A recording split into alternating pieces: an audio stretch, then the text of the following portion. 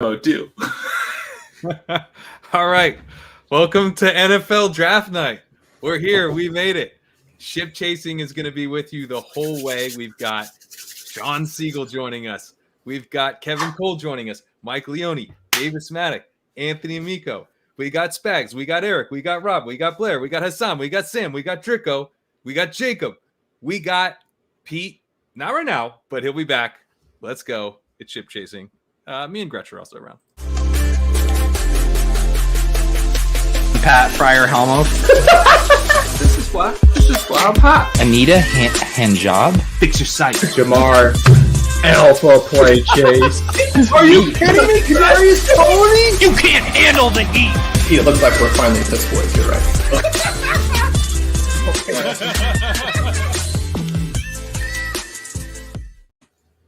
All right, guys. Welcome to Draft Night. I guess the draft's already being spoiled. We already know who's going to now, apparently. But how are you guys doing? Good. Fantastic. Kansas City, right? So what could be better for draft day? More fun for us. And of course, Yeah. Your old stomping grounds is hosting. How do you feel about that? That's pretty exciting. God, I should be there instead of here in Yeah. Tucson, but Oh, jeez, man. You're not there, so that's not helpful, but otherwise. Man, yeah, no, this is going to be a blast. We got a few little spoils, like you said. We have Pat. Before we get going, great cold open. We don't even need Pete around here anymore. I don't think. I mean, like he's missing out on the first hour. We told him when he gets back, he's probably got to do like a couple shotguns. We got to get the whole chat on our side. It is when he gets back. We got a bit of a tough pressure to get big timed by the host of your own podcast. Right. It's not the finest moment for you and me, I'd say. but you know, we power through. You know, we are versatile. We bounce back from adversity here on Ship Chasing. But we got Shawn here now. Shawn, it sounds like latest odds movement. I know you're not tracking the betting odds or Twitter in real time typically. yeah. So who's number two there?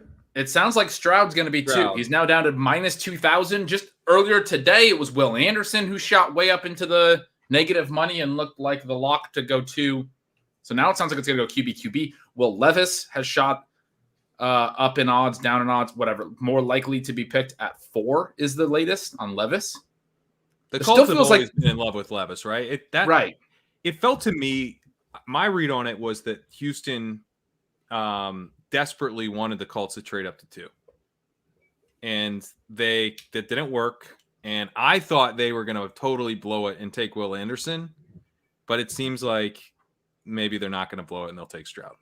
See, That's I what thought they should Houston was going to trade up to 1 in the end, which is seeming increasingly unlikely at this point. Well, they But blew that. They could have done that with the Bears. But even after the Panthers traded up, they were talking about wanting to move back. But I guess the Panthers over time got really comfortable with Bryce Young. I think that's what happened. Okay. Yeah. So Young's going to be a Panther, working with Frank Reich, Josh McCown there and everything. Not going to have DJ Moore to throw to. He's going to have Adam Thielen and DJ Chark. Terrace Marshall. And LaVisca Chenault. LaVisca Chenault. Hasta LaVisca. Might be kind of fun with Bryce Young, you know? A little scrambling around. See, LaVisca, does he run routes very well? No, he doesn't. But, you know, if we need some screen passes, and then if we need just a big dude who's hanging out in the middle of the field after Bryce Young's finished scrambling, that could work. I'm in. Pete, I am nervous. Pete, Clearly. I'm nervous about the landing spot for these first 2 guys, which we knew was going to be the case. But in going into more depth on it, and not more depth, but when you contrast Deshaun Watson, Joe Burrow, Justin Herbert, guys who got a lot of fantasy production early, and there weren't really any questions about them once they got on an NFL field, the weapons that they had to work with were dramatically better than the weapons for a lot of these busts. Now, that's not to say that any of those 3 guys would have been a bust. It's hard to imagine them struggling. And yet, you look at Tua when he emerges, you look at Trevor Lawrence when he emerges, they add more weapons to them. Should we be worried about these guys having increased bust risk with who they're going to be throwing to, and or the fantasy impact is going to be delayed, which is obviously problematic for a variety of reasons.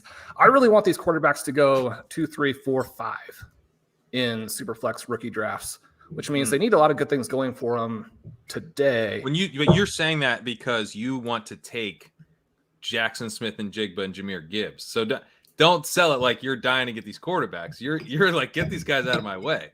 I want them to go 2, 3, 4, 5. So we need positive spin for them right now.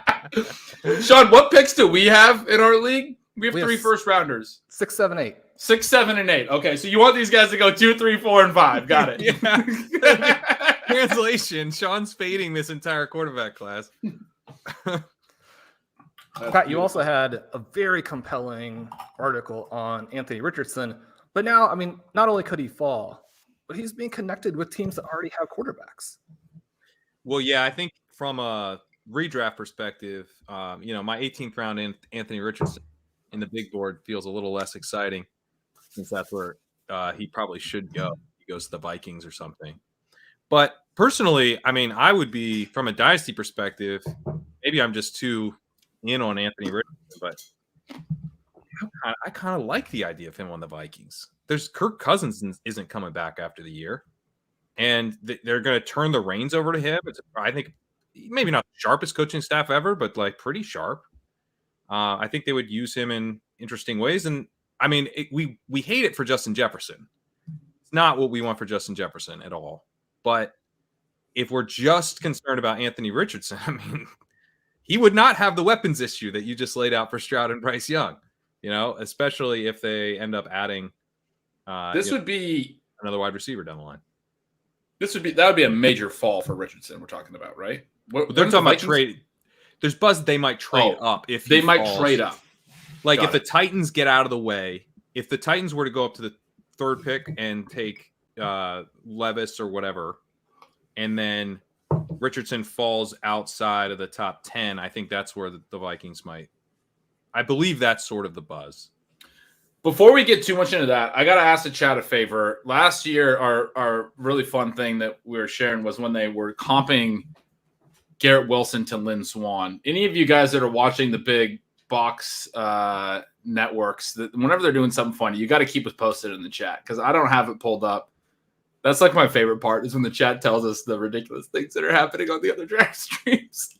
So just keep us posted with and the picks and the trades. Picks we already got. We got the first pick already. Panthers selecting Bryce Young. We knew that, but there it is. Shams is out there. Unofficially official.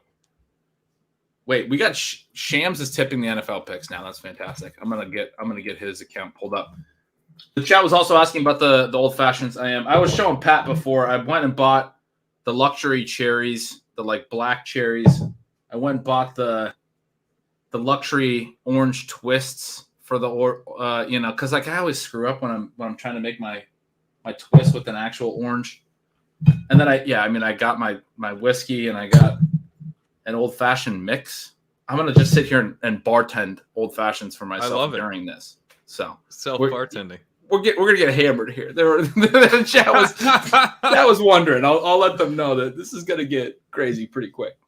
I'm drinking a beer from Grimm Brewery called Super Chance. It's a ghost. It's got yuzu juice, luminosa, and cashmere hops in it. It's a dry. I guess it's a dry hopped sour ale. That's what I'm doing. John, you want to share? I don't know what any of those things are. Sean's a water guy. It's a good old water. Got to take my share of blurbs later over. Outrollers. How many cubes of ice are we working with there, Sean? 3 cubes. Well, before we get to when you guys can't answer the questions, and because I'm going to be gone, I want to ask about the running backs. Right? We have Bijan Robinson, we have Jahmyr Gibbs, 2 of the greatest prospects ever. I read somewhere. Obviously, I'm not as plugged in as you guys, but Gibbs could go first, which that would be unbelievably cool. I haven't seen that that's anywhere. Not going to help with QBs at 2, 3, 4, 5. So we're not really rooting for that. But the other thing that is a problem is that these guys keep getting connected to the Eagles and Bills, which are good teams. And but Bears. No Bears, please. Yeah, that's not great either. I want them to go the Chargers, Vikings, Bengals, or Chiefs, which are teams that are not being connected to them, as far as I can tell, as closely, but where you could have just massive, massive fantasy impact. What about the Commanders? I have the Commanders down, and the main thing there would be that they wouldn't take. You said the Richardson. Chiefs, and who else? That would be super fun. Gibbs to the Chiefs, I would love. I just take the McKinnon role and then just be way better than what Pacheco offers. Pacheco was fine and he was good down the stretch and in the playoffs, but I think Gibbs alongside like that would make a really good 1-2 punch. I didn't really like to use Pacheco a ton in the passing game as much as that was talked about. Didn't happen a ton. It seemed like they were much more comfortable with McKinnon in that sort of space back role. Gibbs to take that role. And Sean, we've talked for years on Stealing Bananas about how the year they took Clyde Edwards-Helaire, they should have taken Jonathan Taylor, or you always mentioned they should have taken DeAndre Swift. That would have been this perfect player for their offense. As much as you love Jonathan Taylor, that's the guy they really should have taken. But Swift would have been a perfect fit for them.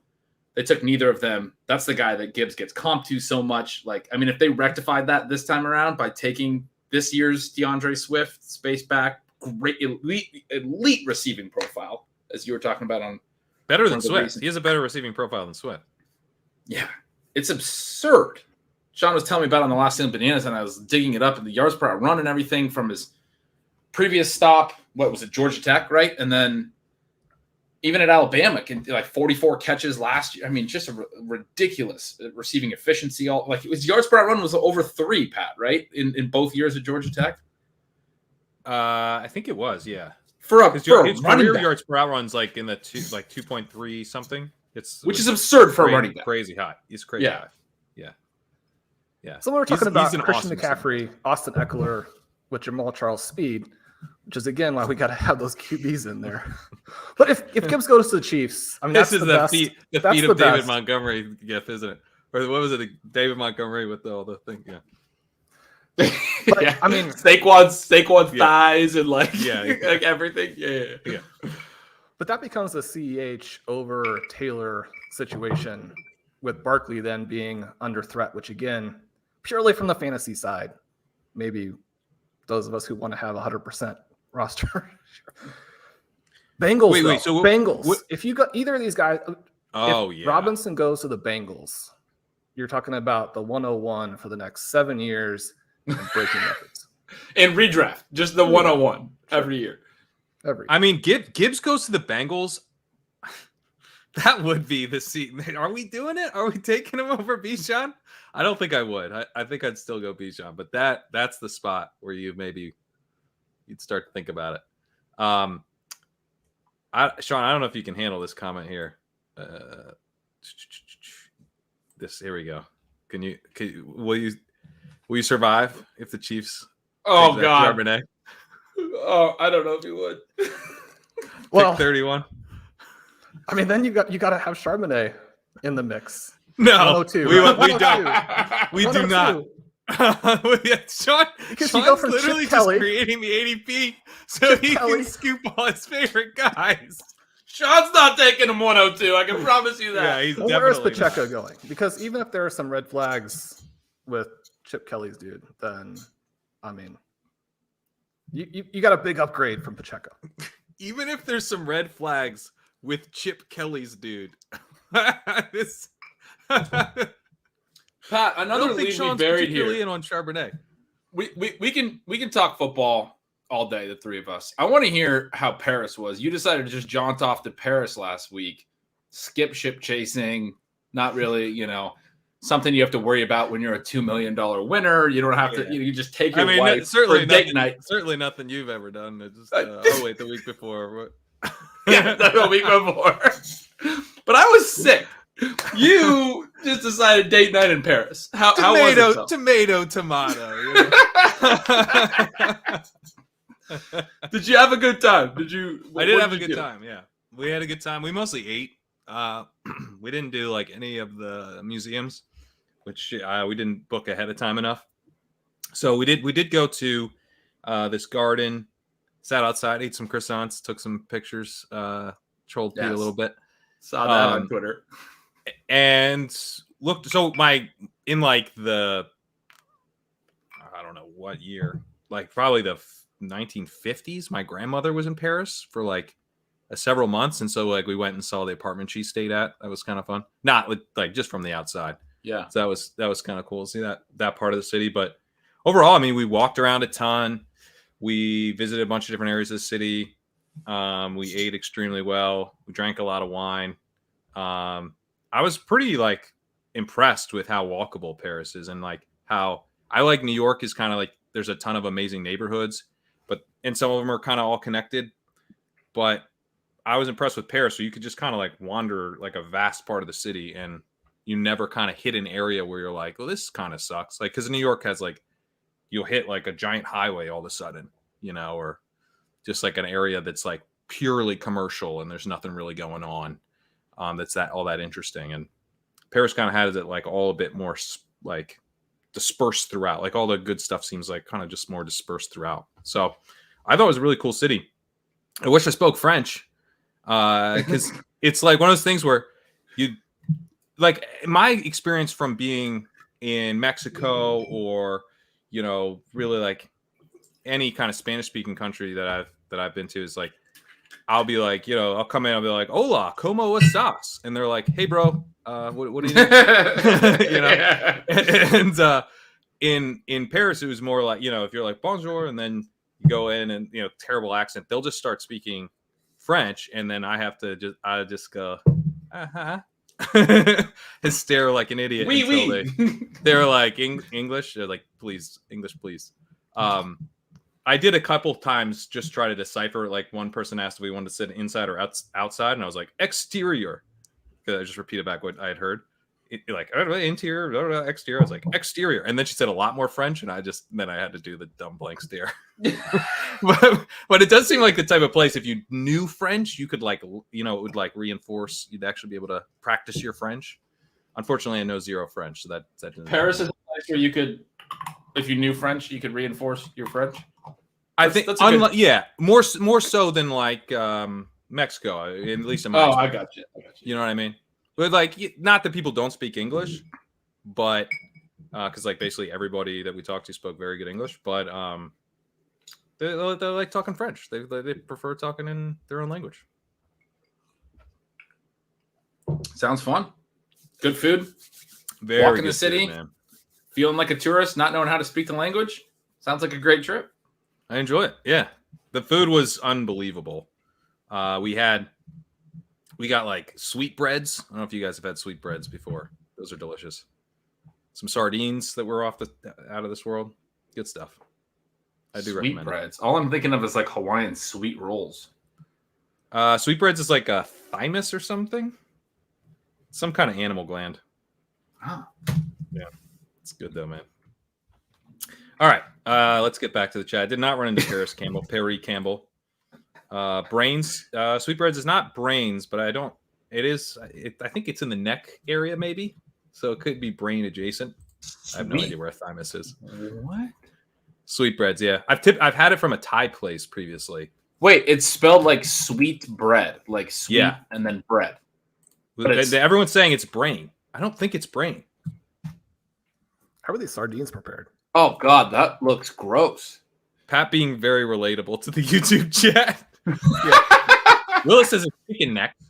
Chicken necks? What? Why is this called sweet bread? I thought you were talking about like a loaf of bread. No, sweet bread is bread. Sweetbreads is like some kind of, usually like, they usually fry it. It looks like brain. This is disgusting. Man. No, it's good. It tastes like the fattiest, richest chicken you've ever had, but in a good way. Okay. Like chicken thigh. More like a chicken thigh than a chicken breast, I guess. It looks a little bit like chicken thigh. It says thymus or pancreas. Yeah, all right. So where are the running backs going? Agreement here. It is thymus or panc. Thymus down to minus 2,000 in the betting market right now. A Stroud-like rise for thymus after Brains had an early lead. Brains, the Will Anderson of this stream. Oh my God, you're eating the fucking organs of small animals. That's how 2 millionaire you are.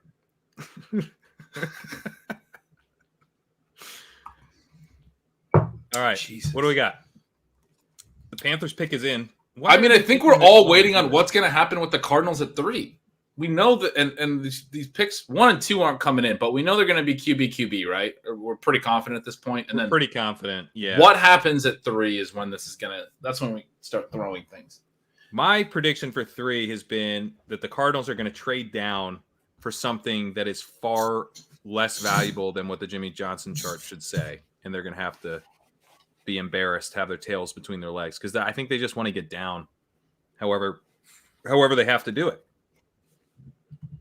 And they're going to throw in Hopkins.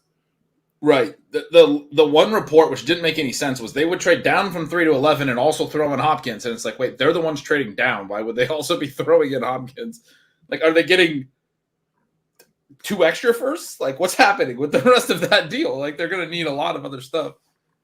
I kind of like that. Like, if you could get the Jimmy Johnson value, but you have to give up Hopkins, that seems like a win for them.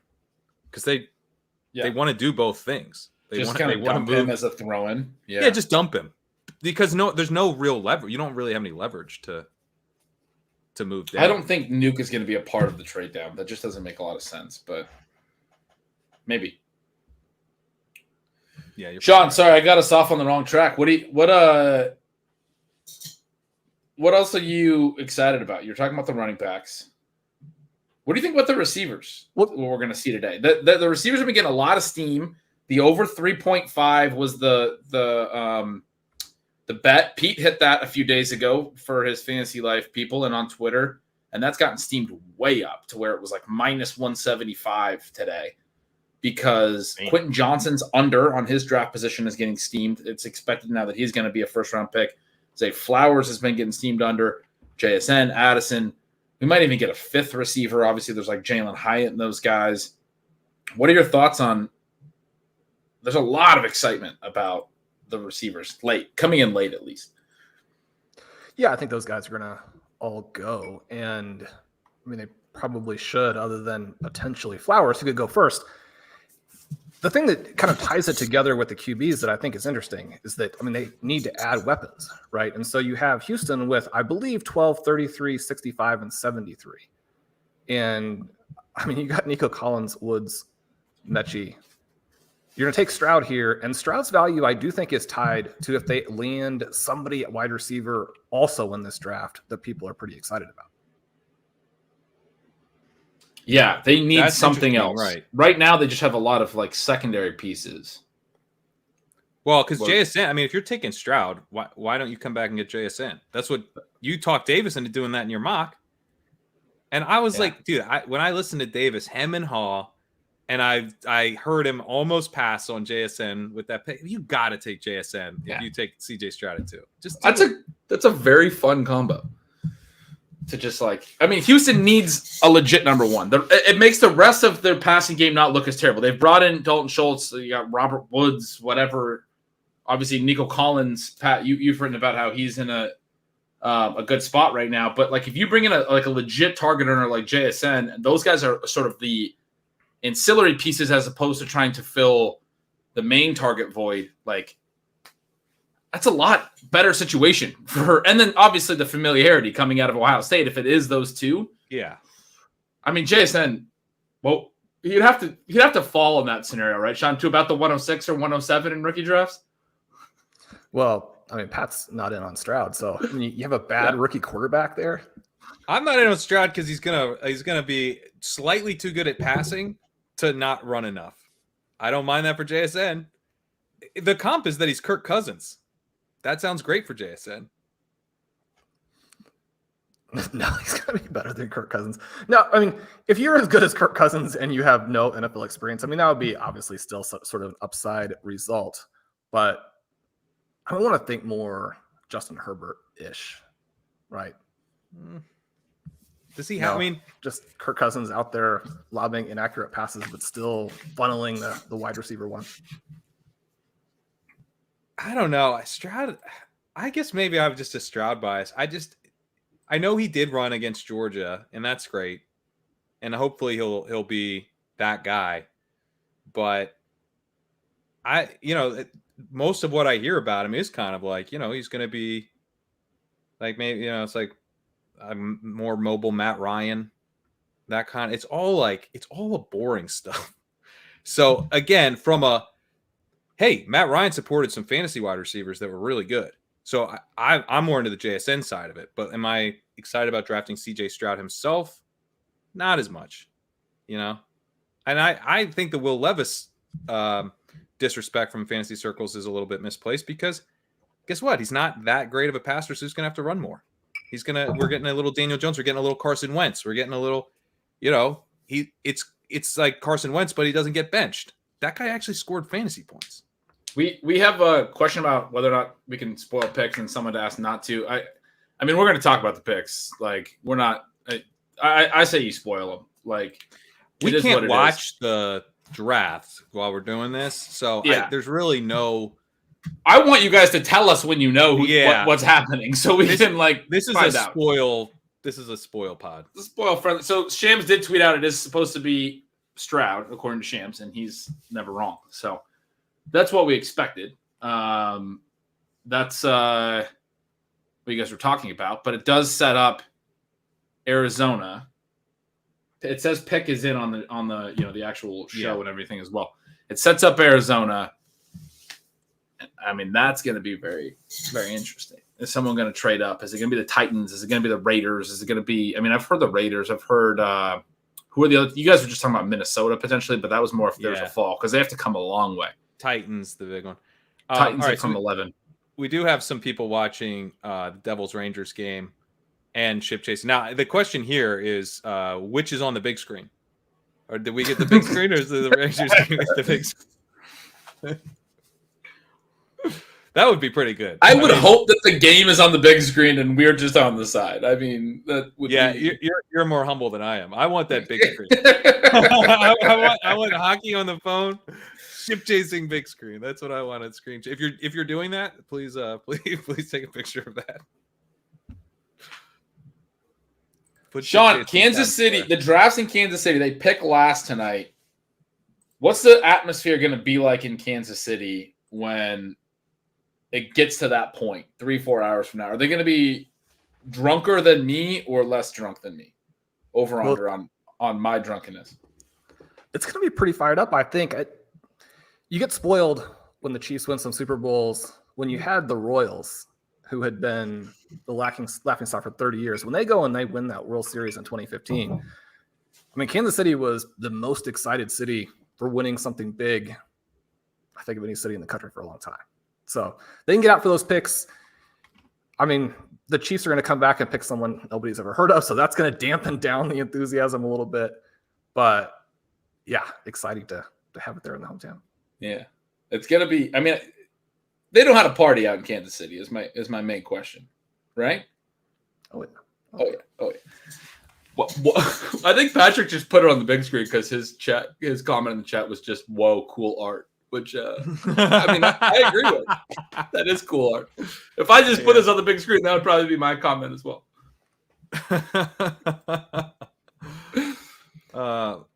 So we have the Cardinals at 3, right? But yeah. But with these quarterbacks here, if the spoil is Levis at 4, then I mean this is the perfect run for these first 3 guys to have as much fantasy value as possible. These are decent locations from a coaching staff perspective. Levis with the Colts is the best case scenario for him. Yeah, he's got a little bit better weapons. You've got a coaching staff that has done some things with QBs where, I mean, that part of it intrigues you. And I mean, Levis is not a good prospect. I keep looking. Can we talk about how them passing on Anthony Richardson at 4 is a travesty? Can you give me that, Sean? Swing for the fences. Are they going to do that? Swing for the fences. Exactly. Swing yes. for the fences. I mean, yes. Levis there, though. I mean, this is perfect because if it's Richardson at 4, then you're not going to get the 2, 3, 4, 5. Levis here becomes really interesting because he could be the best of both worlds. He's not the passing prospect of Young and Stroud. He's not the rushing prospect of Richardson, but he brings a little bit of both. He's probably, I mean, if he hits, he's going to score more points than the other 2 guys. Yeah. And he's less likely to miss than Richardson, and now he's less likely to have to wait. So, I mean, this is pretty exciting, I think, for him, certainly for the Debbie managers. All right, hang on. Sean, the concern here is that you see what he's doing, right? He's trying to get Will Levis to go with the 106. No, 104. Don't leave him at 106. He's trying Kevin's to going get to come on possible. and tell us, why we should have Levis 101, right? I mean, Yeah, give us the real lowdown there. But so I was trying to figure out some more good arguments for Levis. I know that 2021, a lot better season. People fired up about him then. He rushes successfully in that year. He's got the cannon. I pull up his game log to see how he leads them into a successful season. I find out he's got 3 good games, and 2 of them are against Louisiana Monroe and New Mexico State. The portion of the schedule that was... You got to beat the team. You got to beat the team that's in front of you, Sean. You got to beat the team that's in front of you. 3 good games. I haven't even looked at his game log. I'm not lying. I've just basically been like, I don't really want to care about this player. So I apologize for not having done my research and knowing what I should be knowing. But you're telling me he has 3 good games in there against horrible teams? It's not promising. 2 of the 3 in the season that was the season that got people excited, because he wasn't completely healthy in 2022, which, as for a lot of these guys, is already a little bit of a red flag. But yeah, I mean, there are some things to work with. From a negative perspective, Stefan Leco has a fantastic article up on the site talking about scheme-adjusted efficiency, all of sort of these advanced metrics in terms of what he was good at, and they don't really project well for fantasy success. But again, I think if you're going to take a risk and you're thinking Josh Allen light, this is the guy of the 4 who threads the needle. So from a risk-reward perspective, and if you're a gunslinger, then this is the pick. The other 3 guys... But look, I don't know. Look, Will Levis, you're talking about his junior year. Let's talk about his senior year. He had 3 games where he threw 3 touchdowns, and 2 of them were against Northern Illinois and Miami of Ohio. Does that make you feel better? He was injured in that year. You can't hold that against him. Kevin Cole, welcome to the stream. Kevin, what's up? Kevin. What's going on, fellas? What's happening? I was just tweeting out S2. S2's in shambles with this. It is. It's CJ bad. But then I thought maybe the Texans taking him is actually an endorsement of S2. Like if the Texans do it, it's like do the opposite sort of thing. Yeah, I could see it. So, Kevin, you and I did a bold predictions pod. Both of us had the Texans not selecting a quarterback, so we are already. I'm just going to say somehow in 2 picks right into now. the NFL draft, all 10 of my bold predictions are already dead. Didn't think that was possible. One of them died before the draft even started when I had the Ravens taking Hendon Hooker with the 22nd pick of the draft. Maybe they'll still do it. They're doubling up. The Jordan Love pick right after recommitting to Lamar. Just go take a first-round quarterback. Yeah, it's the belt and suspenders approach from the Ravens maybe on this one. What are we thinking from Arizona here? This is, I'm just I'm staring at my phone. I'm staring at at Twitter. I'm trying to figure out it's ESPN's got the clock at 110. Shams says they're taking linebacker Will Anderson. Oh my God! They said they're trading with the Texans. The Texans are actually trading up from 12 to 3. Oh, this is insanity. So Shams tweeted out that the Cardinals are picking Anderson. You're seeing a trade? Yeah. Texans now on the clock. So the Texans have Texans to 3. Ooh, Shams is wrong. Texans could just change their mind in the last 30 seconds. What they're going to do. I just said Shams has never been wrong, and he's wrong. I don't know. We got Rappaport and everyone else saying that they're trading with the Texans, which, this is a vast overpay if you're going to draft a non-quarterback, right? The compensation you're going to have to give up. They're doing your move, Kevin. This is what you would do. But the Colts are taking a quarterback, so why the hell do you need to get in front of the Colts? No idea. This does feel silly. Unless Arizona had no other suitors and they got in at a decent price. That's the only thing I can think about. Seems plausible, right? Arizona's been trying to trade back all month, and they haven't been able to find anyone. This is crazy. If you want to give Houston some credit before we know the details, it's possible they didn't have to give up a ton. It's possible. But I don't know. Why is this happening now? This is the exact trade the 49ers made. So it was 3 first. If it's anything like that, that's crazy. Why is it happening now as well? Because a lot of times in these situations, we got to make sure our guys on the board, but they are the team that picked second. Okay, and obviously the first I pick really was already believe known. they just figured out an hour ago they were going to take CJ Stroud. Yeah. Like they They're really like, didn't know. I- As much as I would like to just shit on all Casario the finally NFL got his key card insiders, working. This is what I do in rookie drafts. I'm like, I want both these guys. I have to sit on the clock until I trade for the pick behind. And it's going to take me an hour, but I'm going to figure it out. This is what I'm thinking. Did they figure out a way to include Hopkins in this deal? Oh, God, no. Did the Texans figure out how to send David Johnson back also as part of it? That would be good. That would be good. All right. This says so 12, 33, and a 1 and a 3 next year. Wow. 33 is like another first round pick this year. Yeah. Well, the Two Texans firsts and another? 105 back. Okay, That's 105 the very back. end of the third round. That's right? helpful. That offsets the 3 next year. Does it make it in the third round? That might be the very beginning of the fourth round, actually. I know there are comp picks. I don't know how far. That's got to be in the comp. extend. 96 That's is probably the very beginning of the fourth. There are a lot of comp picks. Yeah, I feel like that's probably in the comp range. Okay. Yeah, so I have maybe no it's idea. so it's basically 12, 33, and a 1. So the 3 and the 12 are swapping. So to make it happen, they also swap thirds ish. Next year's third and this year's 105 is probably pretty similar when you do a time decay or whatever. Yeah, I mean, so the difference 33 here, in though, next year's first, but next year's first could be top 10. Exactly. That's the difference. Like the 49ers had some confidence they were not going to be picking in the top 10. The Texans might be picking 1. They might have just traded the number 1 pick next year. Well, especially because they don't have any receipt. Dude, my Nico Collins piece looking pretty hot. It's looking great. They're not getting JSN now. Can we keep the Nico Collins talk to day 3 before we know what else is taken, please? Oh, wow. Just burying my guy. We're 3 picks into the draft. We're talking about Nico Collins. Come on. The other What are we thing doing about with our lives? I mean, God, you sit at 12, you probably get one of the other edge rushers. You're trading I know. up for This an is edge rusher. insane. And 33, you can get the receiver. Now you've given up, I mean, it's not going to be JSN, but you could go get whoever the hell you like at that point. I would probably argue for Marvin Mims at that spot, but I mean, go get somebody solid and then probably a top 10 pick next year for a defender. This is a crazy trade. This is bad. It's bad. It's a bad trade.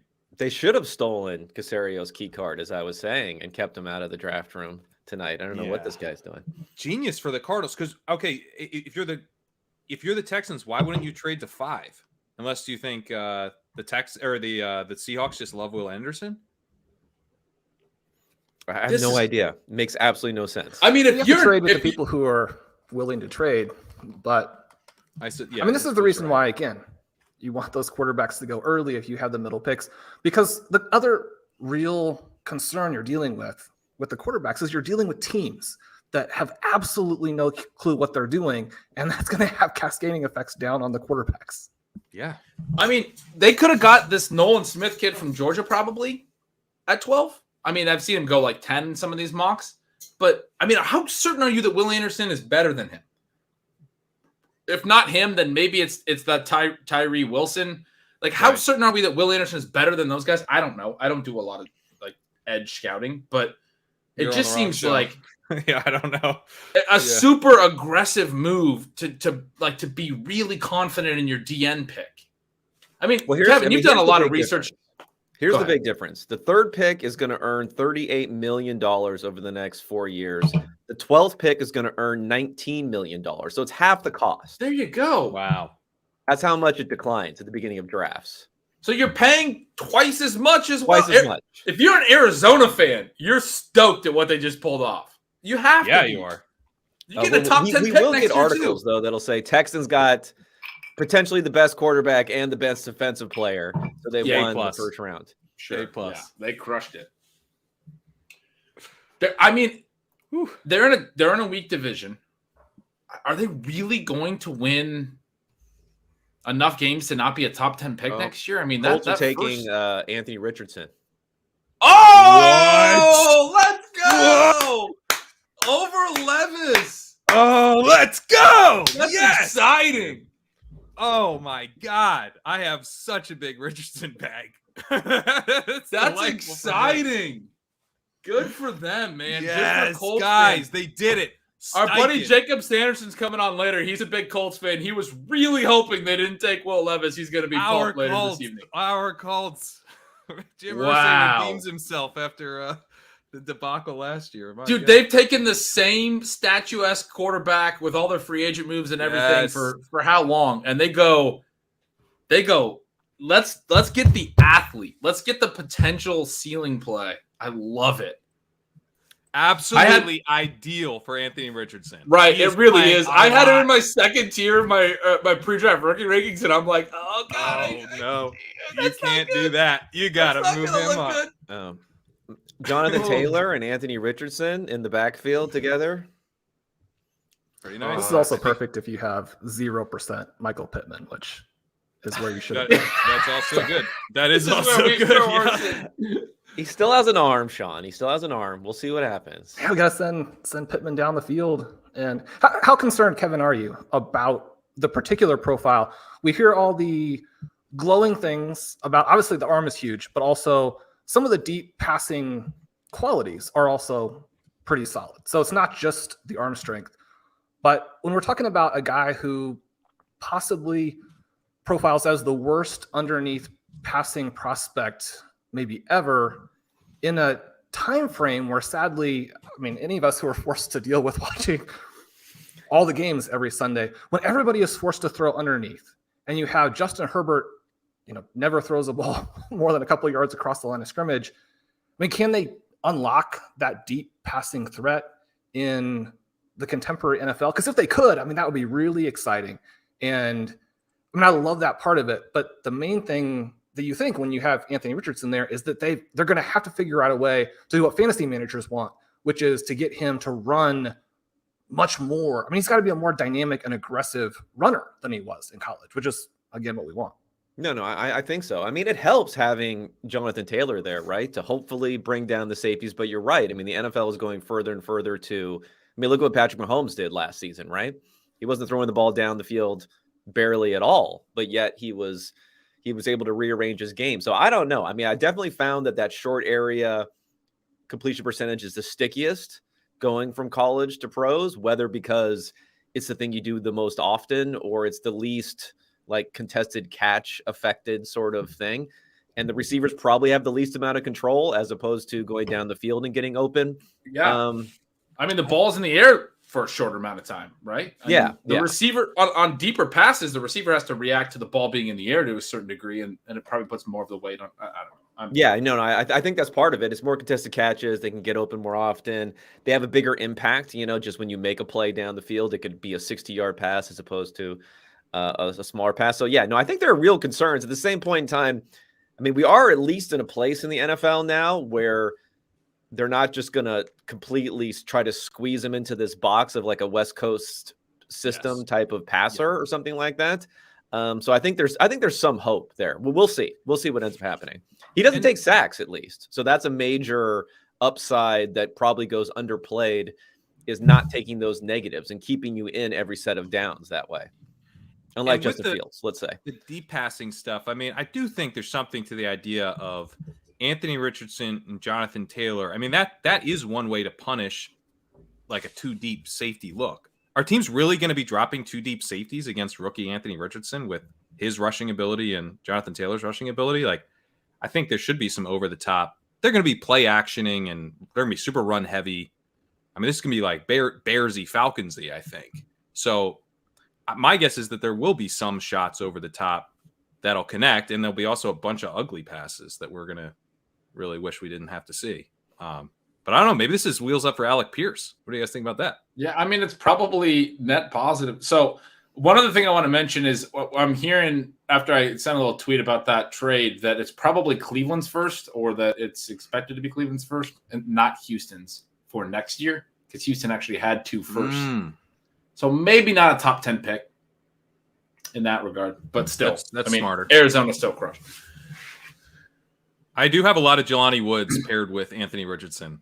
I need to go check my Spike Week combo exposure. I think you got to feel good about the high ADOT guys, just in the regards that he's obviously going to be good at extending plays, potentially finding guys that are open just by, defense is breaking down the length of the play, the length of time to throw, right? Like, and so Jelani Woods is a tight end that excelled with a high ADOT last year in his limited reps.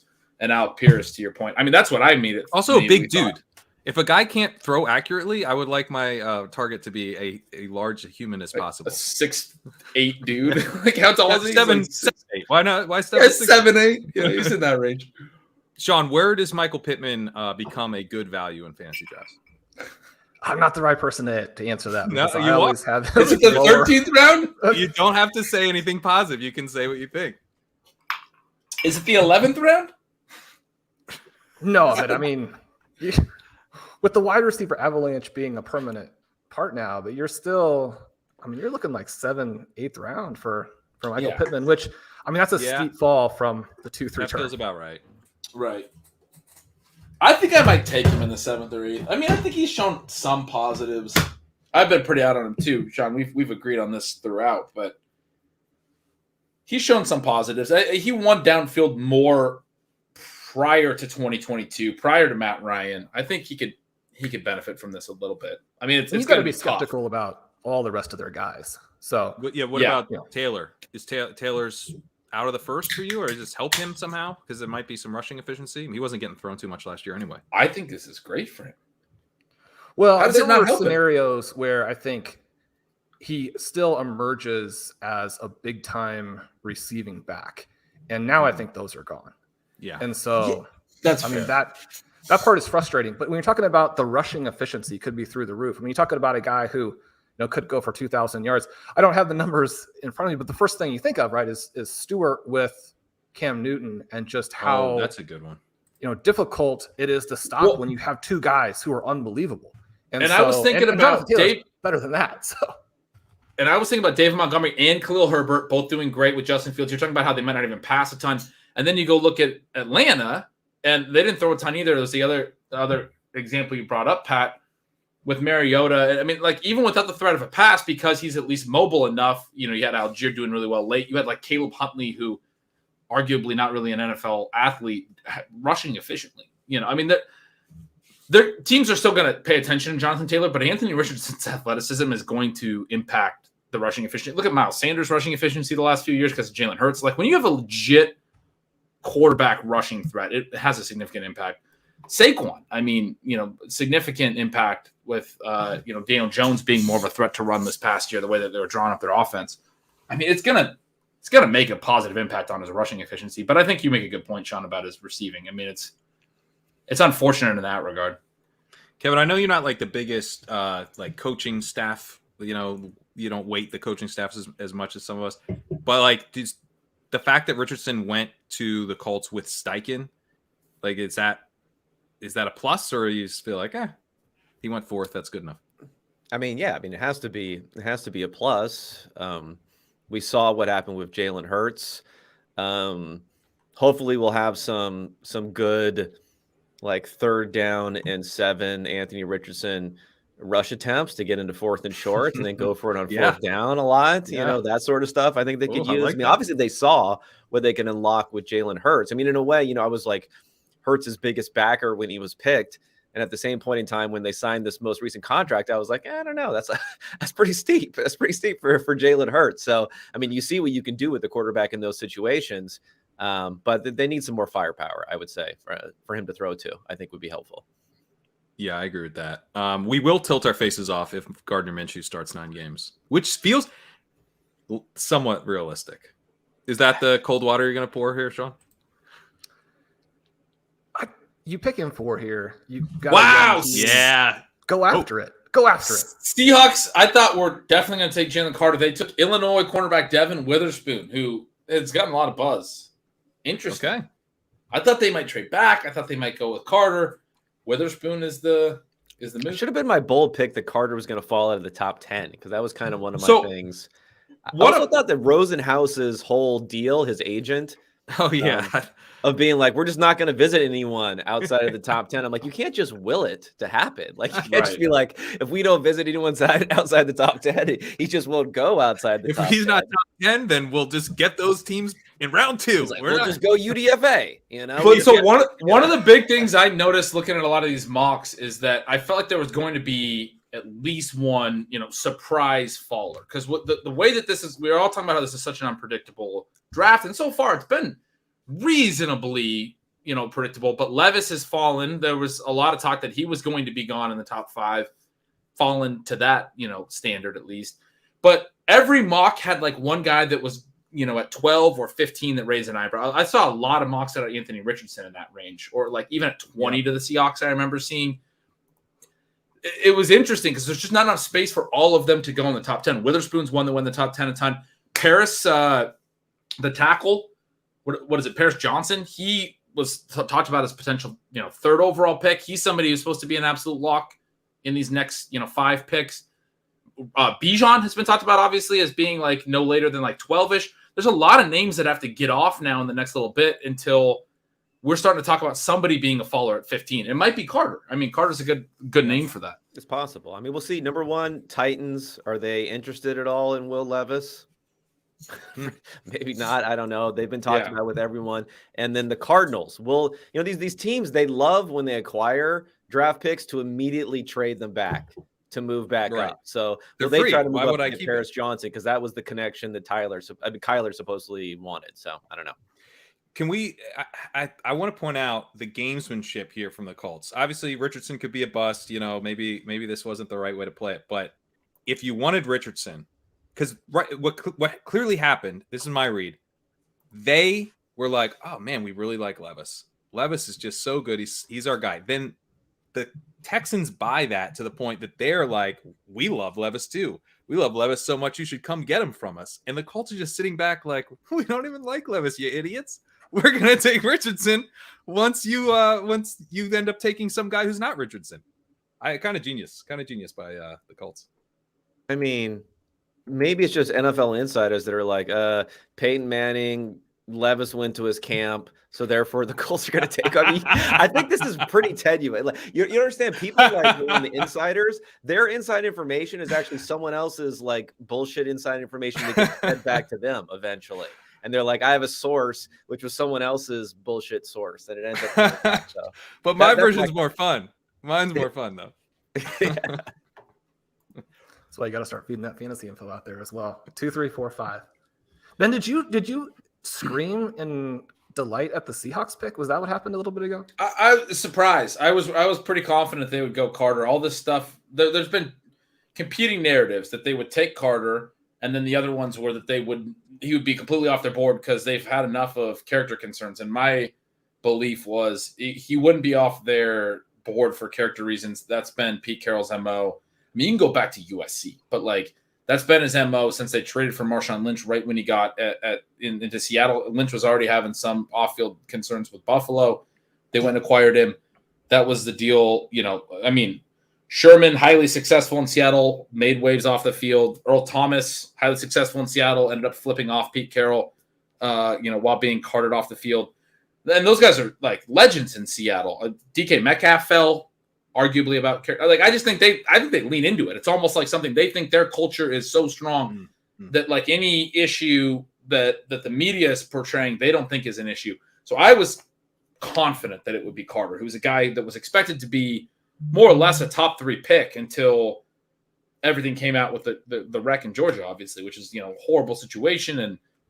And then there was some concerns about his effort in workouts, in the pre-draft process. So there's been a lot of stuff around him, but I thought Seattle would not shy away. So I was surprised is mainly the main thing. I didn't think they would go cornerback there. That's the other thing. If you look at their history, they've taken a lot of cornerbacks in the later rounds and been successful, right? Not just Sherman, but Griffin, was I think a 4th round pick or something, right? They've had a couple later round cornerbacks that have been hits for them over the years. So, I mean, to go, and they don't usually pick in the top 10, but anyway, it's just fascinating spot. They've done a lot of interesting things. They've also reached a ton, but this is a guy that was firmly expected to go in the top 10, just not the guy that I expected. I was surprised.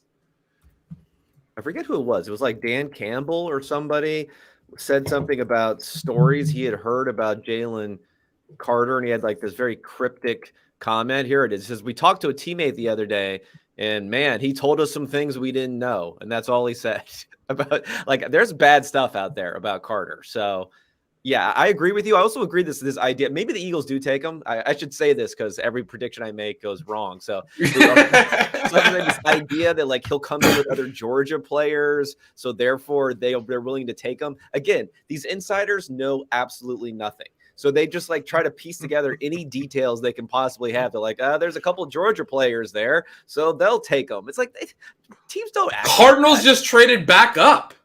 Who? Whoa. Cardinals. I told you they would trade back up. Lions trade 6. Those Cardinals burning a hole in their pocket, and now they're going to overpay for an offensive tackle. You called that. Bold They prediction traded- on the fly.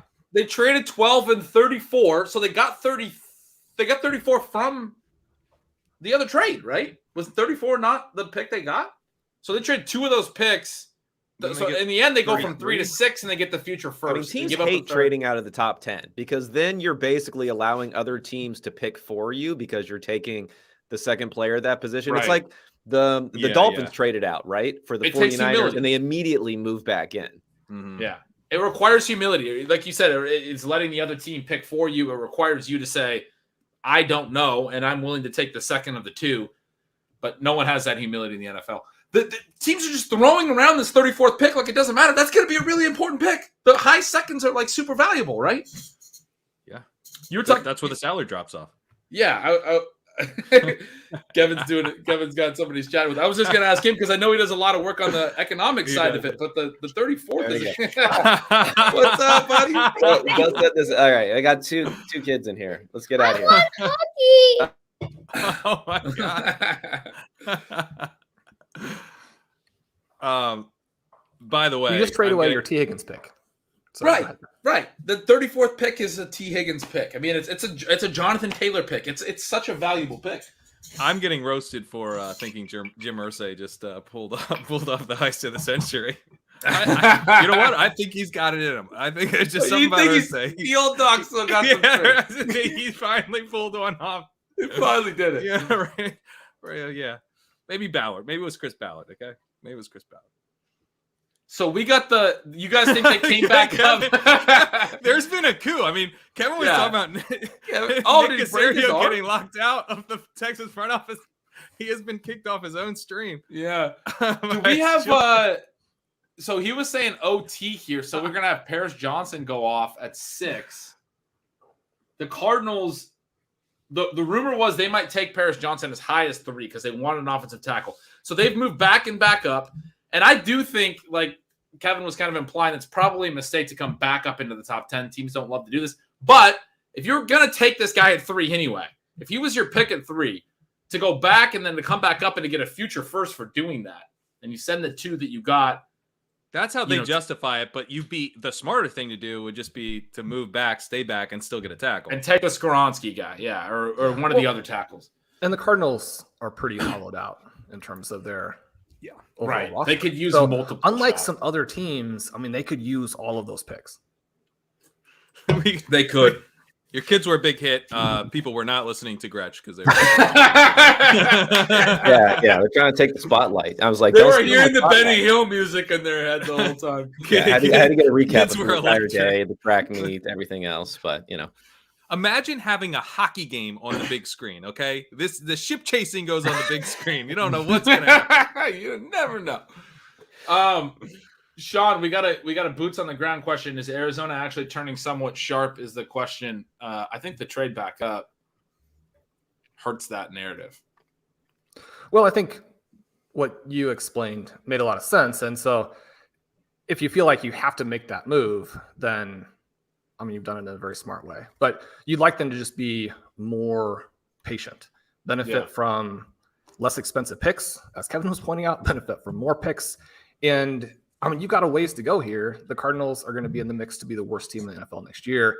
And so, I mean, you just have to have patience with it and build the kind of depth in your roster, the financial situation that makes sense, take more guys. And so I think it's disappointing. But, I mean, obviously, they're going to want to build around Kyler Murray as well. I mean, he's got to stop getting hurt. And so you've got a lot of different moving parts here. As a fan of both the Cardinals and the Lions, I mean, you got to think the Lions got the best of this, but you can see it from both sides. Well, let's remember the take Cardinals Johnson, also got dinged for tampering with Jonathan Gannon just earlier today, their current GM. So, who got dinged for someone tampering? put that in the chat. The Cardinals. They had to send the Eagles a pick. Is that right?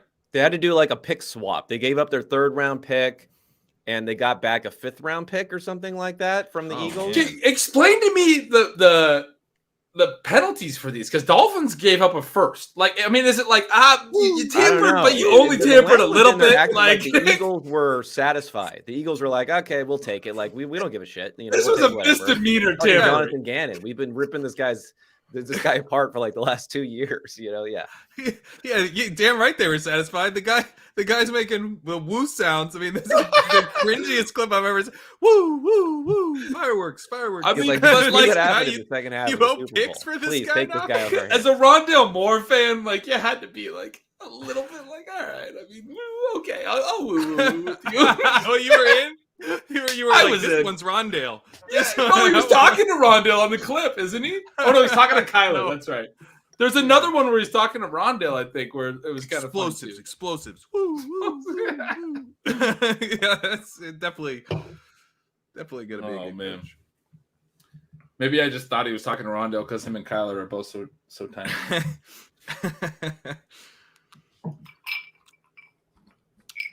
We're off and running. Paris Johnson goes 6. I mean, It's offensive mostly tackle is been- good. At least it's a good position to draft in the 1st round. You don't Yeah. find those guys later, so that's something. And he's the guy that a lot of teams liked, is the report. Like, so to come up, I look, I'm not going to defend this. I completely agree with you guys. The Cardinals have too many needs. They shouldn't have moved back up. But I do think they're on more than one board. From what my read, it's been that Paris Johnson was the top OT, and then there was a gap. Even though some of, like, I'm looking at ESPN's rankings right now, they still have Skoronski as the number 1. But I think lately it appeared that Johnson was like the expected top tackle and the clear expected top tackle. Anthony Amico, welcome. What's up, guys? How we What's doing? up, buddy? Long time no talk. How are your tickets doing? Oh, terrible. Getting destroyed. Oh no. This Stroud thing was just like a miserable. I still can't believe it happened, to be honest. The S2 gotcha, huh? The No, S2 I mean, I guess I don't know. Just seemed like everyone was saying it that the one guy they wouldn't take was him, and then they took him. Oh man, Mike Leone. we're pouring one out for Amico. Yeah, we are. Every time we have Amico on, we want to sweat his picks. We know he's got like 7,000 draft picks going on. Last couple of years, you made bank, but you're saying it's not. It's not in the cards this year. Not No, in the cards I'm a this time pessimist around. also, so like, I just assume I'm not going to hit a bet the rest of the night. But yeah, Yeah, Amico's probably like shaping up to be like plus 5% right now, and he's in Oh, boy. no. All right. well, listen, we don't grind our dicks off for 2 months for 5%. All right. Or I just didn't grind my dick off at all. My dick's just in good shape. You're allowed to do that. Well, these guys jumping on. I should jump off, make some space. I got to get over some Rotoviz stuff. Join us tomorrow. Ben, you and I are going to do Stealing Bananas. Yes. Yeah, over on the Rotoviz YouTube for all day 2. Me and Sean. Thanks so much for having me, guys. Absolutely, It's awesome to see you. The art behind you, fantastic. The dude, all of that. I can't believe I'm gonna miss Anthony and Mike here, but see you guys. Enjoy the draft. Sean. Good Later, seeing you. Sean.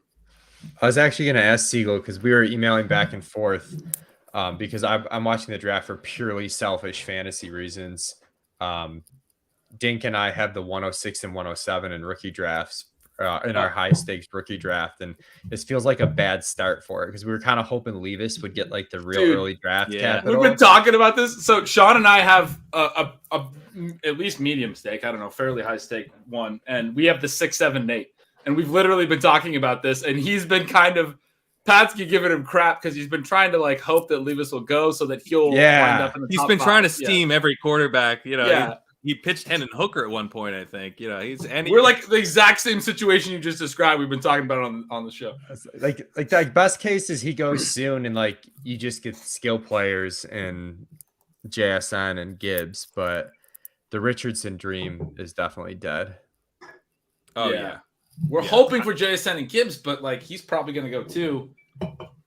One of them will probably be there.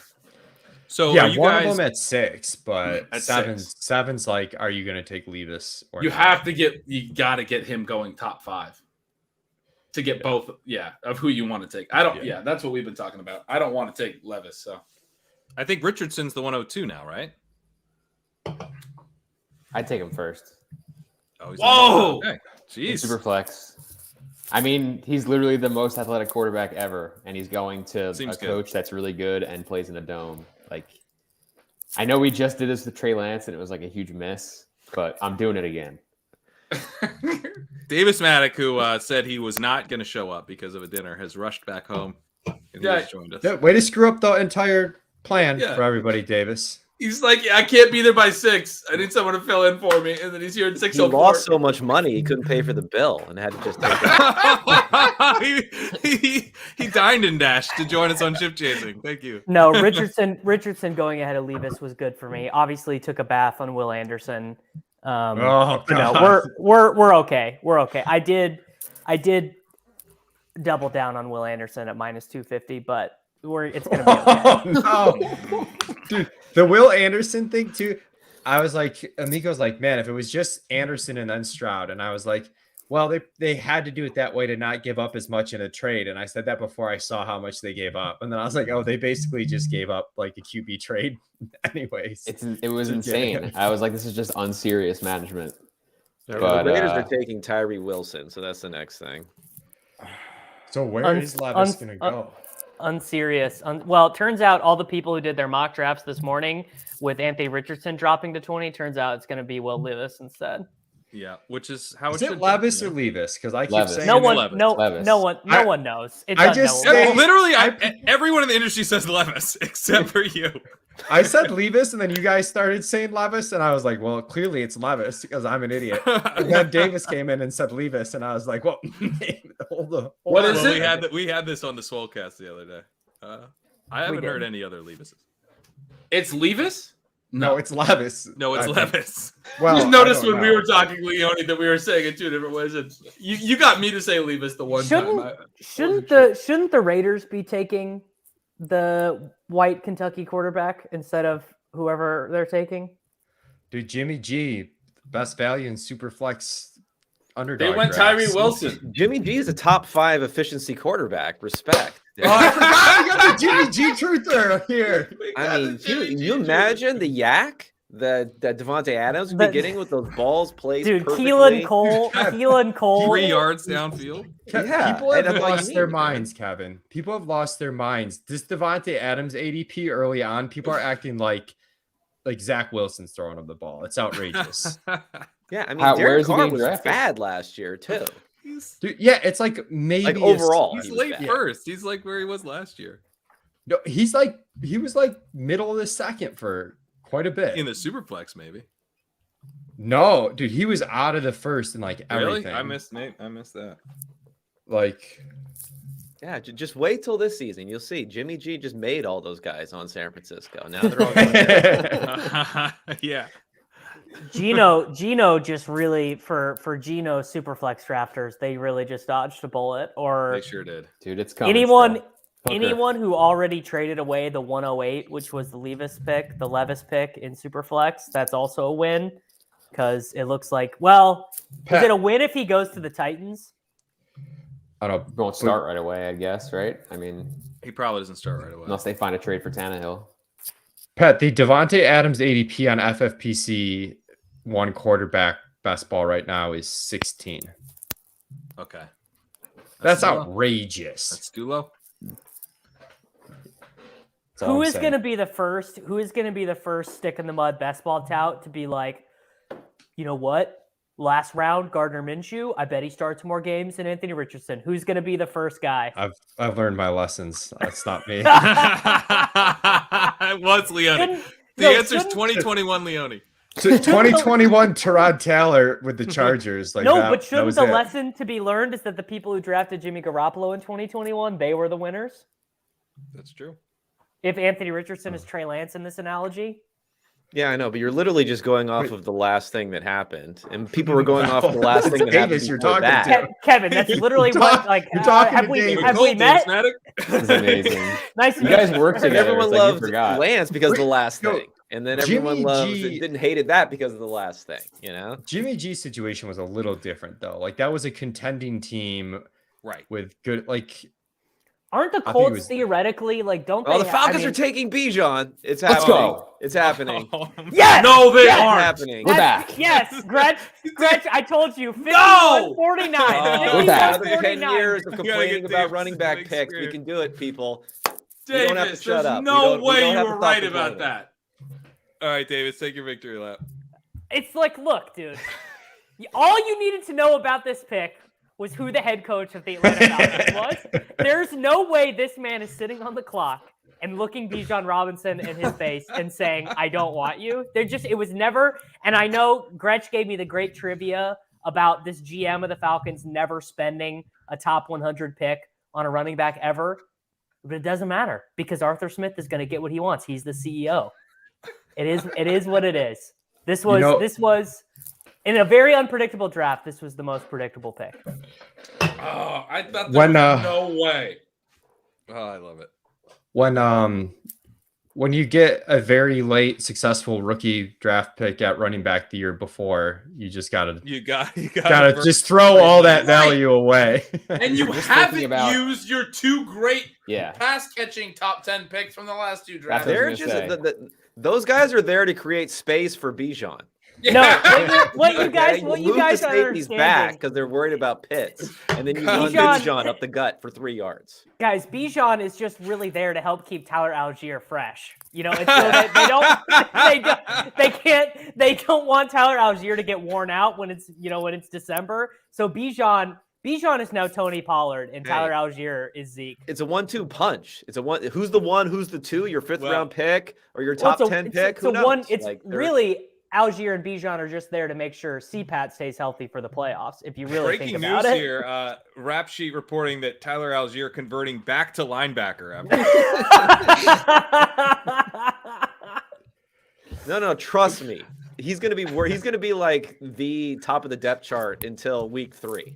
Okay. No, you got to make Bijan earn it. I'm with you, dude. Like, you got to make him earn something it. stupid here. Like you got to make Bijan earn it. I'm not even joking. There's a 100% so chance bad, Tyler Algier is the starting running back week 1. They always do this. We're gonna do the Deion Lewis, Derrick Henry thing all over again. Deion Lewis, Derrick Henry. Oh, Bijan's gonna go absolutely nuts this year. It's gonna be he where might would you get take him in 350 redraft? carries. Yeah, did you play in a point per carry league? Because then you're okay. But if you play for touchdowns and yards, I'm worried. Dude, he's gonna get a bunch of touchdowns and yards. They were so efficient on the ground last year. He is gonna get Doug Martin rookie year type ball. It truly is gonna be Kyle Pitts and Derek London opening it up for Bijan. I just can't believe they haven't put more effort into quarterback because it's like offense could be so good. Well, dude, I got some Desmond Ridder bags. Just let me have them. Third eye, open it. Everyone close your eyes. Close your eyes. Okay. Why aren't you at dinner? You're ruining the show. The Tennessee Titans are on the clock with pick 11.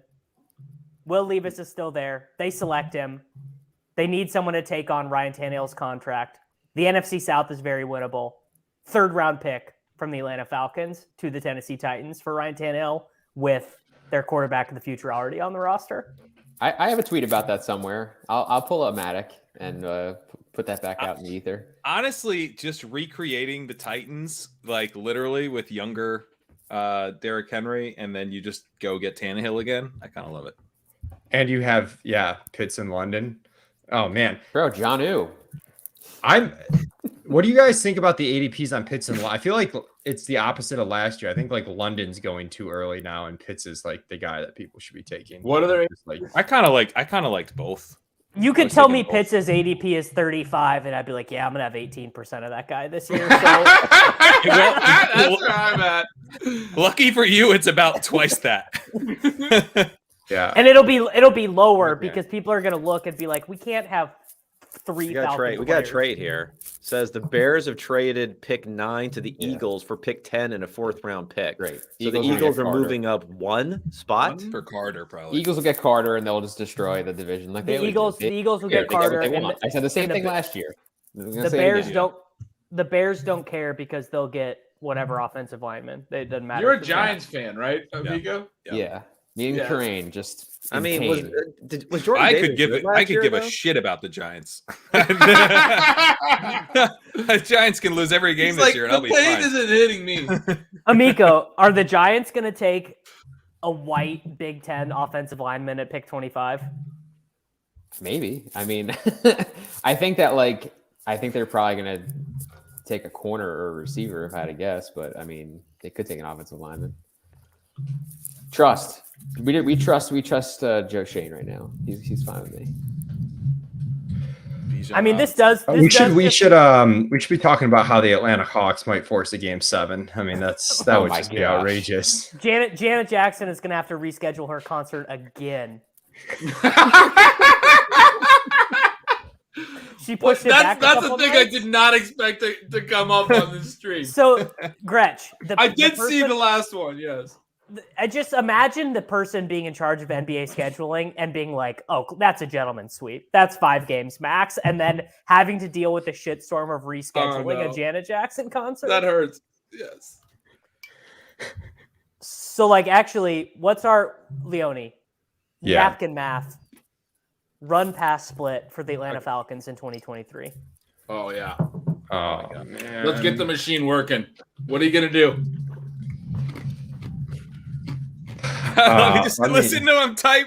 Leone is going to middle this tape, though. That's the I'm thing. talking to my minions. Well, it's tough because I'm like, well, they got to throw more than last year, and then they draft Bijan at 8, and it's like, do they have to throw more than last year? I always come back to that. Really bad though, right? Like they're not going to have leads. That's like. What if Bijan what if Bijan is the engine, Amico? Have you thought about that? What if he's the engine? No, I've thought about it. What if he was the piece they needed? Have you guys? I mean, we're in a good spot here though, because Bijan might have a lower yards per carry than Tyler Algier did last year. This year. So we can Algier was like 4 points. Why do you keep hating on this Bijan efficiency, man? It's gonna be good. I mean, it's literally. Have you Leone meet Kevin? Like it's got. Didn't Algier average 5 yards a carry? Let's check this out here. I think he did. I think. Yeah, it's not an insult. Algier was good. He was no. It probably is gonna be less than Algier, but I think Bijan's gonna be clearly above average in efficiency. Where's Bijan? We have a 52%. We have a 52% called pass rate, but that's like scrambles are included in pass plays, and Ritter's probably going to have, Where should Bijan? Was his scramble rate BBM? Comparable to Mariota's, or was it lower? I think it was lower. It was a little bit lower, right? It was lower, I think. Yeah, he attempted more passes per drop back than. He didn't run as much as we thought he was going to. Yeah, he didn't. It was a little bit more of a NFL offense when he got there, which was weird. He's not really that much of a runner, Ritter. It's kind of the Stroud thing. Like he's fast, but doesn't really run that much. But Bijan for BBM, I mean, he's got to be at least RB4. Wait, what? Cordero Patterson to Kansas City? Is that a real thing? No way. Wait, Consigliere, is this a real thing, or was that? That's got to be cap. That's got to be cap. Is that real? I haven't seen Don't it. send shit like that. 4 question marks if that's not real. Do not send that. That better be real. You literally I mean, question marks kind of mean like it's not real. Am I wrong? Like, yeah. Is that in his defense, question marks. I need you to know that there were exclamations. If there were exclamations also, then maybe. But then you would have known it was real. Yeah. I'm kind of with Kev on this one. The dude put question marks. I just felt my heart rate spike. I've had too much fucking these old fashioned. All right. So Jalen Carter's the pick, by the way, if you guys didn't catch that. Yeah. Okay. I mean, we have to admit that's a bad trade up, right? for a What they fourth. I mean, get. I You're guess trading they up were worried one someone would pick. jump them. So the only reason you do that is if you're scared someone else is going to trade up because the team you're trading with knows you're taking Jalen Carter, so they're not going to take Jalen Carter. They don't want to take Jalen Carter. Well, If all you give up is a 4th round pick, I don't think it's that crazy. If you have a significant tier How about break giving up on a your nothing board, and getting Jalen Carter in the next pick instead? But he is the type of there player is a that- risk there. There's that still a someone risk would associated leave with up that. that. There's risk crossing the street, man. You know, I know. What are you You're gonna giving do? up one day 3 pick. You're not giving up a day 2. You're not giving up future picks. You're not giving up. I mean, Well, I know, but you're only going up one spot too. I guess that's the point. I mean, whatever. They did the same thing last year with Jordan Davis, and you never know what's going to happen or not. But It is they weird. did the same thing with Andre Dillard, who everyone thought they were a genius for that move, and then Dillard busted out. You know, a couple of years later. So. Gary paid a $2 my bad tax. I feel like Davis thinks you that left should off be 2 split zeros with there. Gretch. Yeah, I just felt my I'm heart. gonna start yelling at $2 everyone. in now. the pot. I literally felt my heart rate spike to like 170 beats per Oh, minute for the man. 7 I'm seconds sorry, I thought Davis. Patterson was on the I'm Chiefs. sorry, Davis. And to be Well- clear, Davis can actually feel accurately his heartbeat. So this guy's dialed What- in. So he. what But people- Kevin, I what think you nailed it when you said they're worried about someone else trading to that pick. They get on the Well, yeah, phone. that's the they only say, reason, right? That's the only. yeah, reason. they say, look, we're gonna move up. We're gonna take Jalen Carter. We'll give you a 4th. Like, And we're getting other calls. We're getting other calls, Yeah, Howie. I know they're saying that obviously, like, oh, we got a lot of interest here. Woo! Oh, But, there's I mean, another if you one. lock There's someone that else in, on the you make line. that You want me to pick happen. up, or do you want to just give us that 4th? Yeah, should I What take if this what call? if the Bears what if the Bears trade back again here? Just a absolute masterclass from Brett Veach disciple Ryan Poles. Nah, they're taking Darnold, right?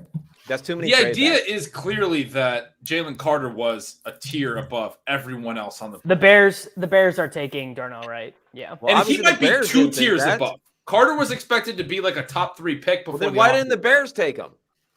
Yeah. Okay, guys, we got to lock in because now we're actually about to have an interesting pick because this is if Levis doesn't go Levis or Levis. Levis, dude. Levis.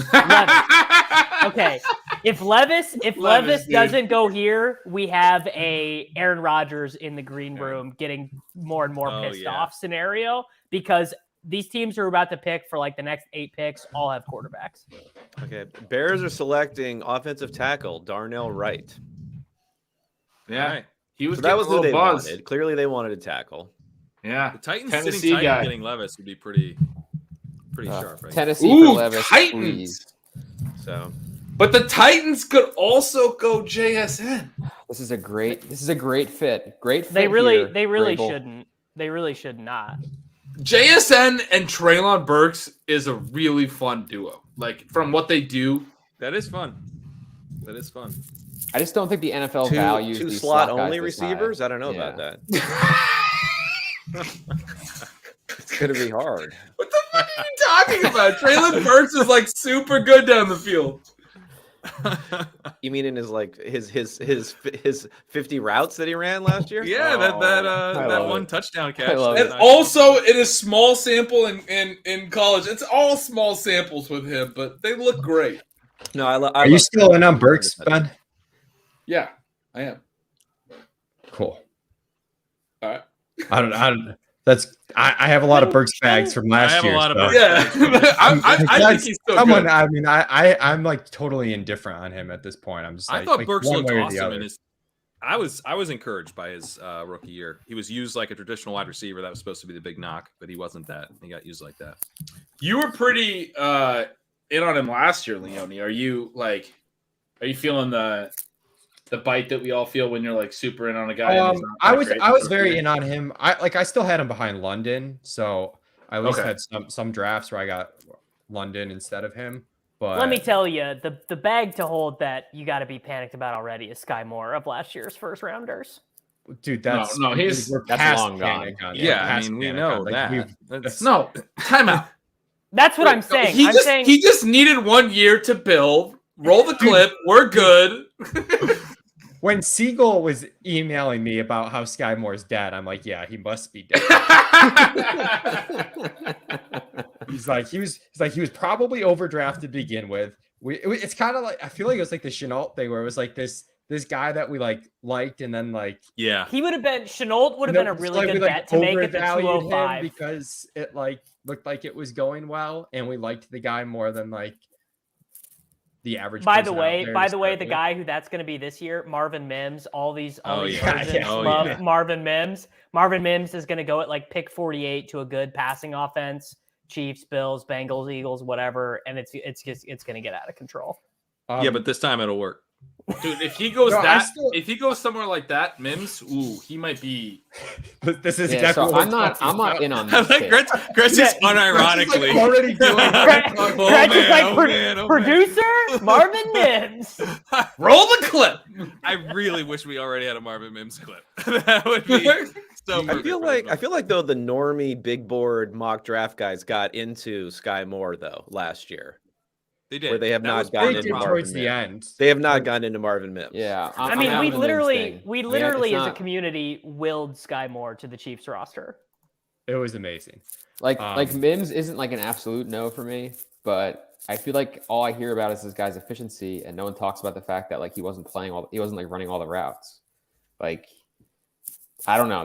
That's still a bit of a flag for me. I don't know 100% what the draft capital is going to look like. Amico. It's not an absolute no, but I just feel like he's got a good name. If this guy was good in this class, people would talk about him more. Who was the guy? This is why I'm hot. Eric Proton's talked about he's not that concerned about the routes because of the guy running the offense the first 2 years he was there. Lincoln Riley, the GOAT? Yeah, Lincoln Riley. I mean, Lincoln Riley did the same thing to Addison. Addison did the same thing to Addison. Yeah. Well, so he thinks it's a system thing. Lincoln Riley was also just he would just bench guys. Mario Williams multiple times for Lincoln Riley would just not play in a game. So what do you think about that, Amico? That is a thing. I mean, listen. You ever think about that? Like I said, it's not a total no. This is the only college football team I watch. The thing is about Oklahoma wide receivers is they have the easiest fucking job on the planet. Yeah, so then why do you think that coming to the NFL they're going to translate well? That's a good point, John. Sometimes they do, but John makes a great point. Dudes who cry, noted smash, 100%. It's always. Anthony Richardson, just write him in for a Hall of Fame career. Did he cry? Oh, yes. Big crier. Yeah. He cried. He was crying hard. He cried in his hat picture. He was putting his hat on, and he was crying. No, he was crying when he put his hat on. Yes. Fuck. Oh, dude. I'm in. All right. That's it. I had him in tier 2 of my pre-draft rookie drafts. I can't believe you had him in tier 2. Keep calm and draft Anthony Richardson, okay? I put that post out. That was supposed to keep you. Pat, I gotta say it. You're riding high on Richardson. You're riding high on winning $2 million. There was a point last year where you told me I had to trade into the 102 in Superflex leagues to prepare for Malik Willis. So let's check.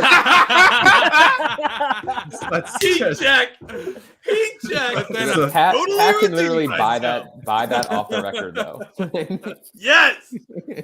Pat can actually in all the dynasty leagues where Corain has shitty teams, he can just pay his league to fold. He can be like, how much? He can be like, how much have you guys lost in this league? I'll make you whole. Corain has never missed, dude. Can we do a list of Corain's misses? Let's go. Corain's just gonna throw numerous. I don't want to do this. $10K in cash. I'm going to see MFL trades with a comment 10K in cash goes from Corain to Gratch.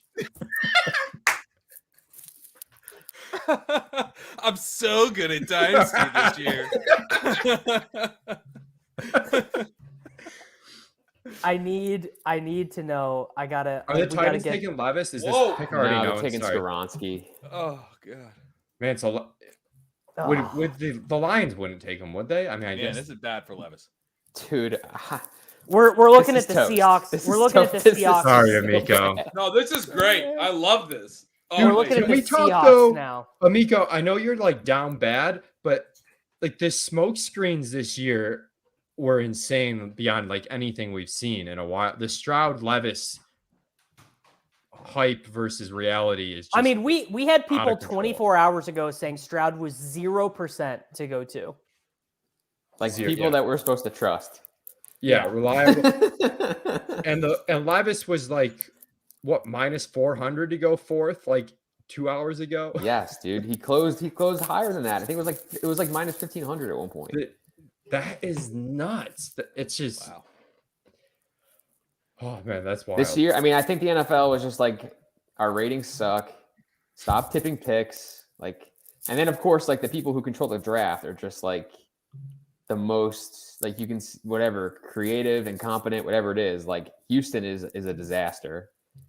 Arizona wants to trade, so no one knows what's going to happen there.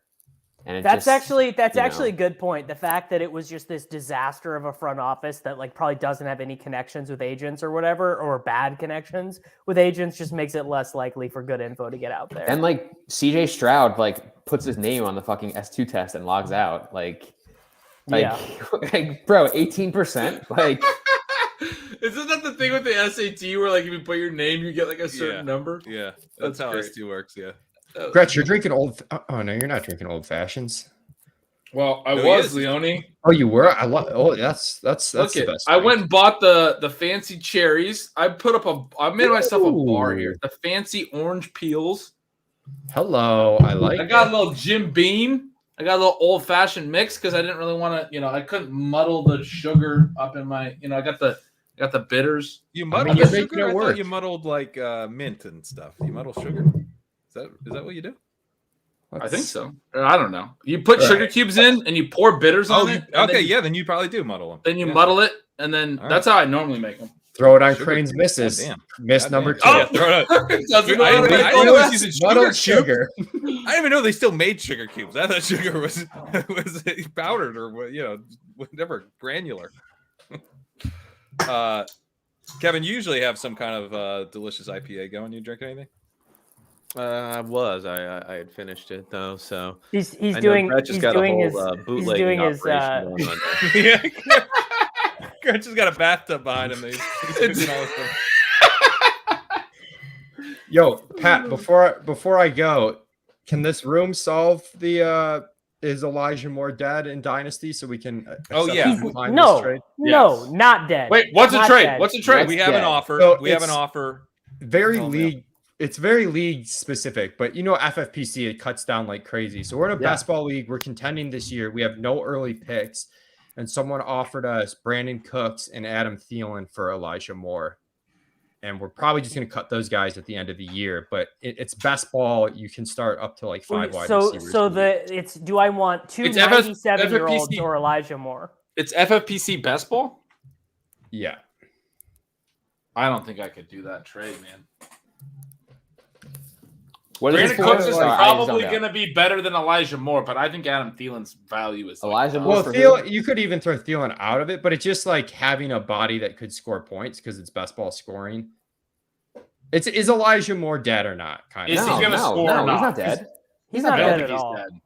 If you don't think he's dead, you can decline and just not cry yourself to sleep if the upside. So you're saying you're going to potentially cut even Elijah Moore. That roster spot is a cut regardless. End of season, probably a cut because the kind of like so severe in that. In some respects, you're saying who's better in redraft, Brandon Cooks or Elijah Moore? Right. Elijah Moore would have to have meaningful upside for us to potentially keep him.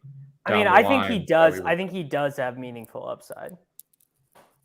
Right. I think he does too, man. He was good as a rookie and he had a really good prospect profile. And if you take a long view, it's like 5 years of really good production and then 1 bad year. Yeah. The only thing I'll say is that like the Browns like very quietly have a lot of passing targets and they don't have a very pass happy offense. So like it's best ball, so like that doesn't matter as much. But they're talking about doing more spread pass happy this year, right? Isn't there? I've heard some rumblings of that. Yeah. That's like saying the Atlanta Falcons weren't going to take. You're going to get both running backs on the field, Bijan and Algier. Yeah. At the same time. I can't wait. Trading for Elijah Moore implies that, right? Does it not? No. But welcome to the stream. No, I'm glad to be on board. Tyler Algier has ruined all my bags, but Anthony Richardson, great for the bags. So I don't know how you balance that out. You were drafting running back 26, Tyler Algier. He's great leverage right now is how I feel about it. People are taking Bijan top 10, All right. Incredible. Just to put the Elijah Moore thing, my thing was how much upside does he actually have, as a slot wide receiver? Because I don't think he's playing outside on 2 wide receiver sets. So that's, but I think. Well, then how much does Cooks have? Does Cooks have? I mean, Cooks probably has. Cooks is going to play a lot. We decline. There's no way we were like crying ourselves to sleep because we don't have Brandon Cooks. No, right? But we're very Lim thin gets at hurt. wide receiver, and we need to contend this year. We might just need That's to the contend. kind. Yeah. If Lamb gets hurt, you could be crying yourself to sleep without Cooks. I can see this. I'm assuming Leone is in favor of the olds. I know. I think I'm maybe more on the Cook side than Leone even. Okay. No, I'm just like someone tell me what the Elijah Moore range of outcomes is, and that's that's kind of where I'm at too. Because like the trade makes sense logically for where our team is at. Whoa, Oh my goodness! Just Hey, code red. Jameer Gibbs to the Lions. That is insane. Dude, people, David Montgomery. What the fuck? Insane. DeAndre Swift is gone. What the fuck? That's bizarre. well, it's on the record. It's on the record that they The hate Swift DeAndre is like, Swift. yeah, Swift is dead. That's yeah, that's on the record. Swift's We getting knew traded, that. guys. Swift's Swift getting is traded. Those bags. They're all Swift about is live. They're all about the best comps, Javid best comps, You got to get David Montgomery though. You just got to draft. What the fuck? That is a code red. Wow. Lions, just drunk on power. They hate DeAndre Swift so much. Like, seriously. I would have They rather. must be I would have trading. rather They have to Darnell. trade Swift. I would have Who's rather this guy? Darnell Washington. at Who's this 14. guy over here? Yeah, who's this guy? I was watching on mute a little bit, and every time I looked, Gretsch was showing his drink to the screen. I was just like, how many times is this guy going to show his drink to the screen? I was just about to say how the Lions have been smart. They've been really smart trading back and doing all this stuff here, and just boom, it's gone. It's all gone. Top 15, Jameer Gibbs. Didn't think I'd see the That's day. crazy. A lot of people are deleting Restore the Roar tweets right now. That's incredible. I mean, this is like taking Jameer Gibbs instead of Will Levis or Quentin Johnston or the tight ends. It just feels JSN or JSN does not work on this team that because feels redundant. you can only have one acronym named slot wide receiver per team. I believe Like, that for- was in the latest CBA. For the ADP though that you have of Gibbs, this is like his best possible spot of him being like the pass game route guy who's going to get touches and get like red zone targets. Like, this is pretty good for him relative to his outcomes. I mean, I was kind of hoping he ended up on Cincy and they'd just like cut Joe Mixon or something, Yeah. like That was the dream. That was the dream. I don't think that was ever likely, but that was definitely the dream. Why aren't you guys more excited for 16th round David Montgomery now? I mean, this is we just buy the Oh my fucking dip, God. guys. I have a lot of Montgomery in my cats only teams. So this is I just What feel about Swift to the Bengals? Do we get Swift to the Bengals? That'd be fun. Swift to the Chiefs for a 4th round pick. There we go. right. And that just restores what should have actually happened in the 2020 NFL draft, where they should have just taken Swift instead of CEH if they were going to make that pick Swift anyway. for and CEH. You got CEH back. I just Sign me up. got a Twitter message that says Silva wants to hop on the live stream per the ETR Discord. All right. Oh, he wants to send come some on. of He the wants link. to come on. He wants to come on. Send and some of defend- the link. Yeah. I'll text Silva the link. all right. If We're gonna Evan's have to coming, clear. I We're will, gonna have to I clear. will We got to hop make some room though. This is I'm leaving. yeah, Hollywood. I love all Yeah, of get- you. Get the hell out of The here. Chiefs We love can't you. take Jameer. Love you The too, Chiefs can't take Jameer Gibbs now, so Yeah. we are feeling good. See you guys. I cannot believe Gibbs went 12. My God. Oh man. That's amazing. Yeah, 18% French Monty this year. No, I mean 17th How was- round David Montgomery. I finally found a price that I love. How was your other stream, buddy? It was fun, but now I had to hop over here for when all the wide receivers get taken, right? I heard that you were going to come over here and start shotgunning beers for us. That's, I don't know. Somebody told me that. I'm about to have my first sip of a Modelo Oro. I'm a huge Modelo stan, Negra and Classic. Never had one of these Oros. I feel Is like Oro bear in Spanish? Do I remember that right? believe No, it's that's gold. Gold. Not Gold. even close. Okay, what's bear in Spanish? I think you are close. I think it is close. I think there's I've maybe never 2 said R's bear in Spanish, bear. so I don't know. Osa or Oso. You were close. Okay, that was You were pretty close. so close. It's a stand short down. word. Stand down. It Yeah, starts I with an apologize. O. Yeah, it goes vowel, consonant, vowel. Osa instead of oro. I was, I was only 1 letter off in the middle one. All right. What did I miss? How are things going on over here? You missed Sean you trying missed to me get every showing my quarterback ingredients to a lot. Do you want to see my ingredients? I've already seen these, Gretch, in multiple forms. How many old fashions have you had? Enough. Somebody in the mentions on Twitter is like, when you're holding ingredients up to the webcam, we've gone full dad mode. And you know what? I've done it multiple times now.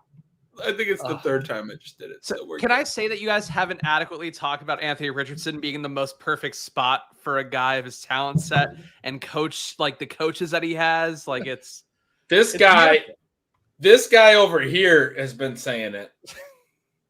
Spags, is this your way of sidestepping talking about Bijan Robinson just destroying Tyler Allgeier's value? I think that's bullshit. Like, I think that Tyler Allgeier was phenomenal last year. He's the best rookie running back by any advanced metric, EPA, DVOA, Football Outsiders crushing. I don't know if you saw the Defector article today. We're crushing on every media outlet mentioned as well.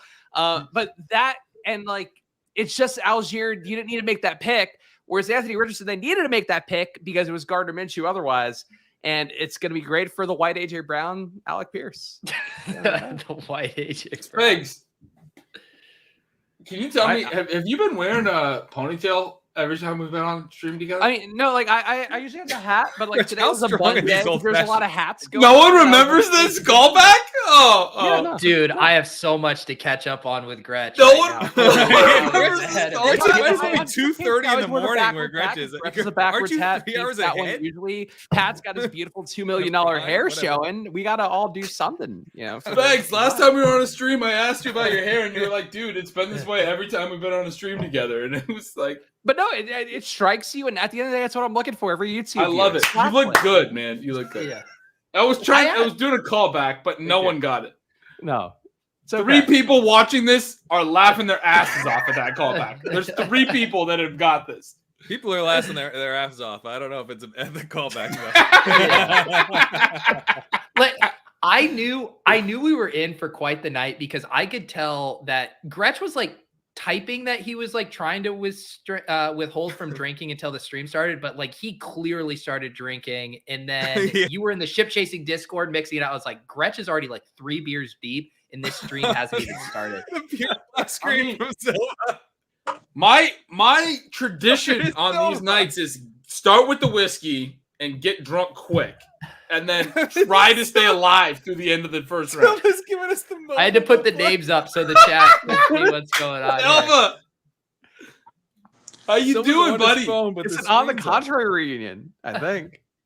Wait, how do I get my cam working? I don't know. Yes, that's the voice I love to hear.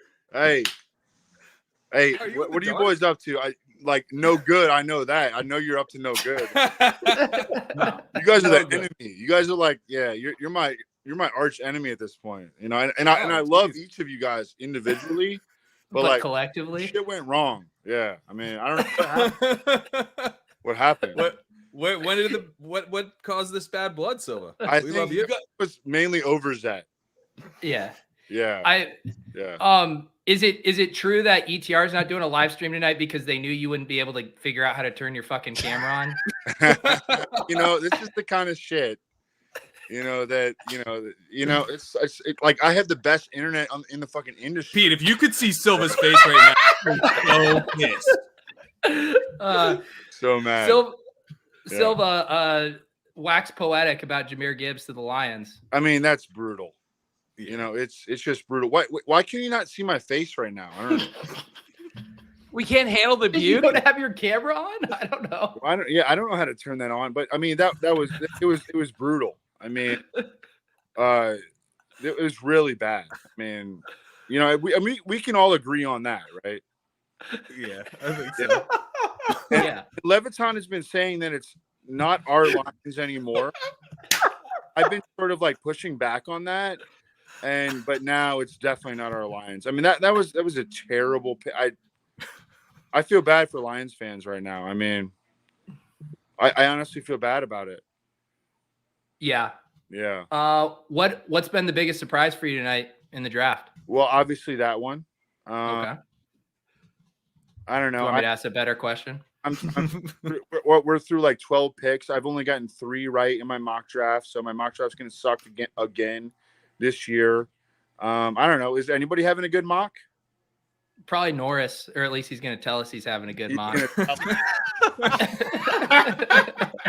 he's not having a good mock draft. Actually, I've been keeping track because it pisses me off whenever Norris does well at anything. But, all right. Well, hey, Packers just took Lucas Van Ness. Saw a little pick. Whoa, look at those babes. Hey. Hey. Work. All right, guys. I'm going to get back to work. Thanks for inviting me on, Karain. Later, Yeah, boys. you're welcome, man. Yeah. Good to have you on. All right. It was great having you. Always, Later, buddy. always great seeing that face, that beautiful face of yours. Yeah, great seeing you. Holy shit. So we just getting like a porn bot? Was that the end of that? Holy shit. Look at those babes. I actually, this Silva's is the time. fucking best, man. He's amazing. Silva's He's amazing. the best. He's the I can't best. believe- Unless you're doing a Saturday AM stream with him on Stochastic in those days. You gotta carry some bags at that point, I suppose. Well, I think. I mean, there's no one. I mean, just like Just the best. That was Yeah, electric. yeah, just the best. That was electric Just the factory. best. It's hard to argue. Silva would actually never come on this show. That was an AI deep fake of his voice. Yeah. We actually had Leone drop off to type into Chat GPT everything we needed the Silva AI to say. I do love the idea of Silva having to drop off because he got too horny by some hot co-eds that were flanking Lucas Van Ness during the I mean, his giveaway. camera wasn't on. Oh my God. Steelers trade up with the Patriots, according to Mike Garofolo. oh, Are they taking JSN? Are they on the clock? The Patriots have traded pick 14 to the Steelers for 17 and 120. Who are they Could coming there- up for? I just realized that I'm drunk now. Yeah. It took me about It 2 took me. seconds It to took me a realize few that. picks, but I was following the draft until a couple picks ago. Fucking Jahmyr Gibbs to the Lions. That Jesus, is we're nuts. at 14 already. Yeah. You're about as drunk as the Lions front office. I'm gonna go piss. Oh my goodness. What pick did Gibbs go? What pick was that Lions pick? That was pick 12. Yeah. That's 12. fucking insane, dude. Does That this? is Could we get nuts. Charbonnet sneaking into the round? Honestly, round one? honestly, it seems possible now. Yeah. You should go to the Bengals at the end. That like I mean, if you're gonna get I him, think it's a bad pick for them, but I think it's possible for sure. because there's gonna be a tight end run coming, I think. Yeah. Yeah. Like I don't Yeah. think they're gonna get the top 3 tight ends by the Bengals pick, is my thought. Well, who are the tight end thirsty teams? It's supposed to be the Cowboys, Lions. Lions. I Maybe would they're put the trading Commanders back. there, trying to Bengals, get- Chargers Cowboys, have been yeah. rumored a lot. Yeah. Oh no, the Patriots traded back. I can't believe the Lions took Gibbs at 12. Dude, that's like. and I that's- love he's Gibbs, not and e- that's crazy. He's not even like the comp for Gibbs, or like the downside comp was. I literally in my video that I made for Fantasy Life the other day would be like, you just gotta hope he doesn't get the DeAndre Swift treatment and gets pigeonholed as a guy who can't touch the ball more than 12 times a game. Now we got 2 of those guys on the same team. What the fuck? I mean, if he was like a 65% snap guy on the Lions, though, he would be a fantasy superstar. Right. It's just you got to get rid of Swift. Swift's got to go now. And yeah, Montgomery was the pass game back. Like that was part of the logic of signing him, is he was kind of like leveled to Swift in terms of the run plays, and in terms of the pass game, like he was pretty good last year for Chicago. So it kind of baffles me because it feels like it's 2 guys now with half a role. So Swift's got to go, I think. Swift's And got to if go. if you're going to make that kind of luxury pick, which there's no other way to define it other than an absolute luxury pick, why not just take Will Levis, right? Be like, beat out Jared Goff. Like, let's just see it. Like, if you're going to do that, why are you doing it at running back? The underdog guys have made a pretty good case too. Like Josh and Hayden have been all about like Goff. If you cut him this year, like he'll have $5 million on the cap next year. So you can get away from him pretty clean. So that's why I kind of talked myself into Stroud being their guy. But Levis too would be the same thing. It's like where at least you can plan for the future. And I guess they're going to pay Goff then because you kind of have to at this point if you're not taking a QB. Yeah. Yeah. I think it was Kevin who was talking about this, like how reactive teams are. And it's like they looked like they were about to make the playoffs last year. And they're like, dude, if we could trust Swift, if we could just trust Swift, we got it. And this is the thing. Anthony says, why not trade him before this pick? You have no fucking leverage now. Like, who is falling for this? That's such a good point David because Montgomery too. Have you guys have talked about this? Probably. Sorry. Well, the thing that's crazy about not trading Swift before the pick is that this is a massive reach. So it's not like, oh, he fell to us, we had to do it. It's, if it was Bijan, maybe you just do it. But Gibbs at 12, I mean, if you knew you were doing that, you had to trade Swift. You had to. And why sign David Montgomery to such a contract and you have Swift? You already had too much at running back. You had too much. Like, you cannot give a 12th pick overall to the running back position when you have signed a big running back contract this offseason and you still have a second-round pick who's been successful on his, fourth year or fifth year of his, fourth year of his deal? I mean, you can't fucking then use a 12th pick on a running back. What are you doing? Drafting Swift with the dip because he's been a little bit cheaper. Like I've been stoked about his dip. Yeah. Yeah, I've taken a lot of Swift. So I'm not drafting a ton, but I've been I'm gonna load up on Swift this year. And I took a lot of just Swift. happened? It's nuts. I kind of like this theory from our guy Connor. Lions thought they might get Bijan and panicked. I mean, that makes more sense than it makes whatever. But also, why with the David Montgomery deal? What was the Montgomery deal? $6 million a year, I think was the average. And it's like, was how it much second most behind Sanders in free agency? Right. Yeah. When did they get out of that deal? I think it's at least 2 years, right? Yeah. It's ridiculous. What the fuck are you doing? Take a running back 2 years from now, you dipshits. Yeah, dead money, 6.3 mil, cap savings, 500,000 next year. You can't get out of this until 2025, probably more like 2026, honestly. But I didn't even get to that. I said if you're going to take a luxury pick, take Levis. Fucking take JSN. Just load up, give Goff every single possible weapon. Right. Amon-Ra and JSN can play at the same time. David Montgomery, DeAndre Swift, and Jahmyr Gibbs can't play at the same time. You know what worked is Robert Woods and Cooper Kupp, who kind of get open quickly underneath. That's the whole goddamn thing with Goff. That's just give him two guys like that. Yeah. What the fuck?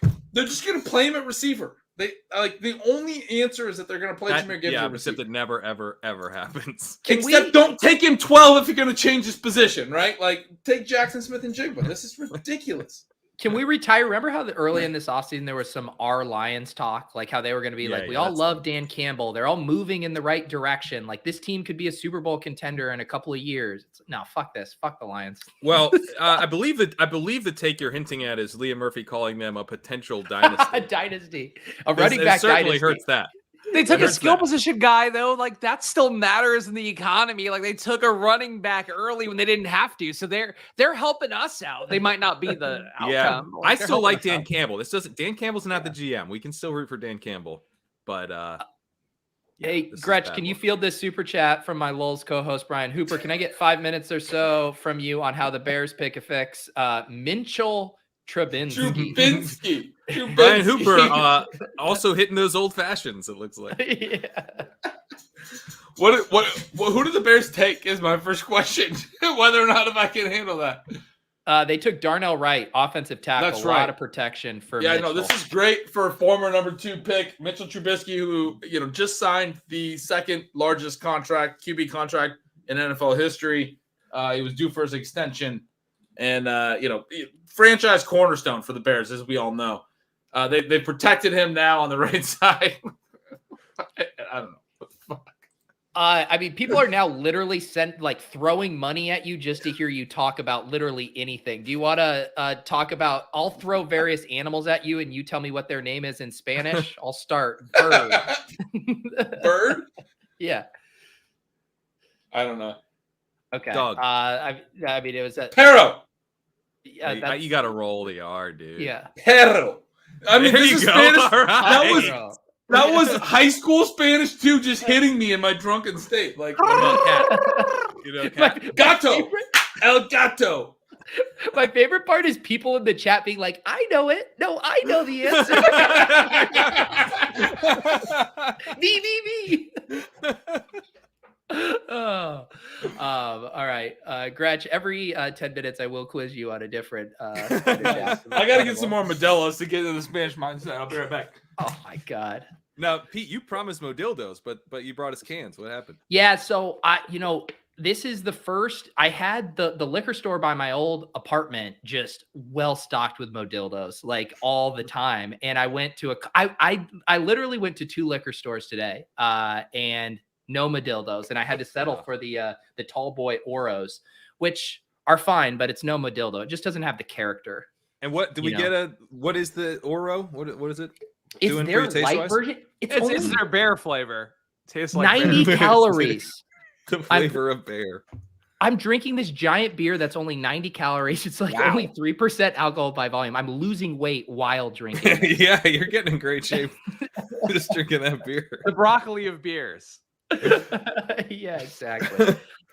All right, Spags, what else are you rooting for tonight, fantasy-wise? I want to see Quentin Johnson get drafted in the first round. That'd be pretty cool to see. How about any wide receiver? You want to see any wide receiver? Yeah, should we lower the bar? Yeah. I mean, well, any wide receiver would be great. JSN going first, I'm still on board with. In PA, we can't bet on like the draft bets because I was like shopping around and seeing if I could find anything, but I have to go illegal if I had to do it. So I haven't made any real bets. But in terms of ADP bags, like Richardson getting drafted. I mean, I know Pat's in the same boat. That was the best outcome for that was the nut outcome for Richardson, dude. And I've got a big old Richardson bag. He's playing so day one. Nice. Anybody who drafted Gardner Minshew in Superflex, like that's dead because he's gonna be there day one and gonna be elite, and he's gonna be throwing some inaccurate passes to Michael Pittman, but he's gonna get there. Like Jelani Woods, big man Jelani Woods. He's big target.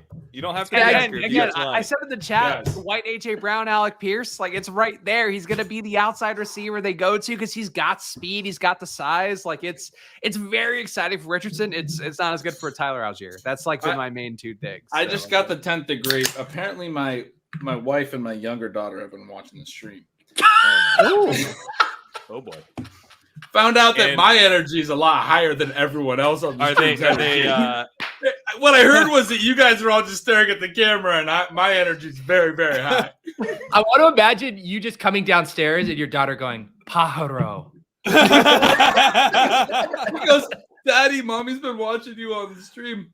And like, I don't know, she was like laughing, and I was like, "Oh, does Mommy think Daddy's being, crazy?" And she's like, "No, Daddy's being funny." Like, I don't know. They're having a good time. Can I ask you something? What? Did your family at least give us the big screen? Probably not. Oh no!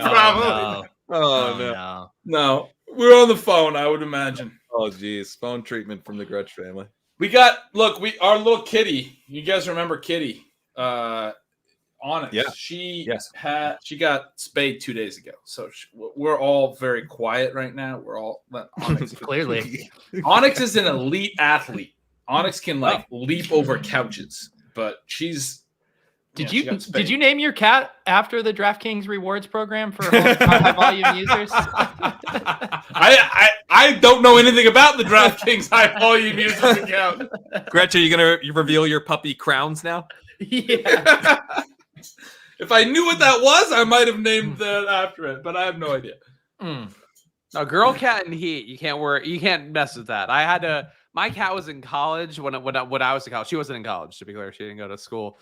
But like girl cats in heat are distracting. Like they're not. They just whine. They just like hum things and whine all day. And Dude, not to she be, Texas. has been. I mean, I live in a house with 3 women. She's been very interested in me for the last few days. Like it's been, Yeah.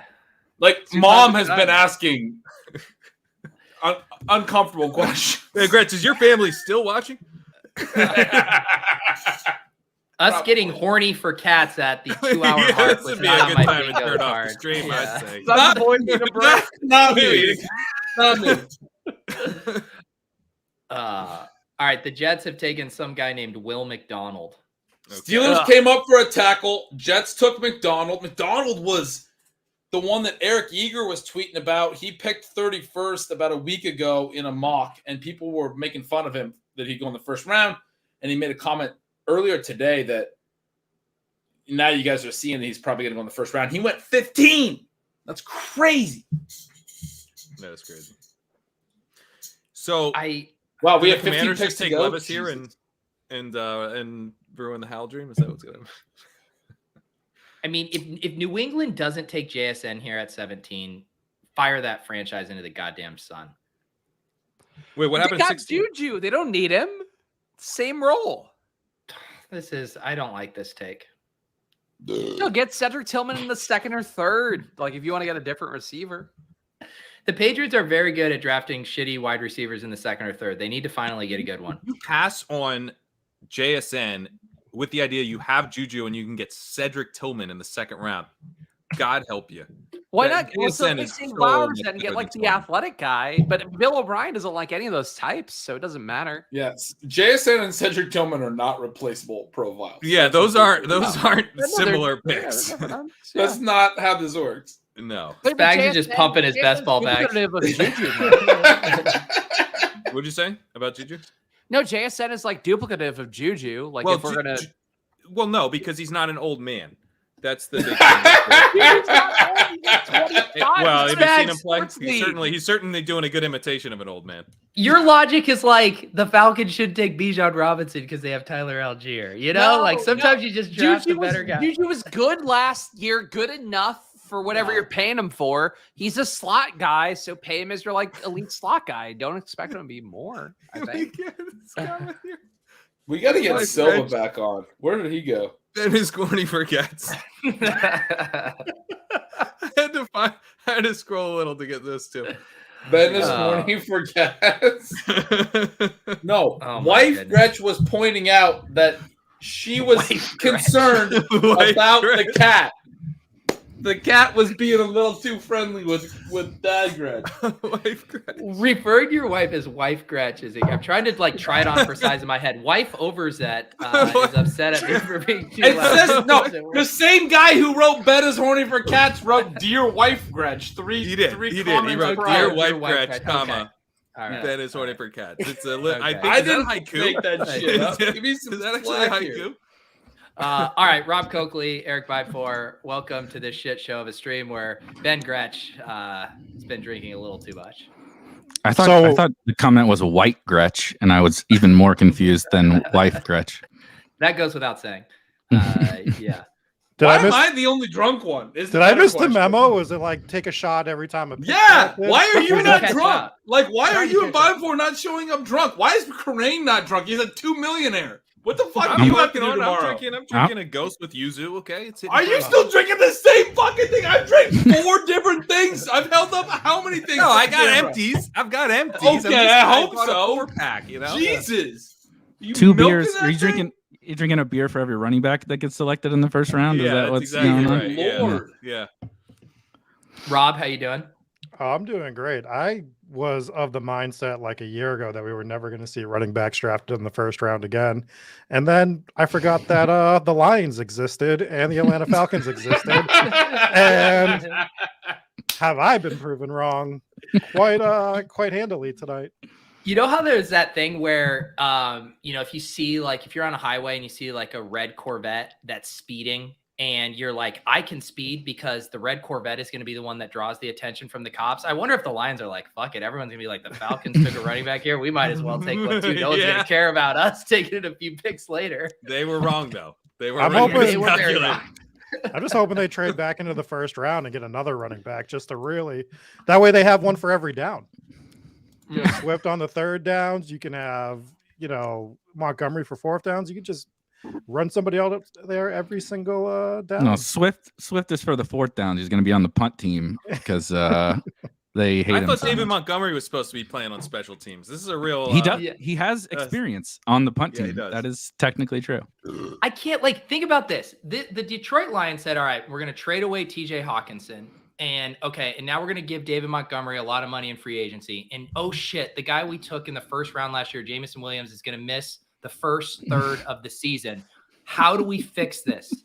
Jahmyr Gibbs is the way we fix this. Yeah, 15 picks ahead of where everyone thinks he's going in the first round. It's so stupid. I just love how everyone loves Dan Campbell. They're all on Dan Campbell stuff, and then all of a sudden he does the most Dan Campbell thing ever, and now we hate him. No, I'm still in on Dan Campbell, the head coach. You have Dan Campbell as your head coach. You don't have to do what he wants. You're the GM. You're the GM. Yeah. That guy chugs a pot of coffee, before 6 a.m. every morning. We don't need to listen to every single thing he has to say about, putting together a football team. But I was on with Felix, who won the DK Millie a couple of years ago, right before this, and literally was praising Dan Campbell as they were on the clock. Like, he seems like this boomer. You're like, he seems like this boomer, but really they've been really smart, right? They draft edges, they draft offensive linemen, they draft wide receivers, super smart team building. Jahmyr Gibbs instantly 12th pick Jahmyr Gibbs. I'm like, all right, fuck it, I'm out of here. This is not going to go well for me. He's gonna have to scrub that from the archives. You can't have that getting clipped here. All right, are wide receivers ever going to get drafted? I heard wide receivers were important. Patriots and the Lions pass on JSN here. It's a bad look, bad scene. Yeah, tough scene. I thought the Packers really should have taken JSN. Yeah. That would have been like a really sneaky, fun offense if they took him. Beimfohr, how you doing, buddy? I got a couple questions for you. First question: why does it look like you're eating your microphone? Why is your camera so fucking zoomed in? Because I'm dipping and I'm trying not to. You got to get the deep voice going. Exactly. I'm trying not to get you to. Aren't you just happy his camera's on? Aren't you? No, Beimfohr. That's turned on. That's a really considerate answer. Thank you, man. I've been doing good. I haven't dipped since December. You're not trying to let me see that. That's great. Second question: is that a Darius Miles jersey? Well, I can tell you don't watch any Spike Week content because that's been up for a year and a half. But yes,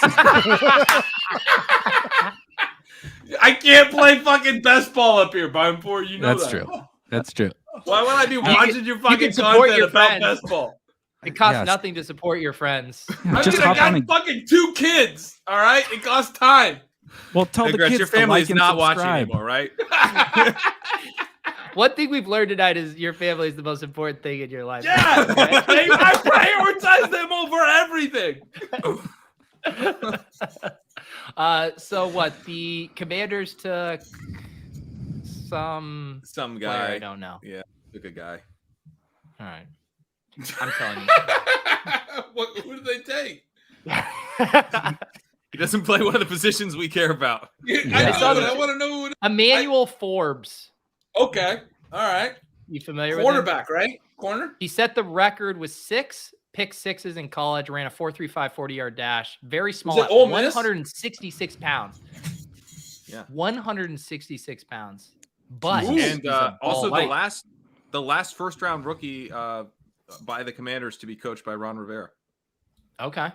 Yeah. I like it. Can we not? I really kind of hate now that we came on when the Commanders were on the clock because I'm really not looking forward to discussing Sam Howell and Jacoby Brissett for the next, Well, yeah, right, dude. That's all my mentions are is you talking about Sam Howell and Packer. Yeah, oh God, we have to talk about Sam Howell and Jacoby Brissett as we weren't talking about that. I'm triggered. Okay. What are you? You got a take you need to fire off? Yeah, you're heat checking the shit out of 2023 best ball, and it's not even May. Dude, this whole thing Pat's doing, he's saying like smooth out the payout structures after I won $1 million. He's saying don't draft any of the fun, exciting players. Just draft all the boring guys. He's touting Alan Lazard. He's touting Anthony Richardson's my highest exposure player across in the big board. No one gives a shit. Like as an analyst, this guy's on the fucking greatest high Like this guy's somewhere over the rainbow up here, and he's just like, do all these things, do that thing, do this thing. I mean, Gretchen, are you familiar with the industry that we're in? That's generally what we do. It's true. Do this thing, do that thing is sort of the job description. It's sort of how we do this. Yeah. Just a little. Sorry, you guys you're stepping on my gimmick. You know. I mean, what do you think you won? Like $2 million though? Like, what gives you the right? What gives you the right? Hey, Pat. Hey, welcome to the stream. Let me ask you a question. Who do you think you are? Let me do my Gretchen here. Just finished one of my Osos. Rob, let me ask you a fucking couple of questions. Wife over that, just relax. How you doing, Rob? Rob just dropped off. Where did Rob go? Where did Rob go? Where did Rob go? Did Rob go like my wife and leave me? Where did Rob? Sorry, I was pulling my Evan Silver. I was trying to make this exactly. Trying to get in the wheelhouse for a second. Oh man. The Patriots don't take JSN. What a just. Is JSN still on the board? Yes. Yeah. And the Lions are going to get another crack at him. Baby. Chiefs. If the Chiefs take JSN, I will roll the Sky Moore clip. I will promise the audience that. I know Ben's too drunk to handle a serious take, but can I actually? Listen, can I actually can handle my liquor. Yeah, I can tell. Would JSN? Oh my God, the Lions are back up. Timeout. Are the Yeah. Lions going to take another running back? That's what I'm asking. If so JSN is on the board, would it work? Amon-Ra and JSN and JMO or whatever as their wide receivers. Yes. Get hand in the dirt. It's Robert Woods and Cooper Kupp. You got Jared Goff. Just give him 2 low A-dot guys. It'll be great. They took Christian Gonzalez. Okay. Finally. The Patriots. The Lions. Pat, with your winnings, I think you should invest for all of us in Will Levis's PR team. Because Batch N19 and that why? Well, I mean, all of a sudden he was going to be the second round pick as of like 24 hours ago. I mean, second overall pick, and now he's on going to the be second board. round pick. Now yeah, he's going to be a second round pick. So he had You some know, great what if PR we get? going on. Could we get? I know this sounds crazy, but is it possible that we get Hendon Hooker over Will Levis? Oh, please, God. Norris had Please. that in his mock. Did he? Yeah, he had Will Levis sliding to like 30 in his 31 mock. or something. Holy Yeah. shit! All right. Yeah, I think he had Hooker The to guy the called me a Seahawks. lightweight. You remember when I showed this earlier? Jesus. Drink a little whiskey, buddy. Someone, if we had a social media team, I'd say please make a montage of Gretsch showing his drinks up to the screen. It's like a 19-minute supercut. And also berating me for not showing my drinks.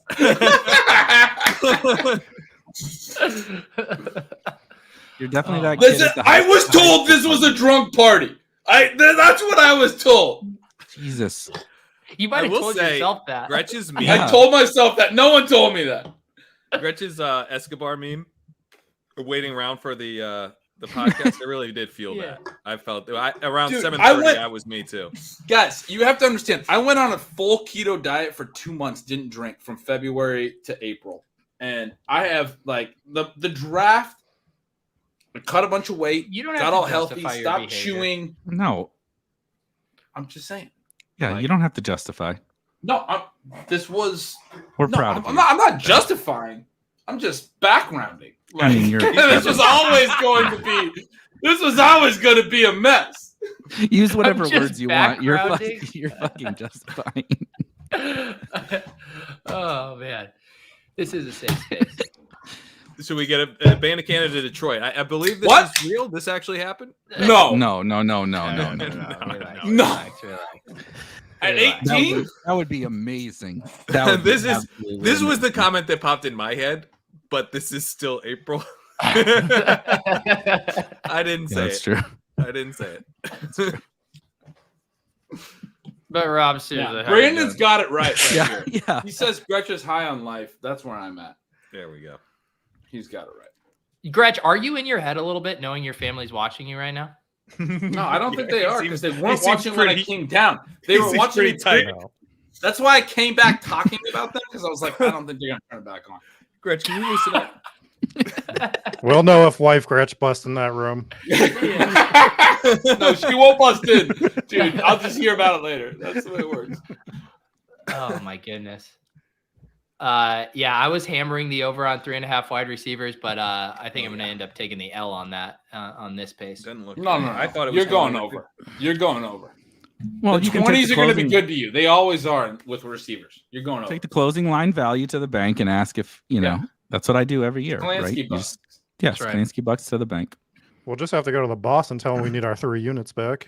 You're going to hit, dude. You're going to hit this. I appreciate it. You're my hype man. I feel very confident. Real weird drunk Gretch saying that to us. Chat's talking about Seattle going to get JSN at 20. Like, I mean, once JSN goes off, you're going to get 3 in a row.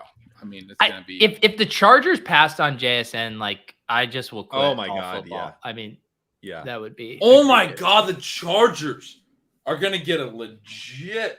Oh. Yeah. Are the but Bucs they don't taking care Levis? about receivers. Like, for some reason, they think receivers don't matter. Well, If you the have Bucs Joshua pass on Palmer. Levis, he's done, right? It's over for Levis. The Bucs pass on. Levis is still well, bored. The trade. End of the first round trade up would be to get the 5th year. There was a bunch of like, he's going to go top 3. He's definitely going top 5. Did Wasn't you he guys the see those favorite tweets for that number were like, 2 for a hot second, or favorite for Yeah. number one of the something like he was? Yeah, he was like Levis hype fast was rising hilarious. for the first pick the other day. Yeah. He's this morning. He's I got Malik great Willis. odds He's Malik on Willis. Young Stroud this morning. Like I got plus odds, pretty heavily plus odds on those two today. Did you take that, Young Stroud? Yeah. Hey, hat tip. Congratulations for not being an idiot. A literal hat tip. I love that you said it. Like you're annotating your life now. Yeah, I mean, no one else was like alive in half a bottle 1900 of when this whiskey. was a thing. The Half only a thing that bottle would of have been whiskey better and is if he then- had like an yeah. old timey bowler hat. He was like, Congrats for providing his own subtitles. I do love Yeah, he's subtitling his own life. He's just backgrounding, guys. Yeah. Someone named the Lions. Get on my draft. level, somebody. I mean, come on. Ben, I'm who's the working person on to it. t- I have some patience. Shotgun and beer. On Who's tipping stream. these first on Twitter? Who's the guy to follow? Well, apparently Shams, fucking NBA reporter, had all the early ones. He's a fraud Yeah. though. He fucked up like the He 3rd already- overall pick. Yeah, you can't fuck up the 3rd overall pick, Shams. Come on.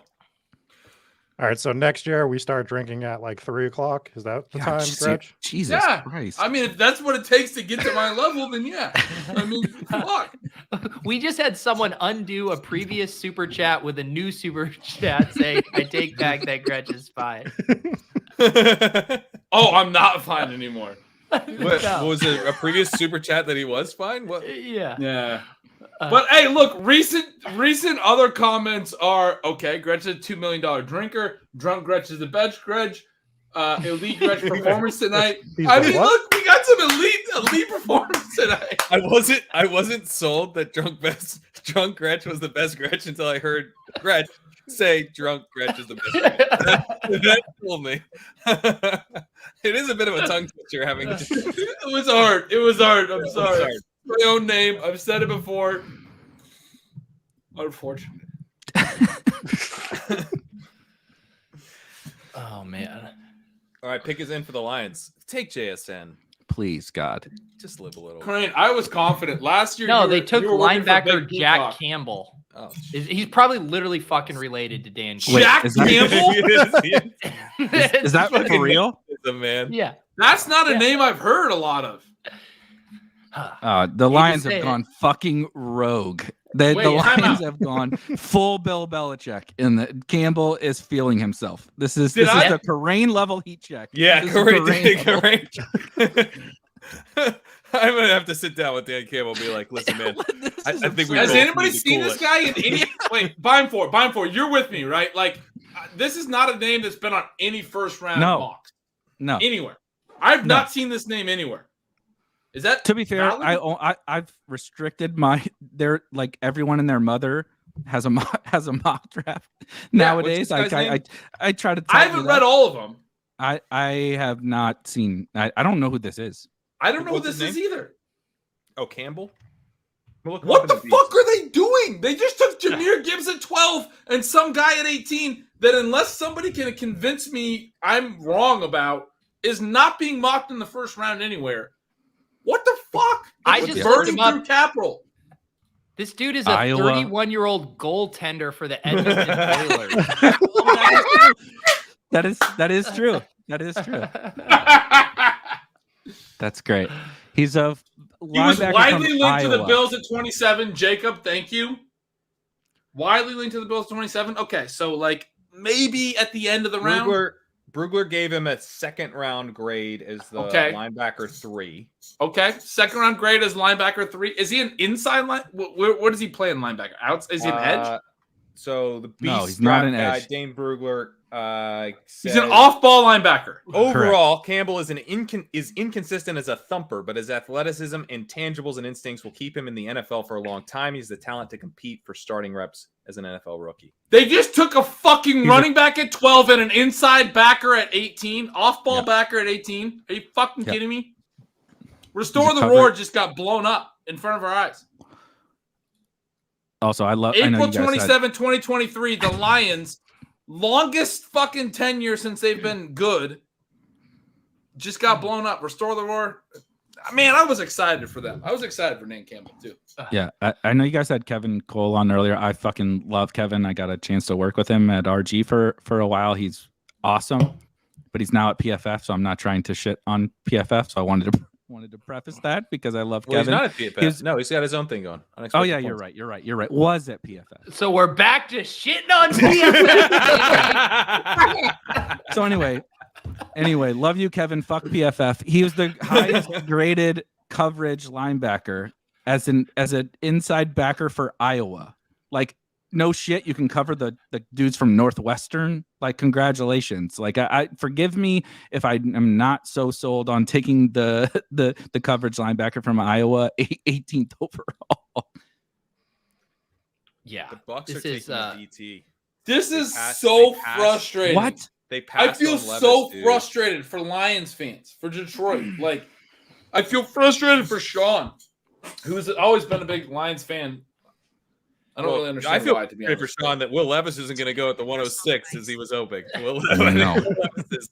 Do you guys want to see the moment that Silva had to leave the stream? Right. The Lions look like they were. It's literally the moment he said. First, he said, "Whoa, check out those babes," and then he immediately left the stream. Jonathan, I don't know that this is going to help the bad blood with Silva. I have to say this appearance, it doesn't. No, he loves it. He loves it. No one ever stands up to Silva, so he comes on here and we just bat him around like a little rag doll. He likes it. He calls us the enemy. We're back. It's true. Year one of Spike Week, I had Evan on. You know, your engagement farming with the big Evan Silva to do a draft with you. We did a big board. Yeah, of course, we did a big board draft, and he bullied the absolute fuck out of me into so many early running backs, and it was I felt belittled. I felt like less of a man because I let Evan Silva just make me take all these shitty running backs in the first 4 rounds. And then we saw the blueprint of how to handle him. It was Leone last year. They did their FFPC draft. They went 0 RB, and Leone just like had to keep shrugging his shoulder and being like, "Sorry, man, wide receiver is best pick on the board right now." Oh my God, rescind the war. Brandon Merchant says. I think that's the new slogan. Yeah. Our Lions are no longer our Lions. Wait, so Levis is in the green room? Apparently, yeah. Oof. But yeah. So we're excited about the Chargers, right? We don't really care about the Seahawks pick too much. They should take a wide receiver. I mean, I guess they could take a wide receiver. That'd be kind of a bummer though. They're not gonna pass for the wide receiver, but yeah. Also, Lockett is fucking old, dude. Like that's true. That's Tyler true. Lockett is the hot dog meme. You can't or the whatever. He can't keep getting away with this meme. Like he's getting old. Wait, hang on. You got the hot dog meme confused with the horrible his anguish of the he can't keep getting away with this meme. Gretch's whiskey is coming through the microphone. Gretch is muted. Yeah, apparently. I was typing. I was gonna tweet something about the Lions, and I was You're worried about decorum now? I was like, you know what? Hey, Pete, this isn't my first stream, buddy. I understand that my keyboard is loud. I don't want JSN to go to the Seahawks because I don't need any think pieces that go. Interesting that the Seahawks have 3 wide receivers going in the first 6 rounds, and yet Geno Smith is a 12th rounder. Oh God! Oh God! Big Ben. We call that the Big Ben. The Big Ben. Davis would tweet the shit out of that. By the way, that was a. Coakley, how are you doing? I haven't heard from you in a while. Beimfohr's talking too much. Shut up, Beimfohr. Coakley, how you doing? Oh, I'm doing great. I need to start drinking next time. I will promise if I come on. Are you sober? I'm a little sober. I've been working all day. A little sober. It's like he's ashamed to admit it. A little sober. I've been putting together goddamn shorts all day for Spike Week. And this fucking guy over here has been making you do it. And the Swolecast and Hometown. There was a typo in one of those that I meant to tell you about. Oh my god! I do the generated captions. Yeah, Chat GPT is doing your job. Better. This is what Gret's wife just brought me. That's right. Hang on, let's see. Wow. What the hell? That you guys delicious. Look at Holy cow. That looks like, are you at fucking Chili's? Yeah. This is spacing out the olives and stuff. Like that looks incredible. You guys, I mean, gotta marry right. I'm just saying. Go. Wife Gretch. Gotta get a wife Gretch. Get a wife Gretch. My wife's upstairs taking care of our fucking 5-month-old. Why isn't she bringing me plates and nachos? I mean, listen, when they were 5 months, it was different. They're older now. Yeah. Gretch, I'm sorry. That's a good golden comment. He even brought napkins. Oh man. Gretch showing his napkins is pretty dad move. Damn right, I married the 101. He's annotating his whole life. He has to show us the napkins. He has to show us the nachos. He has to tell us when he's hat tipping. Get on my fucking level. I mean, come on. Can't get on your level. We're trying. Wife Gretch. I might die. I would die. Yeah, I'm literally trying to get on your level. We were talking about this in the ship chasing Discord all week. Like half the people watching are in on the nachos. You got like pictures, and Pete, pull up these pictures from the ship chasing Discord. 2-4 off. We got some it's fucking nacho season. It's nacho chasing tonight, buddy. Nacho chasing. I think we might have something there. Can I ask a question, Gretch? Did you tell your wife, hey, a bunch of these strangers that I know in this Discord are posting photos of nachos. You mind bringing me a plate of them later? No, I did not tell her that. Oh, so you're saying it's a coincidence? No. Well, much earlier, I messaged it. You read the messages in the ship chasing. I messaged that I was picking up nacho stuff, and I actually messaged in the ship chasing channel the text that I sent her. Do you mind like baking these later?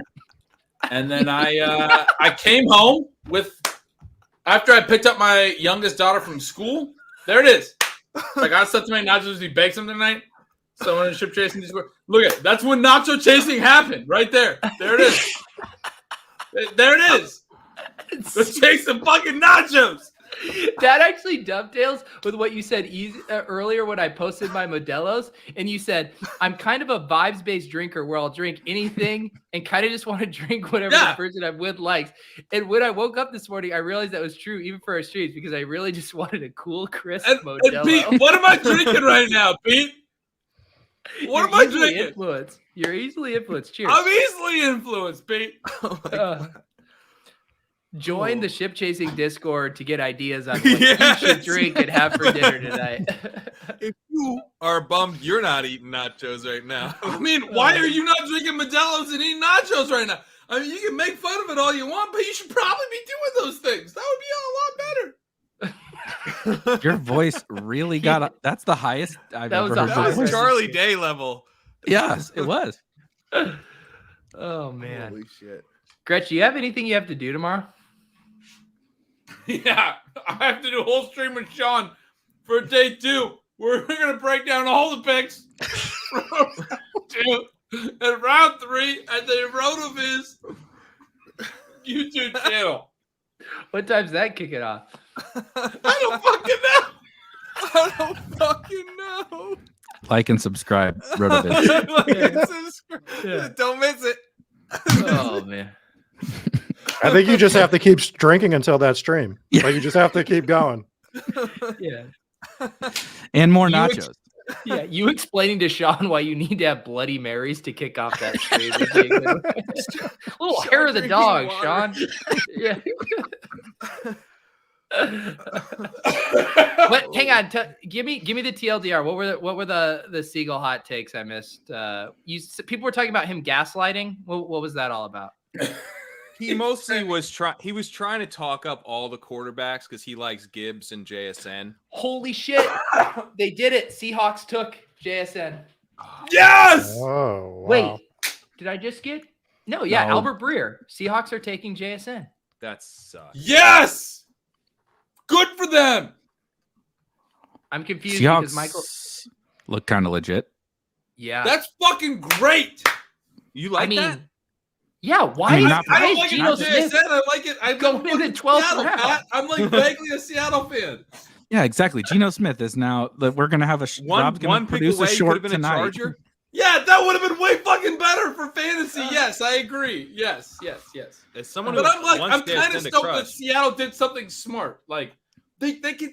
The last couple drafts, like last draft, I made fun of them a bunch for not taking Sam Howell and taking Ken Walker too high. But they had like 11 picks. Their other 10 picks were all like premium positions. They went edge, they went wide receiver, cornerback, tackle, and they doubled up on all of them. They did like 2 on each. They're like quantity over quality, like exactly what you would say straight out of the book. This is how you should draft. Like you don't know better than the crowd. Take premium positions, take multiple at premium positions, and build that way, right? Like best 3 wide receivers in the league, right? Yeah, and now they fucking went and took another premium position, a wide receiver. You wouldn't. I mean, they've actually done smart shit over there. Would you rather have the Bengals? I'd rather have the Bengals. Yeah, you'd rather have But the Bengals. second, Yeah, this isn't the best 3, but it's good. It's very pretty good. fucking good. It's pretty fucking good. It is smart. I mean, it is smart by the Seahawks. I don't like it for fantasy. I think it's a great. Well, pick it's by the really Seahawks. bad for all of them. Maybe not DK as much, but It's very JSN. bad for them. This is one of the worst landing spots for JSN. Also because him and like I love JSN and Pat, you can speak to it better. And well, Ben 6 hours ago could speak to it better, but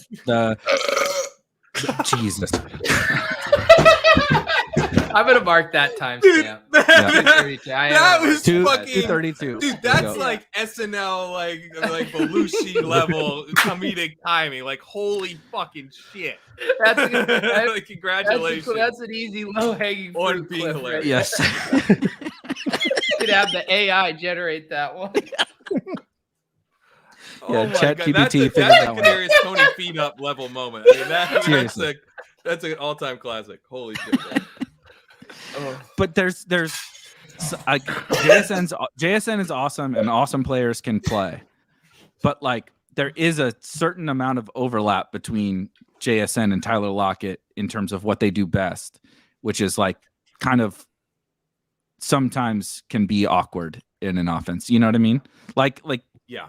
I'm trying to think of another apparel. I mean, look at the fucking Giants. They have 5 slot receivers on the roster. They can't play Jamison Crowder, Wandale, and Sterling Shepard at the same time because the offense won't be very good. Well, here's what I'll say though is so I was looking at Tyler Lockett. I think he comped to somebody. Now I can't remember, And I went and I was looking and I was like, wow, he's played 50% of his career snaps out wide. And so I think it's actually pretty interesting that they took JSN because he's not going to be playing only in the slot.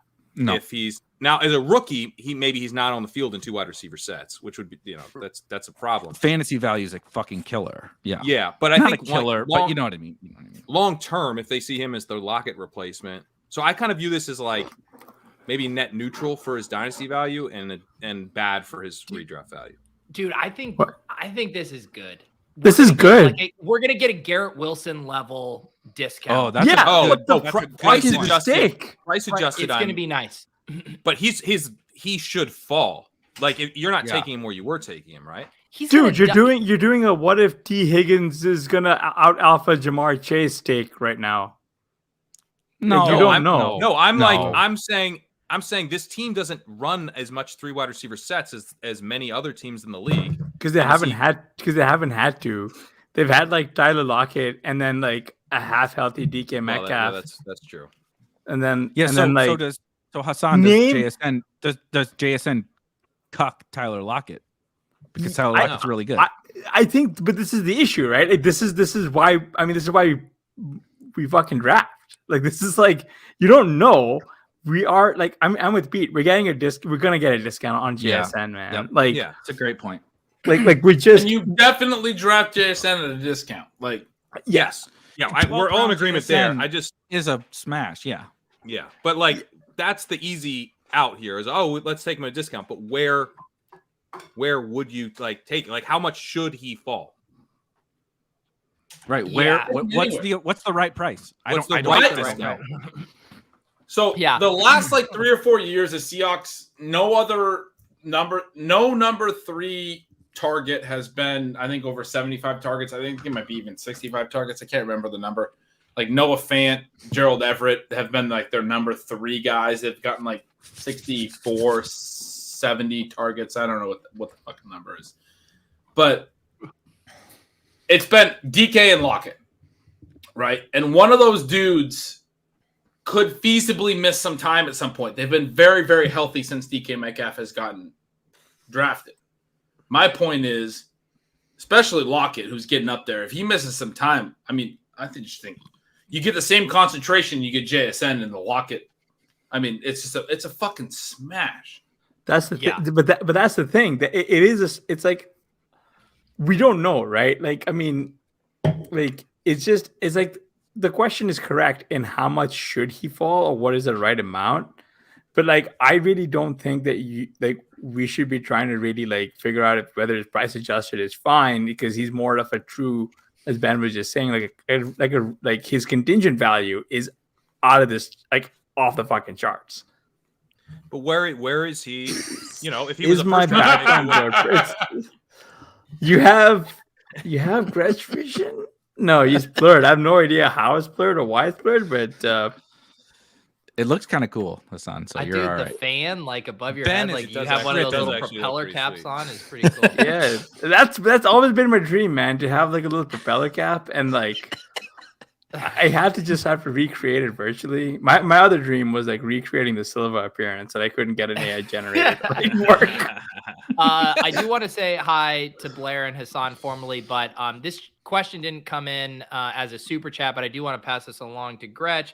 FR question. I'm OTC Dynasty Startup Superflex. Gretsch, do I take Gino at 6'10", 701? Any thoughts? This is for me? Yeah, it's for you. Okay. I think probably you hang out until 701. You know, with all the guys that are available right here at this point in the draft, we wait until 6'11 and 6'12 have been taken. Here, you pass at 6'10, but if you get spooked that the 6'11 guy might take him, you do move up. You do move up to get 6'12. Yeah, I mean, because we have a lot of information here. We know exactly what's happening. Look. I mean, manipulate the board the best that you can. You got to play the draft you're in, Pat, you gave me the greatest quote of all fucking time. I've used it in like 7 of my articles. Chargers, Quentin Johnston. Do you remember? Oh, holy shit! Whoa! Let's go! They took a receiver. Wow. Let's go. Wow. He took a receiver. Yeah. Wow. That's big. Those you're live. assholes have been treating Justin Herbert like he doesn't deserve fucking weapons. Let's fucking go. Quentin Johnson. That's money for him. Blair. That is money for him. Real time. Pat, do you remember the quote, though? We don't get to decide who's in the draft or something to that effect. The draft doesn't care what your needs are. Yeah, that's a better way to put it. That's what you said. That was literally what you said. Blair, where are we ranking? Let me get right now a real time. Let's do Dynasty. What's your updated Dynasty Superflex ranks right now? I know I'm putting you on the spot here. This is really putting you on the spot, but I want to hear it. Ooh, that's a good question. I think you still go. Jalen Hyatt 101. Well, yeah. No matter where he lands, he's number 101. After that, I think you still probably take Bijan. I think you can make a case for Richardson at 102. People will make the case for him at 101 now. Yeah, so I think that's true as well. I mean, we knew where these quarterbacks were going to land, so I don't think their value changes that much, except for Richardson, and that could be a pretty good spot. Richardson to me is the clear 102. I think I'm still Bijan first, but yeah. I think. I mean, Gibbs. Obviously, you have to drop him down. But you were higher than like the entire market when we did our mock draft. I know the other day. Yeah. I was. I had for a long time. He was my 102, like ahead of any quarterback. Well, you were right based on draft capital. I know. I mean, you were ahead. Nailed it. Lions liked him even more than I did. Wait, for Dynasty, why are we worried about Gibbs? Swift is a free agent after the year. Montgomery sucks ass. They have a good offensive line, which who knows, 2 years from now that might not really exist. But they've committed now to Jared Goff, an immobile quarterback who loves to throw shallow. He loves it so much. So I don't see this as bad for Gibbs in Dynasty at all. Can I add that Swift could get moved? Yeah, he could get moved this year. Yeah, I mean this is the Kerryon Johnson situation all over again. They just stamped. They reached by like literally 12 picks to take this dude in the first round.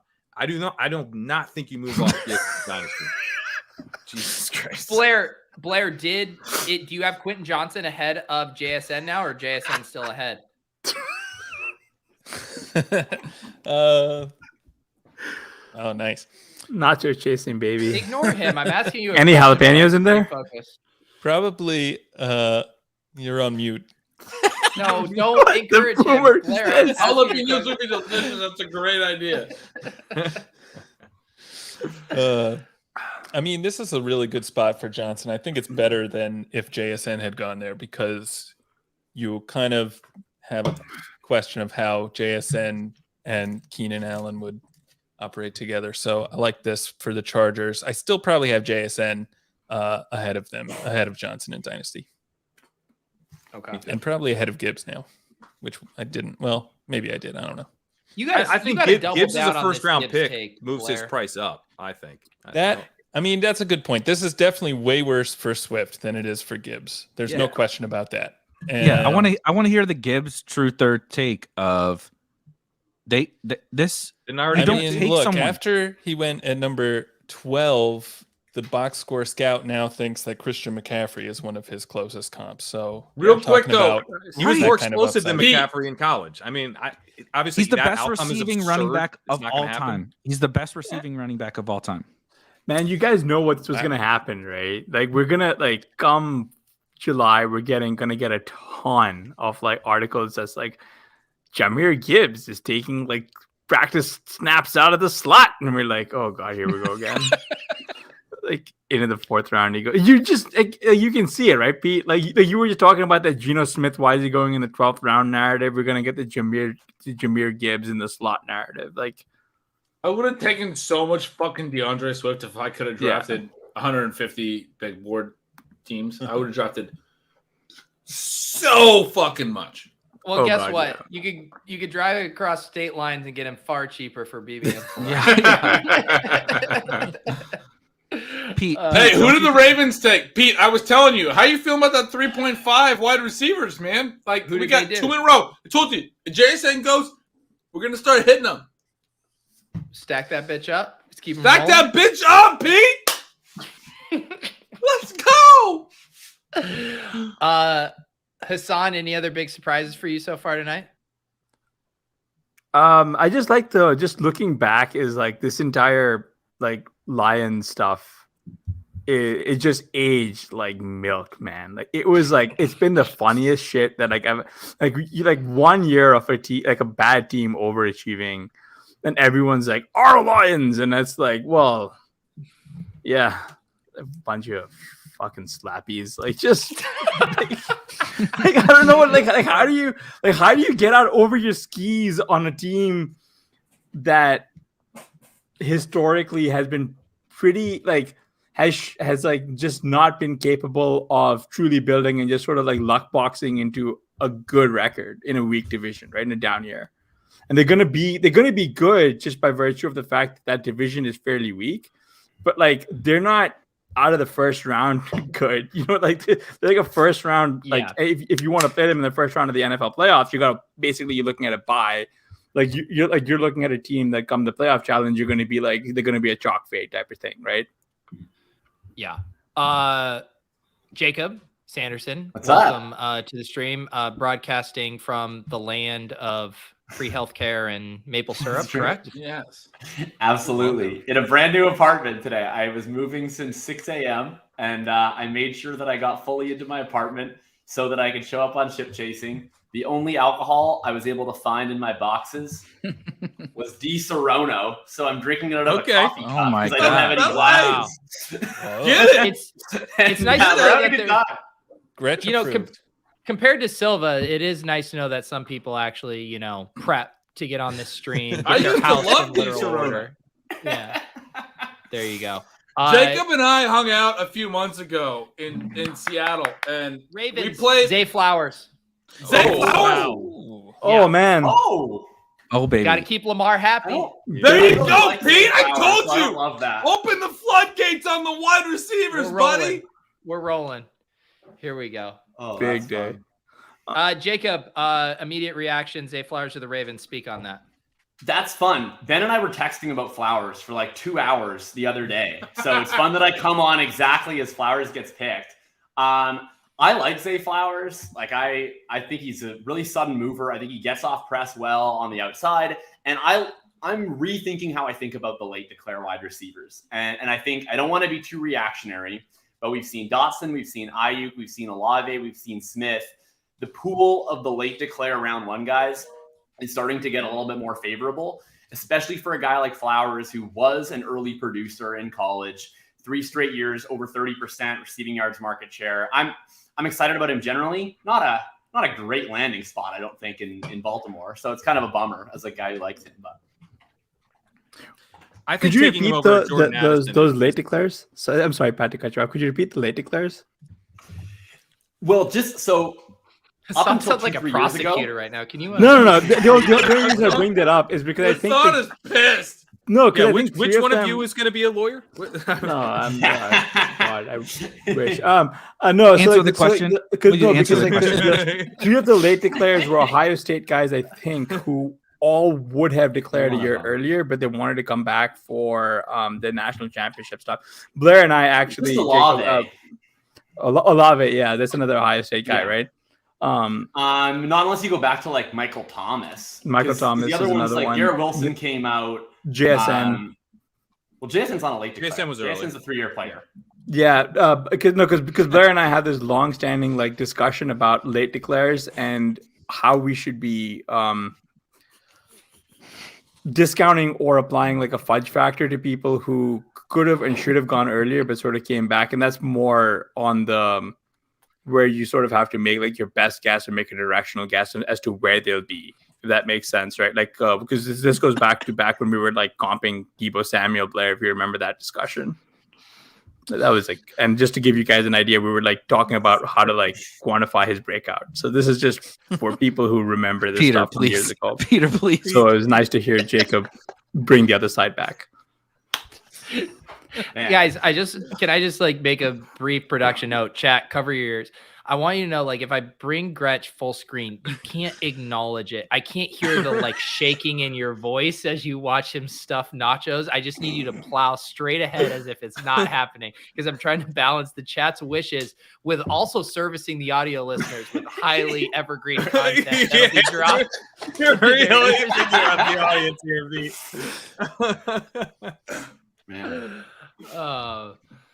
Can I get in on the Gibbs talk? Because I know all the wide receivers went on, but I put out my pre-draft ranks on my Substack, shout out, yesterday, and I had Wait, Gibbs, you have a newsletter? 2 days.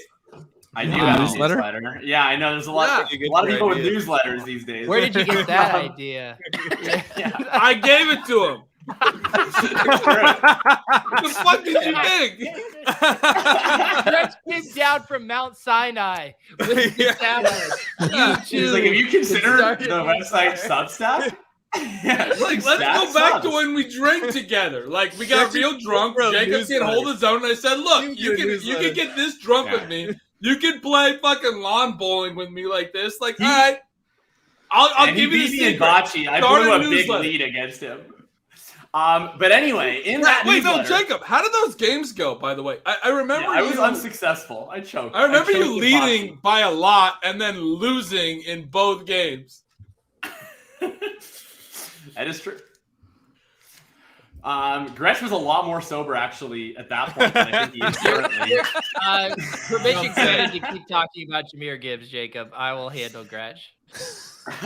So I had him at 102 in my rookie ranks. I know I took him, I think, at 104 when I did the mock draft episode when we had Pat on the show. And I think people have gotten to a point where we almost talk about running backs in a binary sense as pass catchers and non-pass catchers. And I think that makes us forget how there is a different level of pass catcher that is truly transcendent. And I think Jahmyr Gibbs is in that level. I know that people always make fun of this guy could play slot receiver type of stuff, but Jahmyr Gibbs can do literally anything. If you look at, there's a guy, Noah Hills, who's fantastic with running back evaluation, and he was charting his route diversity.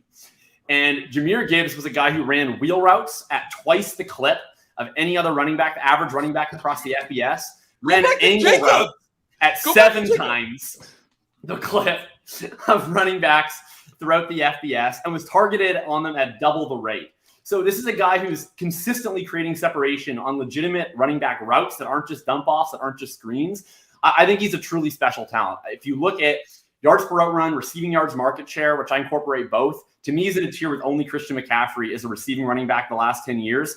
I think he has a truly insane ceiling. To see him go 12th overall to a team that had a top 5 offense last year, a quarterback who peppers running backs with targets, I'm pumped, man. Like, I'm absolutely fired up to get this guy at wherever I need to get him. So if people are worried about Monty, who is just a guy, and Swift, who the Lions clearly hate, like they clearly don't like this guy. He won't even be there. I'm totally fine with it. Yeah, he's gonna be traded. He's gonna be cut. He's gonna be on the bench.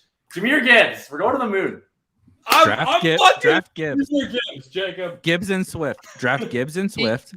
I don't drink with just anybody. I drink with people who talk like that. Swift on the Bengals. So where do all you guys have Gibbs now in rookie drafts then? Well, I'm a Colts fan, so 103. Okay. I mean, I gotta be a homer. After that, Blair, I need to have a heart I think I'd to have heart him with you, Blair. 104. I'd take him. I'd go. I think I'd have Bijan, Richardson, Young, Jahmyr Gibbs. Are you talking Superflex then? Yeah, reasonable. Superflex. Okay. Although maybe JSN, I'd have to think about JSN versus Gibbs. So that was a fucking really good hype reel for like. Can we clip that? Thanks, Drunk Gretch. That was very appreciate that. Blair, I just need to have a heart to heart with you, man, because you came into our mock draft that we did a few weeks ago just so hot on Jahmyr Gibbs. I mean, the chat, you took him 103. I'm checking the tape right now. JJ took Bijan 1-1. I, a visionary, took Anthony Richardson 1-2. I believe I put my nutsack on the table when I made that pick. And you took Gibbs number 3. And the chat lost it. We were still getting comments days later. Who is this fucking idiot to wanting Gibbs 3? And you're now backtracking after he went top 15 in the NFL draft, Blair. You just let Jacob come on this stream and cuck you with his Gibbs love. I need you to put your nuts on the table. Blair, you got to triple down, man. 101. I need some Gibbs 101 talk. I mean, Blair, this is your brand. Look, I am hoping to get Gibbs at a value in my rookie draft, I'm not going to come out here and tout him. No, too pragmatic. The other thing is I've been burned by Alabama players who go at number 12 before. He's a Georgia Tech player. Refresh my memory. I don't have an encyclopedic knowledge of SEC. Oh. Henry Ruggs went 11. Henry Ruggs went 11. You're good. Oh, okay. In that case, you're right. Gibbs 101. Damn, Jacob body bagging Blair right now. No, I might be Mandela affecting this because he wore 11 and he might have gone 12. And that's correct. He went 12, so he just wore 11, so I thought he went 11. A written apology and a public written apology. Sign that shit. The thing is, Pete, that was a Henry Ruggs pull on that one. A lot of like ship chasing nation, like the hangers on and those like come in later, like come in. Be careful. I know, but they come in and when Blair overdrafts Jahmyr Gibbs early, they get really upset. And then fast forward into the future, they're like, "What the fuck? This is like back like it's like it'd be like if you took like a light bulb back to like the 12th century or something, and they'd fucking execute you for being a witch. That's what Blair did. Okay. He's just like, you know what? Can you clip me saying that once JSN goes, the receivers are going to go off because we went 3 in a row, and I feel like a fucking goddamn Nostradamus. No, I'm going to clip the part where you burped. The man is really drunk, but he's a prophet. We're in dicey territory with Hasan because he's bringing the same energy where he will launch attacks on various nations and continents, but also now doing that against ship chasing slappies is what I'm hearing. I'm saying those who aren't in the Discord, those who aren't in the Discord, the free exact yes, that's who I'm coming out against. I mean, let's go to the tape, right? We've got 402 watching the stream, 93 likes. Come on now. 93 likes. What a where's everybody? Ratio. Let's go. God. Right? I wish Silva was on the stream for that like 15-second shot of the Minnesota Vikings cheerleaders. He would have been real horned up for that. There's a reason why he has to log off. He is real horned for that. He's just not here. All right, Vikings take Jordan Addison, baby. Oh.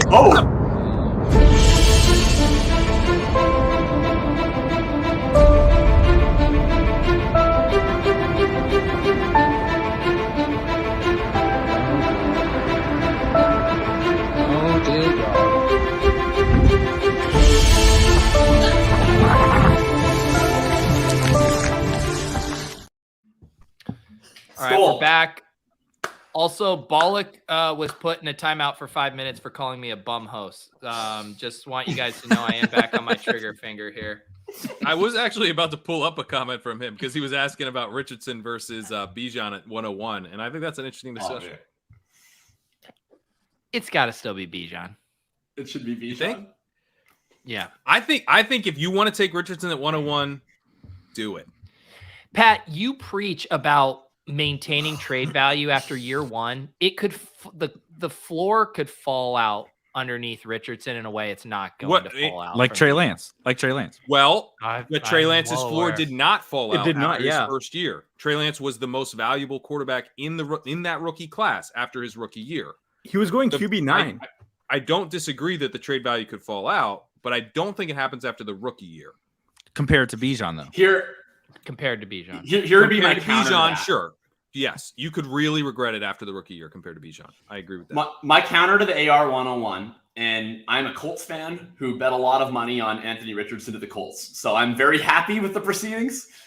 I would still take Bijan 101. I think when you look through the dynasty landscape, like you take Bijan, it's one of the most secure bets imaginable. You're going to have an opportunity throughout not just the rookie draft itself, this whole summer, probably the entirety of his rookie season, and almost certainly the offseason after, to knock door to door to the owners of all of the other top 10 dynasty quarterbacks and eventually be offered one who we already know is really good. And that could be Lamar Jackson. That could be Kyler Murray. That could be Deshaun Watson. That could be whoever else. And I would just rather take that approach than do Anthony Richardson, where we're kind of hoping that he's at the level that guys that you can already trade Bijan for. Like, I'm a portfolio dynasty guy.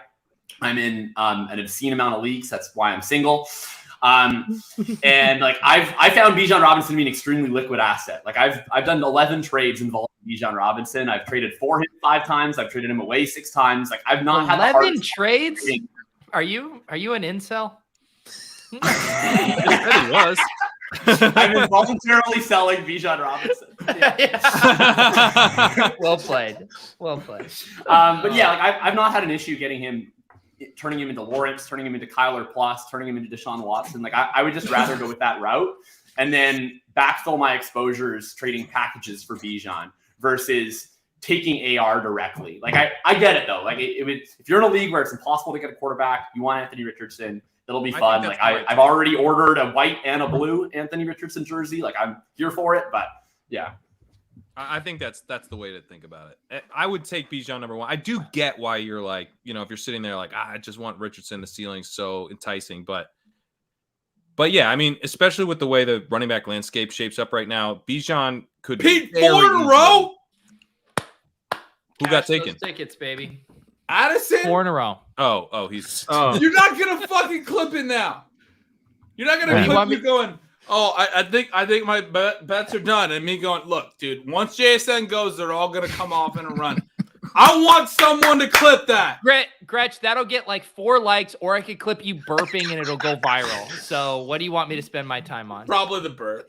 Yeah. Can you include that part in the clip? Gretch admitting he wants you to do the burp is gotta be part of the burp clip, right? That's good. Yeah, mark that. Screenshot 3-hour mark. There it is. Man. Yeah. Jacob, by the way, you're totally fucked because last year I was Gretch level drunk during the draft and ordered a JMO jersey. When he got drafted by the Lions. And needless to say, he's not going to play very many games in his first couple of years after I bought the jersey. So if that's precedent, you're what in the fuck is happening?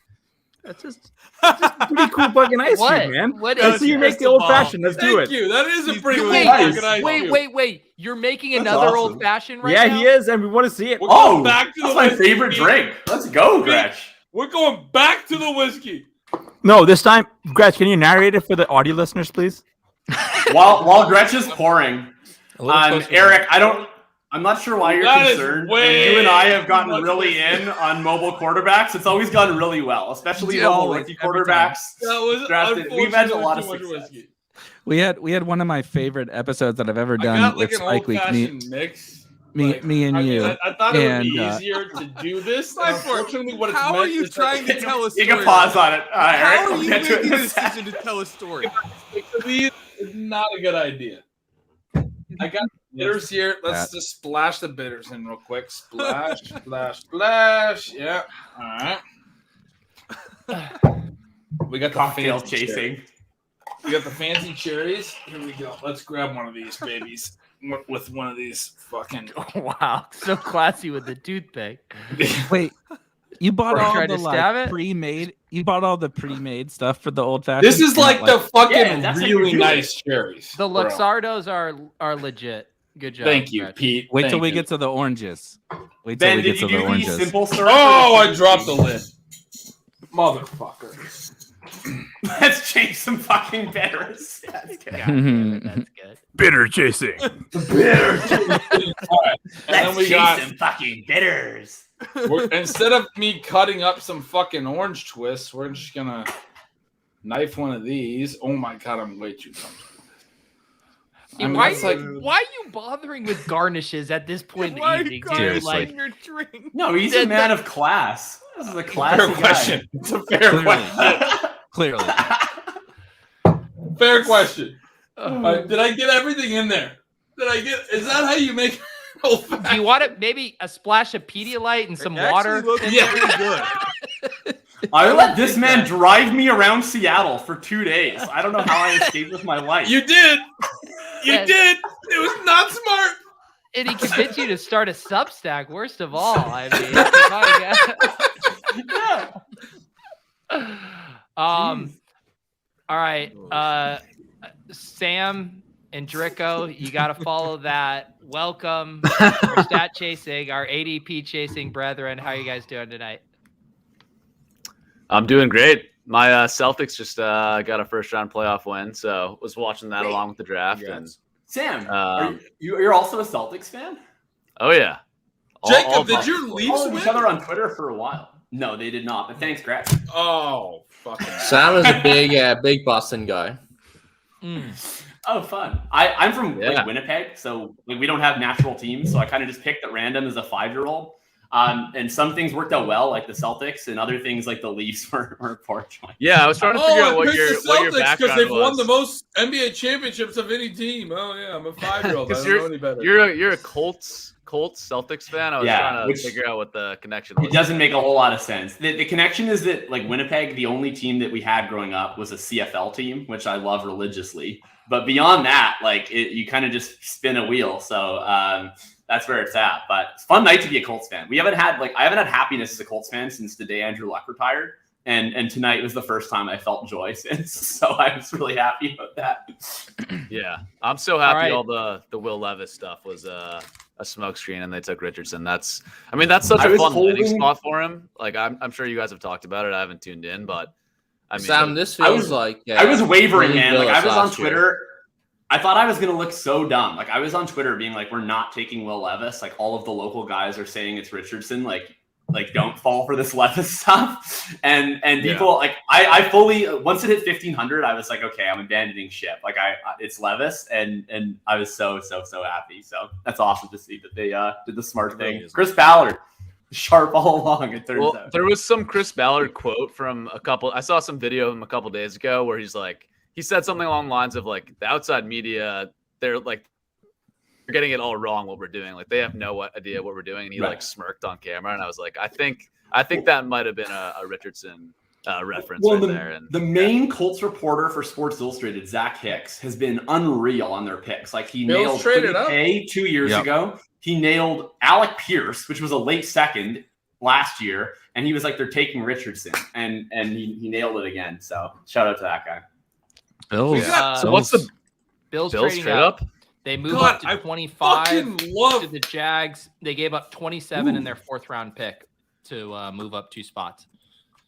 For who? What would be the move up here? Not Will Levis. Could it be a tight end? Yeah, maybe. Dude, well, Liam is going to be down so bad if they take a tight end. Could be Kittle. Could be Kittle. I would love to see Dawson Knox get crushed. I'm not gonna lie. Yeah, I wouldn't mind it. I think that guy sucks. Liam is still drafting Dawson Knox. Even if they draft Kincaid, he's just gonna find a way to do it. Oh man, Dawson Knox, the worst 10th round pick every single year, only because he's attached to Josh Allen. Drico, how you doing, buddy? Drico, do you have a new sign? Do you have a Drico out sign behind you? I do. My wife got that for me. Got that for me for my birthday. Oh, that is sexy. What's your favorite pick so far of the draft and your least favorite pick? On the spot. I'm hammered. Just ignore me. Like I started drinking. Yeah, I started drinking. I've drunk about half a bottle of whiskey since the start of the draft. Except that I know how to hold their liquor. I've been going along that road with you, Ben. Sorry, what were you gonna say? They did it. Kincaid. They took Kincaid. Nice. I fucking love Dalton Kincaid. Let's go. Oh, that's unreal. Wow. Dude. No, they didn't. They traded up to get him over Meyer? Well, Dallas loves, like, they're taking tight end. So I think they needed to trade up to secure. So yeah, because they jumped Dallas, right? They jumped Dallas and the Bengals, which I think were 2 big potential But Dallas was spots, so. Heavy on Mayer was all the talk. But you can't be sure, right? I mean, you don't know which one. But they jumped them to take Kincaid? Wow. Awesome. We have no on Kincaid, right? We have no, testing. We have no testing. No, but he's fast, dude. Like if you watch him play, he's fast. Like I'm not. I think he's low 4.6s. he's a way better fit for the Bills than Mayer because he's like more of just kind of the bigger wide receiver downfield guy. He's like Dawson Knox. Well, no, he's like he's Dawson like maybe like he's in the Huxtable is Dulcich good. archetype, but he's probably much better. Like his Dawson Knox body is the control. archetype, right? No, Like what if DJ twice as Hawkinson good as he fulfilled is. his destiny? Wait, time out. If you watch, Let me ask Pat a question film, real like, quick.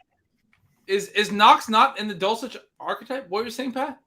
I think Dawson Knox is more of just like an outlet option.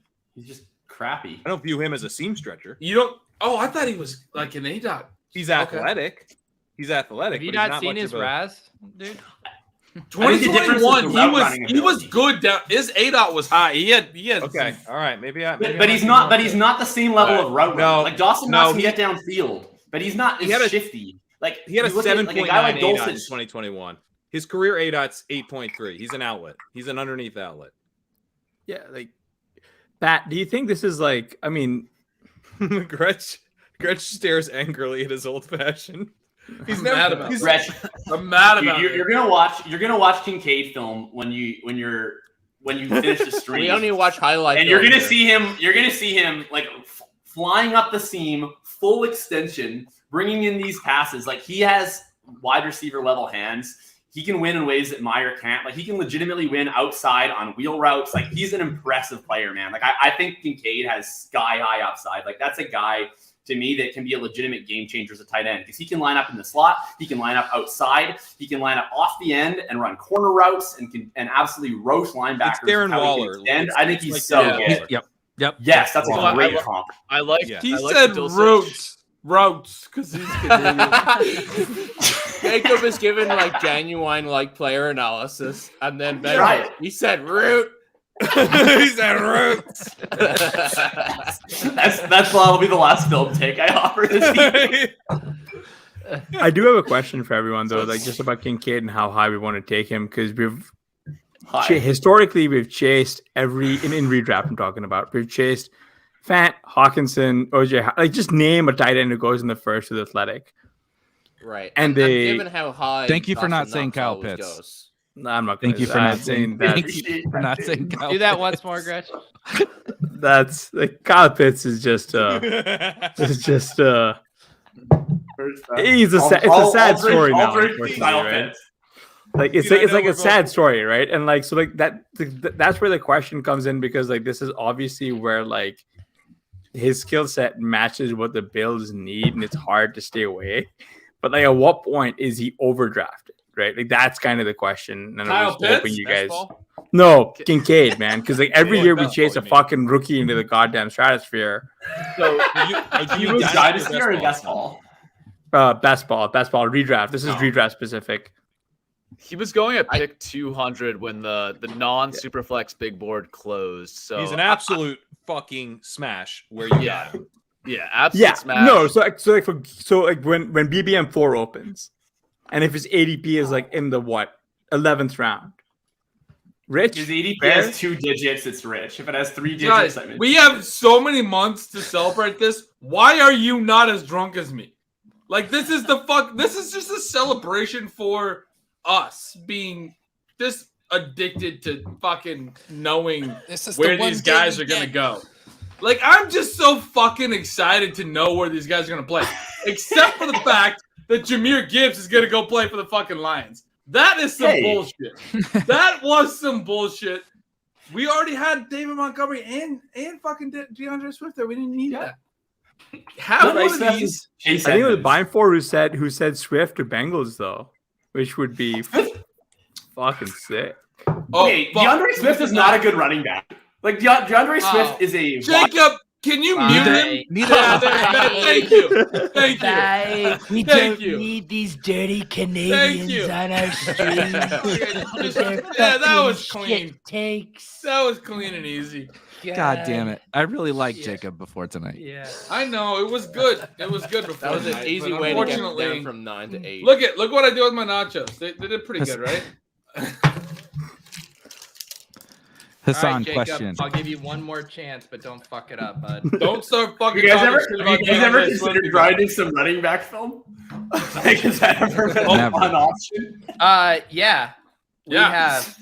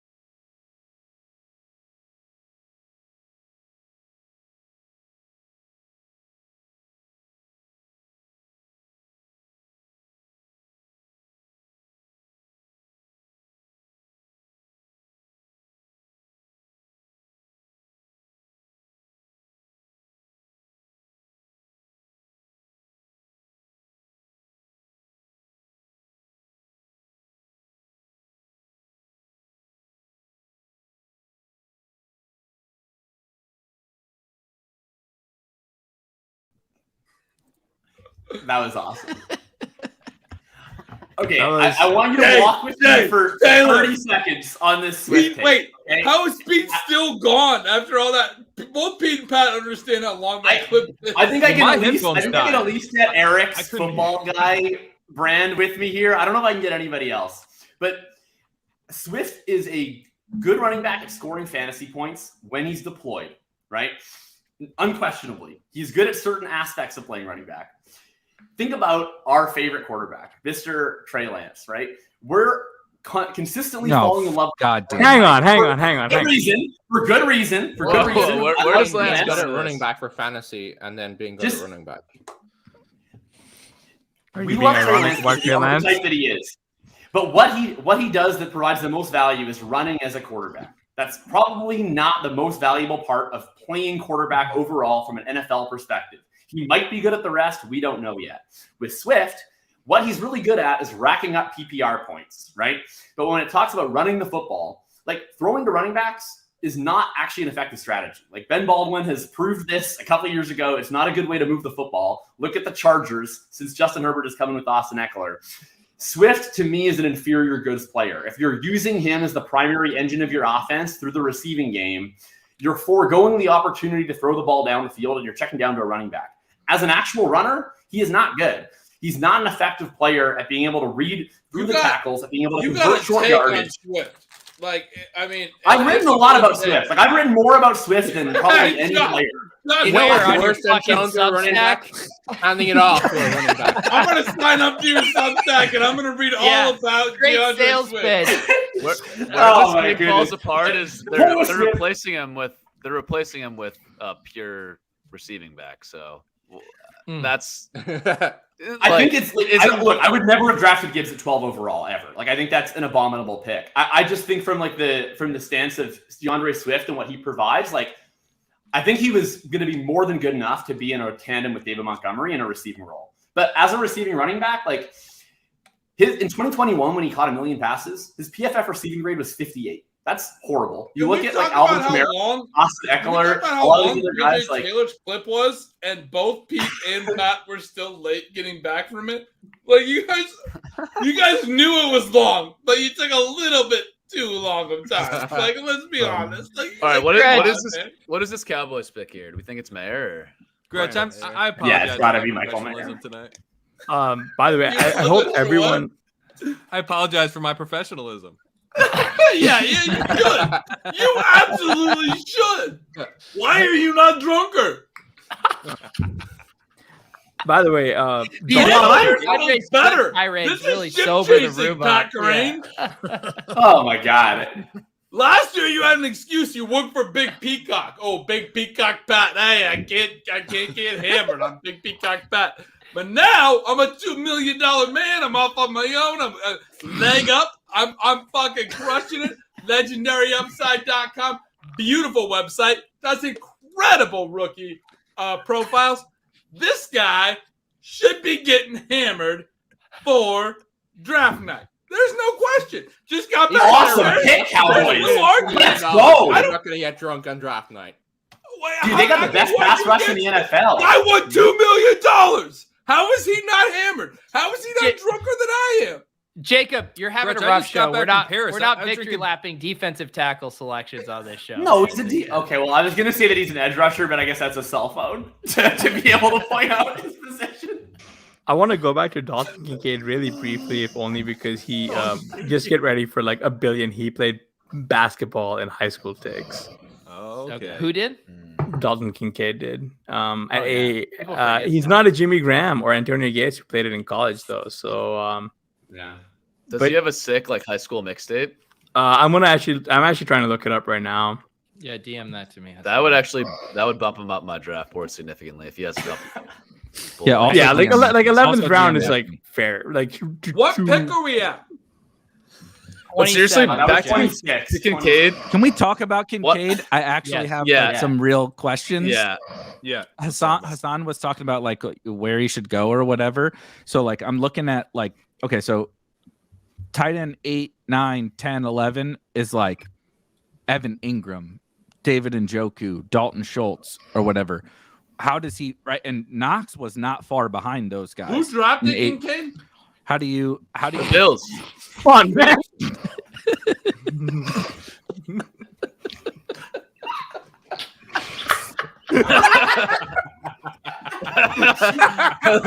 My 49 clip. legitimately make a point. That's a clip. That's the one that got you guys drunk. I mean, like we all know the Bills took Kincaid, man. You're the only one that doesn't know that. There's only like 2 picks ago. sorry. I mean, that's the one that got you. I mean, Eric's on the floor. Eric is like on the floor. He's taking a walk. it just happened. Forrest 5 doing minutes cardio ago. right now. Cut me some slack. fucking AirPods fell out of my ear? It's like when you get hit with a car and your shoes fucking fly off. That's what this happened. I mean, to Eric's point though, so Knox was going as the tight end 12 right behind Schultz. Like, Coakley's with me. I'm back. Fucking straight face over here. Why are you always staring straight at the screen, Rob? Because I was just wondering how many times Eric's been hit by a car. He's talking about. Thank you. Fuck Eric. I want to hear Eric's take on Dalton Kincaid. He's been waiting. No, so I want to patiently. hear the other. I've got to take. Dalton I've got to take. I want to This hear is- Pat's take. This Pat, is. why are it's- you not drunk again? I've been drinking all night, dude. I've just been in Paris and I can handle my liquor because I've been drinking wine all day. Okay? All right. Also, you've definitely drank a lot more than me. I can't won't wait to deny have that. you. I cannot wait But I to have- get drunk with you in person again. Yes, I cannot wait either. It will be delightful. I do want to say with Dalton Kincaid, it's Trey McBride and Zach Ertz on some level. Like I don't think we just flip the ADP. I don't think he just subs in for Knox. Like you have to. The whole thing with tight end is it's hard to find a guy who runs an 80% route rate or above. Is he going to do that with Dalton with Knox there? Yes, but probably not until the end of the season. So I think you want to. For me, if he's available in the 14th round, fuck yeah. If it's the 12th or 13th, I've got to think about it. In the 11th, I think I'm out. I just want to put in really quickly before everybody puts their other stuff in. I'm trying to work on like best ball specific projections, right? So like we do season long projections. Obviously there's DFS and everything. We know best ball is like a weekly game. And like the projections from a best ball sense are so different. You know what I mean? Like there's what your ceiling is in an individual week. And like the error bar is fucking insane from a best ball or redraft sense also. Like Dawson Knox could be the every down tight end for the Bills. So his ceiling as an every down tight end who is way better than Dawson Knox, but really not that as a Gabe Davis truther, he doesn't have that much target competition, right? It's Stephon Diggs. He could be the number 2. And so then you have this whole like maybe Dawson Knox goes away and he's just like the second option on the Bills. And you look at the projection in that sense and you're like, holy shit, this dude is like the tight end 4. Yeah, you know, now he's like I'm 6th, 7th round type of value. I'm exaggerating a little, but Yeah. you know what I mean? Like the range is so crazy. And so you can't just factor in like, oh, here's my expectation for Dalton Kincaid, because from a best ball specific focus and redraft focus, it's like you have to factor in that ceiling, because he could like be a freaking 4th round pick next year for all we know, if he's the absolute man on the bill. So it's tough. That's why I want to get all you guys takes, because he's really interesting. The thing I wanted to add with Can I Kincaid just pour is one out for Liam that we're all talking about the Bills, and he's stuck in pulling that out. I said how much knocks does he so have? he could defend himself. Well, the one thing I'll add with Kincaid is like I think I agree with you, Pat, that like it's not as simple as just flipping him with Knox and saying he immediately takes Knox's role. But don't you think he kind of has 2 outs, and that the Bills do not have a slot wide receiver right now that I think is locked into 3 wide receiver sets? So I think similar to Dulcich's rookie year, where Dulcich was running a ton of routes in the slot and was like almost like the Broncos slot wide receiver, I think Kincaid and Knox can coexist. And yeah, maybe that's where he starts the year, sort of like rotational slot wide receiver plus some tight end snaps. And then by the end of the year, he takes on a bigger role. Like I think his only out isn't just replacing Knox, especially with the Bills trading up to get him at 25. I feel like they have a plan, and they have not added a bunch at wide receiver this offseason. So that's where I think I'm a little bit more excited than just thinking about him locked into the tight end position. Where would you be taking him, Sam? I think, just looking at the tight end rankings, I think around the tight end 12 spot, like I'm taking him ahead of, I think I would take him ahead of Dawson Knox. I probably wouldn't take him ahead of like the Ingram, Njoku, Freiermuth, Schultz. That feels like the sweet spot, right? One of those. Yeah, I think that's I would rather have Freiermuth. I'd rather Freiermuth, but I think I'd rather. Well, Schultz is. I'm not taking Schultz. Who cares about Dalton Schultz? Yeah. Oh, I do think that there's this vacuum of tight ends where like they all feel kind of gross. That there's this maybe not risk, but chance that he kind of vaults ahead of them ADP wise, and it's still a rookie tight end. Yeah, I wouldn't be touching him there. But he's a wide receiver. Like he's a wide receiver. Eric, I've heard that before. Yeah, that's true. The bear case to that. Look at my Kyle Pitts exposure. Look at my. I hate doing the like this running back or tight end will actually play slot wide receiver thing, because it's like a 1% bet. Who said that? But I want to look at what they're drinking. Who said that? All last offseason, the stories that kept coming out of the Bills were we want to be more multiple. We want to be more multiple. We want to play less than 11. We want to be able to dictate versus coverage. We want to play Crowder versus zone. We want to play McKenzie versus man. We want to have 2 running back sets. We want to use James Cook as a sub back. Like they've been broadcasting, they want to be more multiple in terms of how they're deploying their personnel packages for years. And they haven't found good players yet. And maybe Dalton Kincaid sucks. I don't know. I'm really high on him. But I do think there's opportunity for them to look and see, you know what? We're tired of putting 5'9" dudes who run a 4.56 in the slot and doing nothing with it when we have freaking Josh Allen. Why don't we put a guy who can get up the seam, who can use the size, who has speed, who has an ability to extend, who has an insane catch radius, and use him as the slot weapon to create actual matchup nightmares in a way that's more versatile than what they were able to do with McKenzie and Crowder and all these goofy anti-vax slot wide receivers that they brought into their system. I think this is a smash pick long term, but I think he can coexist with Knox in a legitimate way in terms of what they've been trying to do. And I guess I'm just more optimistic. This is why I fucking love Jacob. Can I just fucking... No, I'm going to cut in. This is why I fucking love Jacob. Because he fucking understands football. It's sitting here talking about how Kincaid can fit in the slot and stretch the seam and how the fucking X's and O's are going to work. I'm just saying. Go ahead. Let him finish. No, I was done. I was literally done. Will you let him finish, please? Will you let him finish, Pete? Come on, man. Gretch, who drafted Kincaid? Steelers.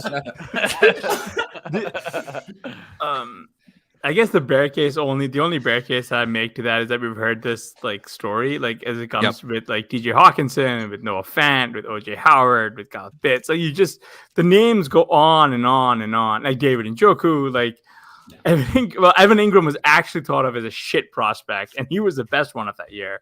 He was not thought of as a shit prospect. What? He was picked third, and like I remember the narrative around then was because he was like behind OJ Howard and Njoku. Like he was like considered to be. No, he was a first round pick, and he was like a 4-3 guy.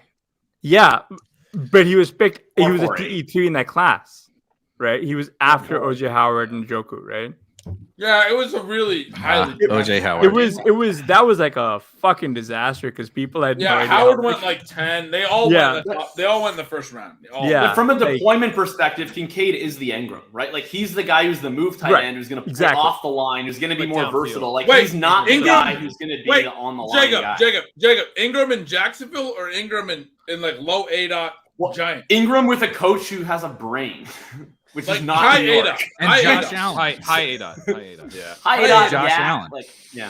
Yes. I actually think like all the comps that you brought up are kind of like a bull case for me because you know that's the kind of player you want to be drafting, at least when you're looking at fantasy, is the guy who can take that step and become like the Waller or the Kittle or something. You know, I don't want Tyler Higbee's on my fantasy team. So. Well, I had a lot of Tyler Higbee last year because it's very cheap. So to me, I like to keep. Yeah, and how did that work out for you, Pat? Pete, if I ever get video skills, I'm gonna go back to the moment when you said, "Why is this up?" 3.5 was not gonna hit, and I said once JSN goes, they're all gonna hit, and 4 fucking receivers went in a row. You need to go clip, boom. 6 likes or you burping. It's never gonna add up, Gretch.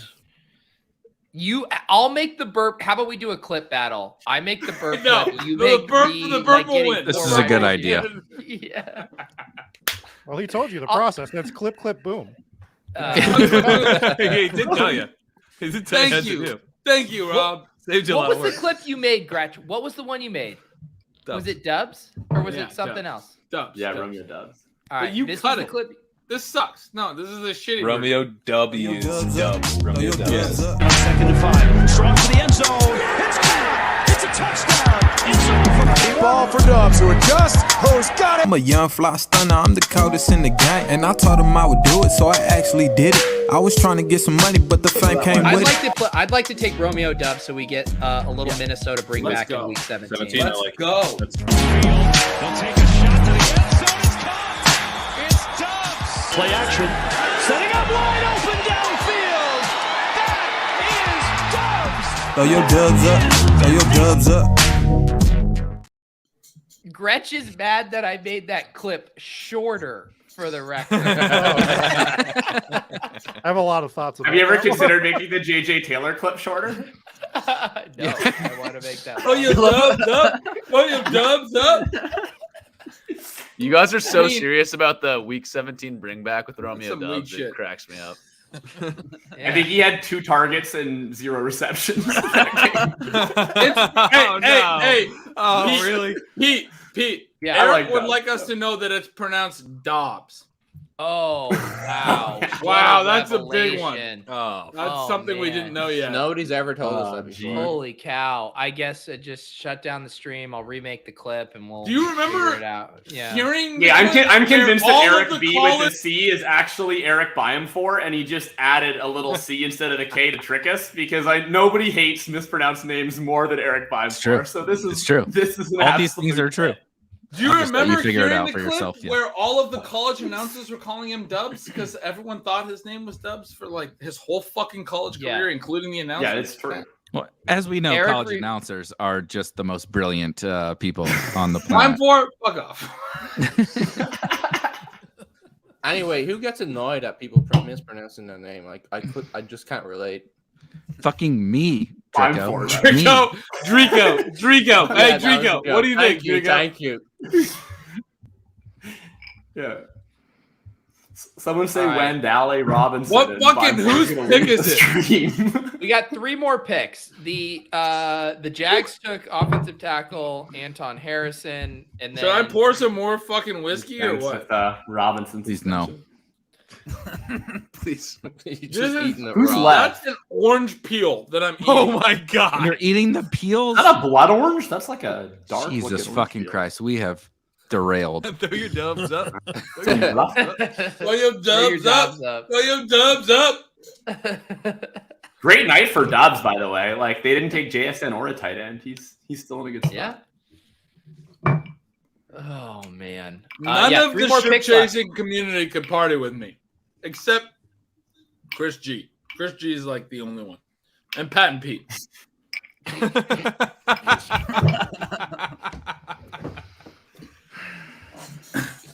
It's good to alienate your entire audience. Gotta throw 'em out. So who's left here? We have Saints, Eagles, and Chiefs. Come out to the fucking. Come out to Vegas. Come out to Vegas. Come on. Yeah. Come on. Yeah. I'll be on. I love that people were drafted. Come hang I love a that little the bit. entire draft. Come hang with was us. Getting gaslit that Hendon Hooker was going to go in round 1, and Will Levis won't even go in round 1. Drico came in hang last year. Drico, how was fucking? Yeah, I'll eat that L for sure. Wait till Hooker goes. Yeah. Drico, how was Vegas last year? Vegas is a lot of fun. I'll be there this year. How do you feel about how you hung with the crew? Should I be self-conscious about it? No, you did good. Performance review on how chill you are. I wasn't thinking about it till now. On a scale of 1 to 5, how would you rate? I mean, look, I posed that question terribly. That was the worst possible way I could ask that question. No. There's no way I could ask that question worse. You were particularly intentional about your word selection in this state, Greg. I thought you were really a poor question in the way that I framed it. Gretch thinks Drico had like too few Coors Lights during our draft stream. No, in fact, I thought Drico held his own. I thought he'd be like, yeah, and puff his chest out a little bit. Yeah, I did great because like he was there. He was there at a party. I was there. Yeah. There we go. Oh man. All right, let's move on. I'm starting to think that Gretchen might be Silva. And that's why the camera was off. There's some sort of. I think we need to register a call to Mrs. Gretch and make sure he's going to be okay. Wife Gretch. Have you ever seen the same place, Pat? Wife Gretch. Yeah, wife Gretch. I don't think I ever have seen you and Silva in the same place. So there you go. I've hung out with each of you, but never together. So did everyone learn their lesson with Reddit posts? Is that our takeaway from today? Please. I hope not. No, seriously. What's the lesson? Sale. Maybe the Saints would take Will Levis. Good word. No, is Will Levis still on the board? Yeah, dude. Holy shit. Defensive tackle. Some random Reddit post said. Wait, guys, time out. Will Levis is still on the fucking board? Yeah, he is on the board. Yeah. Yes. Will Levis to the Chiefs. Yeah. Finally find someone to play At quarterback. one point tonight, the Colts were minus 1,500 to take Will Levis at 4th overall, and he remains on the board at pick 30. Jacob! Absolutely wild. Jacob! I meant to ask you this right when you came on. You're fucking Colts. You're a Colts fan. Well, minus 1,500 to take Will Levis. You are begging them to take anyone but Will Levis. And they took Anthony Richardson. How fucking excited were you? Dude, I ordered 2 jerseys. I tweeted out one in white, one in blue. I also tweeted out a meme of the Colts hanging the banner with "Didn't take Will Levis." That's good. Yeah, I'm really fucking pumped. I also made a lot of money because I had a big bag of AR for the Colts. Well done. Good times. We also covered this like an hour ago, Gretch, right around when the Do you know what's crazy? I feel like we've had that conversation before. Hey, the crowd now doesn't remember an hour ago. I'm looking at my clock here. They got drunk with me, unlike all fucking 12 of you fucks. It's 11:36 on the East Coast. Ben Gretch in this current is almost state. done. It's 8:36 p.m. I mean, Ben Gretch has a full night ahead of him. No, my kids go to bed at 9. I go to sleep. You want to go tell him good night? I go to bed at 9. I wake up at 5. No, I told my kids, Pete, 3 days ago. I was not wishing You him told good him night. good night 3 days ago? When he started drinking 3 days ago. He told I told him days ago. Honey, this is important for Dad's work. Dad's not gonna be there to kiss you goodnight. I am gonna need to send you all the money from Super Chats that we got today. Yeah, because you Gretch earned gets all the every money, single dude. one of those. Yeah. Can we give Rob a little credit for the comment of the night? That's fucking gold. Holy Wait, shit. have you guys seen this Chris Mortensen tweet about Will Levis's toe? Will Levis's left toe caused him to miss 2 games, and that has been considered problematic.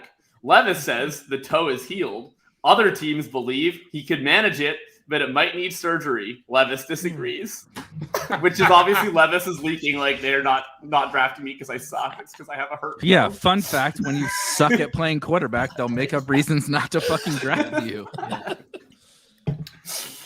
He was really good at going viral though. All those like fucking awful clips of him like eating like what was it, like putting mayo in his coffee and shit. He hurt his toe slipping on a banana peel and then ate the banana peel. What was the argument for Will Levis?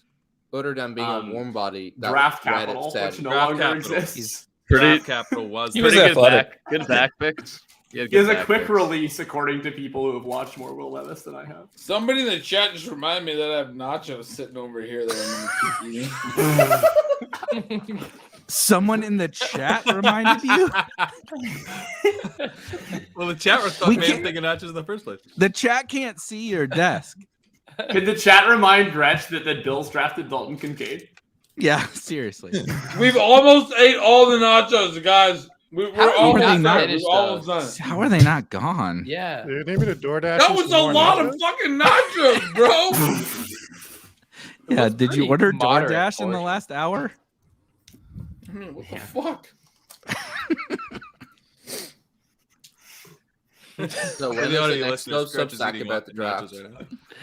Gretch eating nachos like he's fucking Cleopatra eating grapes at this point. He is. He's dropping them in. That is. That's perfect. Sensually. How the fuck is Pete so good at this? What? What did he just say? Why the fuck is Pete so good at this? I thought it was something about pizza rolls. So good air. That's something. Oh my goodness. You guys get a lot of downloads, right? Like, how people the will fuck listen is to Pete this. so good at this? Oh my god. He is a professional, man. I mean, He is. He's a literal. He's good. There's nobody better Professional in at the making industry. fun of my friends. He's the fucking best in the fucking industry. No question. Shout I mean, out. get Shout the out. fuck out of here. Are you kidding me? Holy shit. Did you just knock a headphone out? Oh man. My god. Two I'm more fucking picks. Crying. I got tears coming out Gretch of my is eyes. so drunk that I might order food. yeah, man. I mean, like, I'm thinking about it.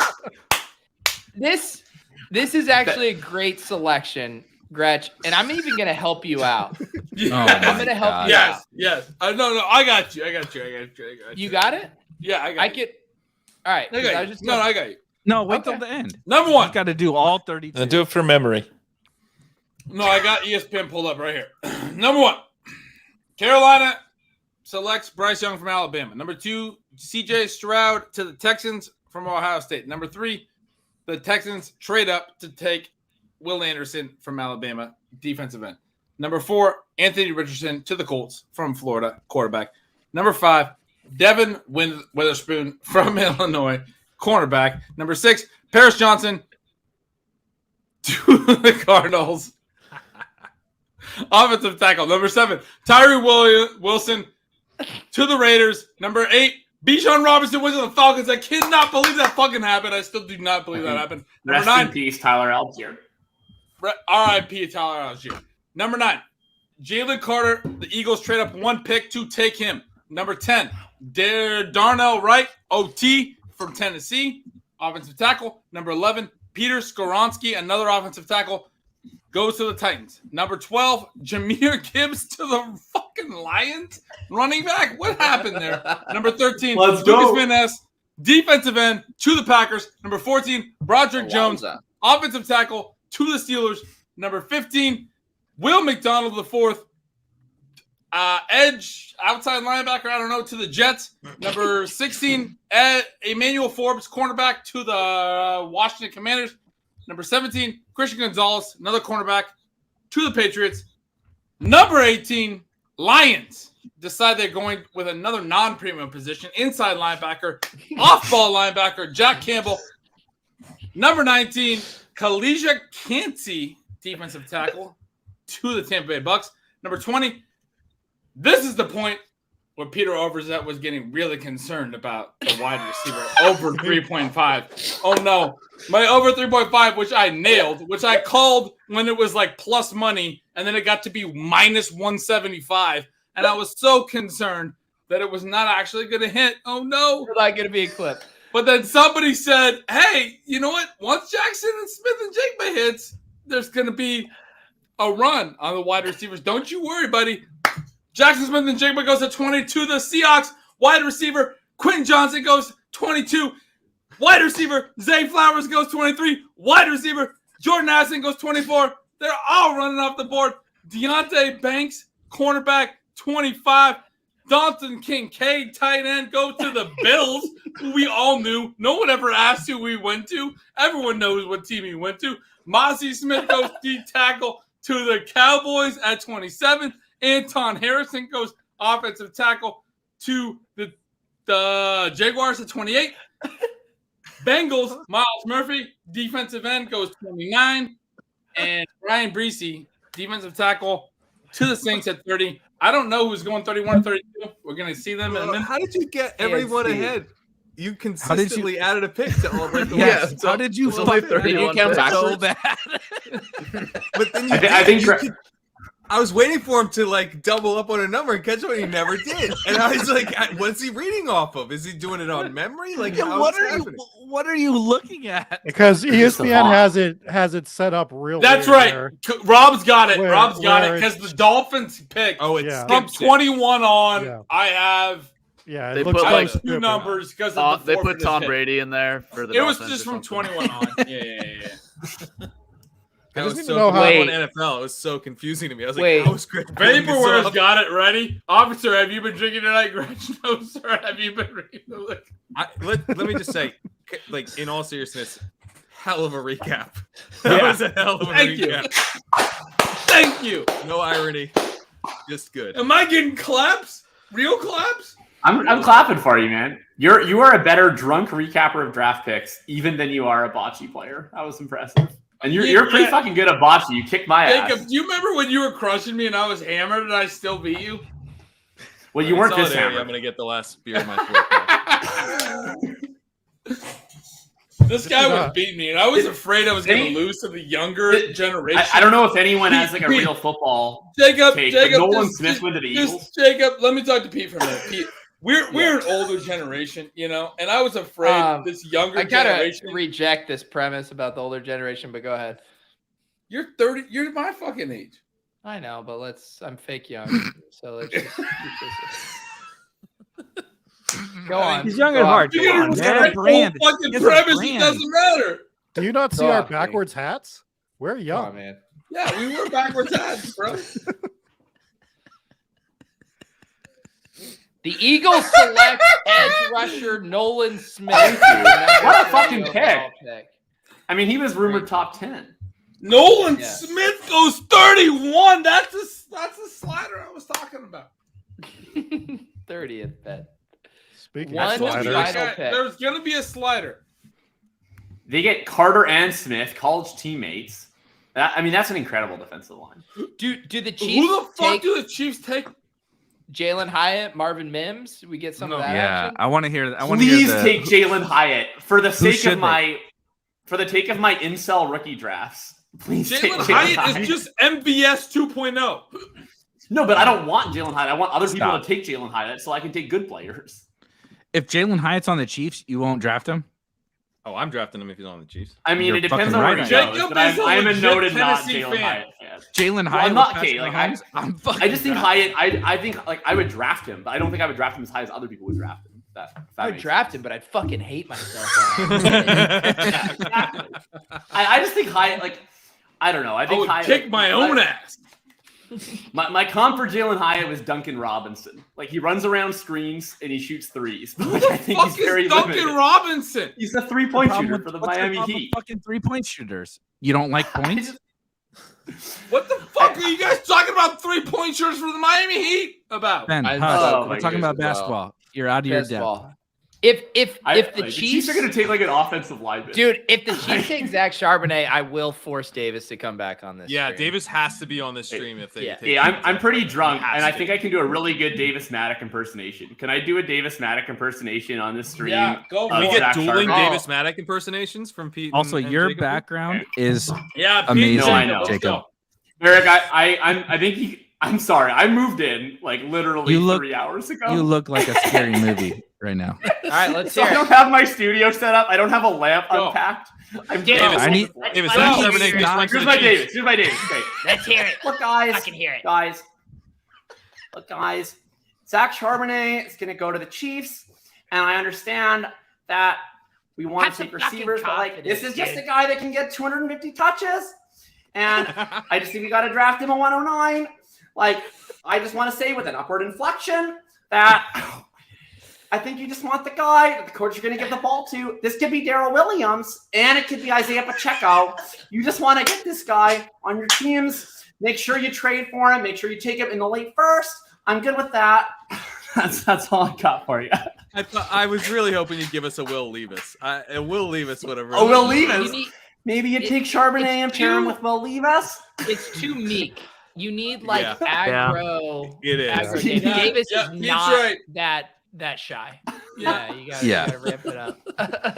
Once again, Pete knows the tonnage best. was really good. The tonnage was really good. You just you held had me back on a little. Williams. You did get Pete, Williams there. Yeah, Pete, Williams put was yourself full screen and do a fucking Davis. Come on. No. Let's go. The Yes, Davis. yes, Davis, do it. Gretch, Davis is my friend. Sorry, Jacob. Why am I on screen again? Davis is my friend, and I would never fucking just roast him on the spit on a stream when he's not there. Did anyone fucking read my mock draft? Because I said JSN would fall to the 19th round, and I was basically correct.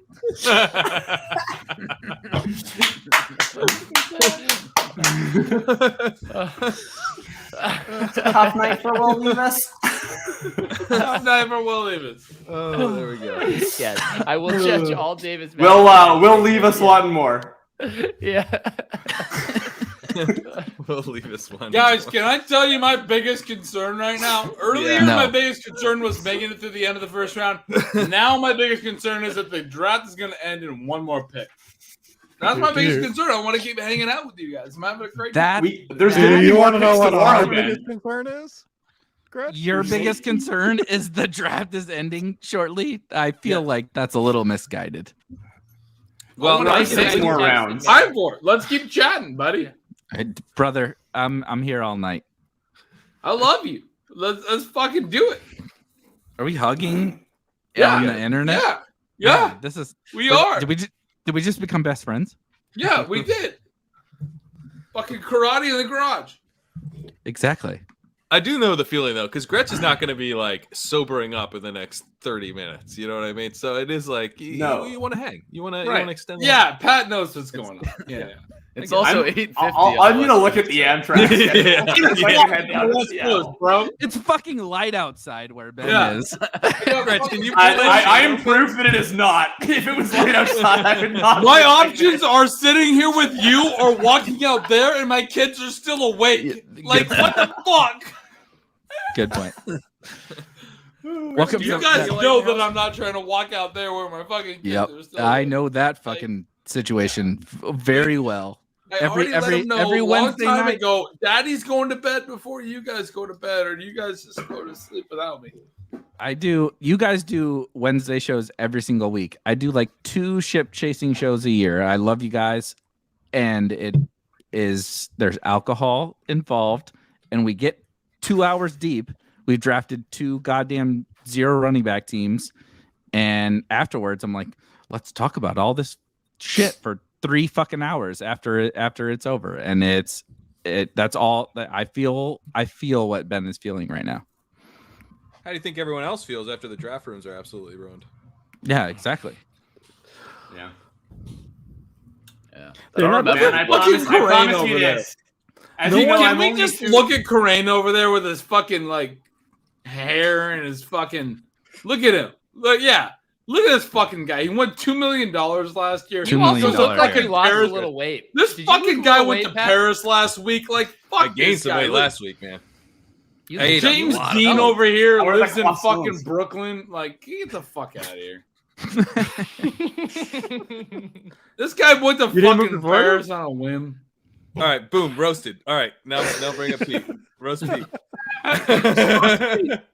Look at this fucking guy. He's a new dad, and he's still doing all these fucking shows, and fucking he's like really funny and shit. But like, hey, maybe be a better dad. Hey, maybe just spend time with your kid. Nah, fuck this. Roast Blair. Look at this guy. He's got a fucking beard and shit. Like, look at all those books. You haven't read all those books. You have no fucking idea what's in those books. There's so many fucking books behind you. There's like 300 books behind you. Roast Hasan. What the fuck is happening over your head? That is like a spiral of shit that is just like spraying in my face. What is going on? I don't know. It's blurry. Roast Sam. There's a lot of fucking grapes over here. Are you in a goddamn hotel room? What is this? Where are you? Roast Strico. Hey man, you look cool. I want to hang out. Thank you. All right, roast Erik. Why the fuck is there a Darius Miles? I knew it. In your background. I don't know why Darius Miles is in your background. Also, like, what? Why? Darius Miles. In Canada, we call that Darius Kilometers. You're also a Patriots fan. I don't know what's going on here. You got like Colts and fucking Chiefs. Are you just trying to show that the Patriots are better than them? And I mean, like, dude, nah. Roast yourself. Why is there a plant over here? What the fuck? The Huskies suck. Like, what the fuck is all of this? This is fucking. Get the fuck out of here. All right, hang on, one more. Roast Murphy. Oh, yes, Roast yes. Murphy. How did I get left out of No, this? I will not. That's a beautiful beast. Roast him. No, I won't. I won't. That's a beautiful brown nose. That's a beautiful. The Chiefs selected some defensive end. That's a beautiful body. There's a beautiful fur there. A beautiful. I've only ever heard Murphy in my ears listening to Ship Chasing, but I've never seen Murphy. And what a sight! Just truly a sight to behold. He's a beautiful dog. Congratulations on a great suggestion. I too would like to see this, Ben. Yeah, let's do that. All right. Michael Penix Jr. putting on the helmet here. I like it. Eric's the only one who knows other college football players that aren't in this draft. He puts his ear bud. Oh my god. Ben. Ben, they're all supporting you a lot. And no one is laughing. If you were to see this, what position would you think Ben plays, and why is it long snapper? Is it bad that I always thought that was a mini helmet? No, I thought the same thing too. Maybe it is. Maybe it is. Yeah. And what's a good Huskies? Oh my goodness. Wow. For the audio listeners, Ben Gretsch has taken off his helmet from his book stand that's in the back, which is a usual book stand. You've seen one. but he's wearing his helmet now.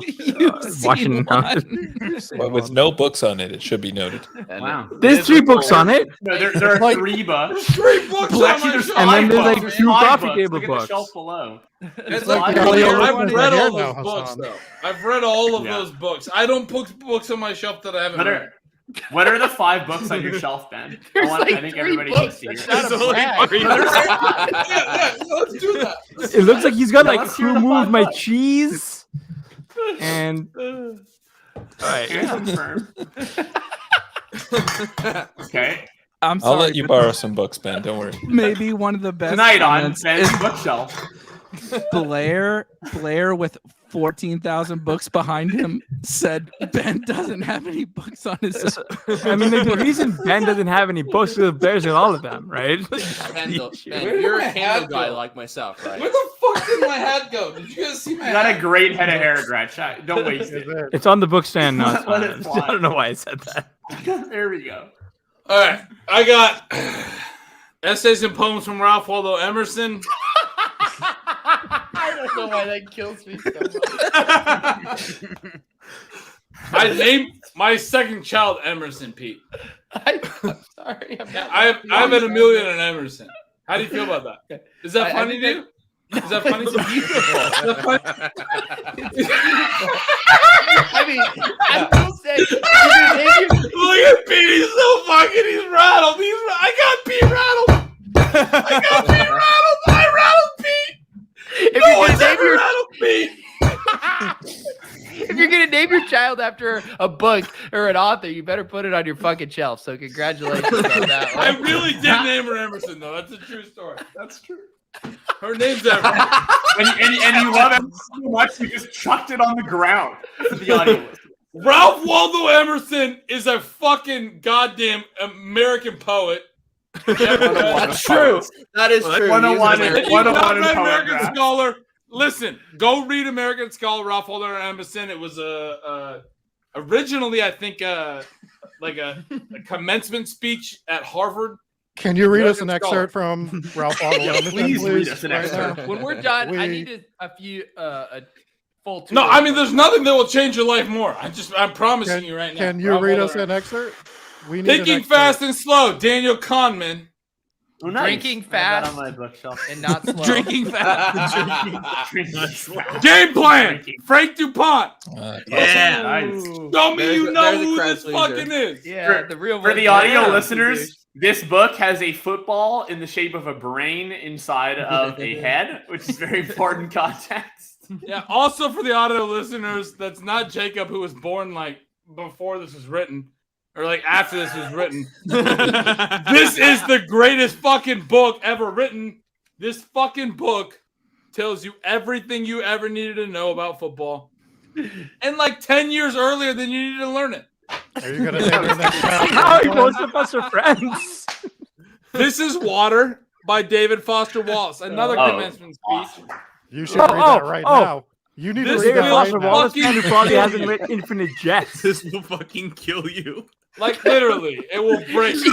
videotape for the ring? What are you talking about? Yeah. Killed him. I mean, it will break you. Like it's just so fucking good. Like Okay. Yeah. We need you to read an excerpt. predictive from, analytics, Eric C. Jesus Christ. Revised. That's the books on my shelf, bitch. I've read all of them. Gretch. Well we need done. you to read a Ralph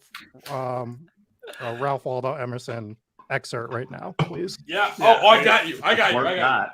you. I got you. I got I you. was going to ask Give him to me do one a sec, from give me a sec. Infinite Jest. Reading of Infinite Jest. You ready? You ready? You ready? Yeah. Ralph Waldo. Let me find the fucking. Oh, baby. Oh my god, it just got tweeted out in the helmet. Let's go. Spiritual laws. No, where is the American Scholar? There it is. American Scholar. Pete, do you have any poetry music to put as a I backing was track for actually him? literally just looking at that. I might hit him with the feeding the I'm ducks. sure the JJ Taylor clip would suffice. Hit it, We're bitches. feeding Hit the it. ducks. We're feeding the ducks. All right, you want me to hit you with a passage? You ready? We do. You want me to change your life? All right, you ready?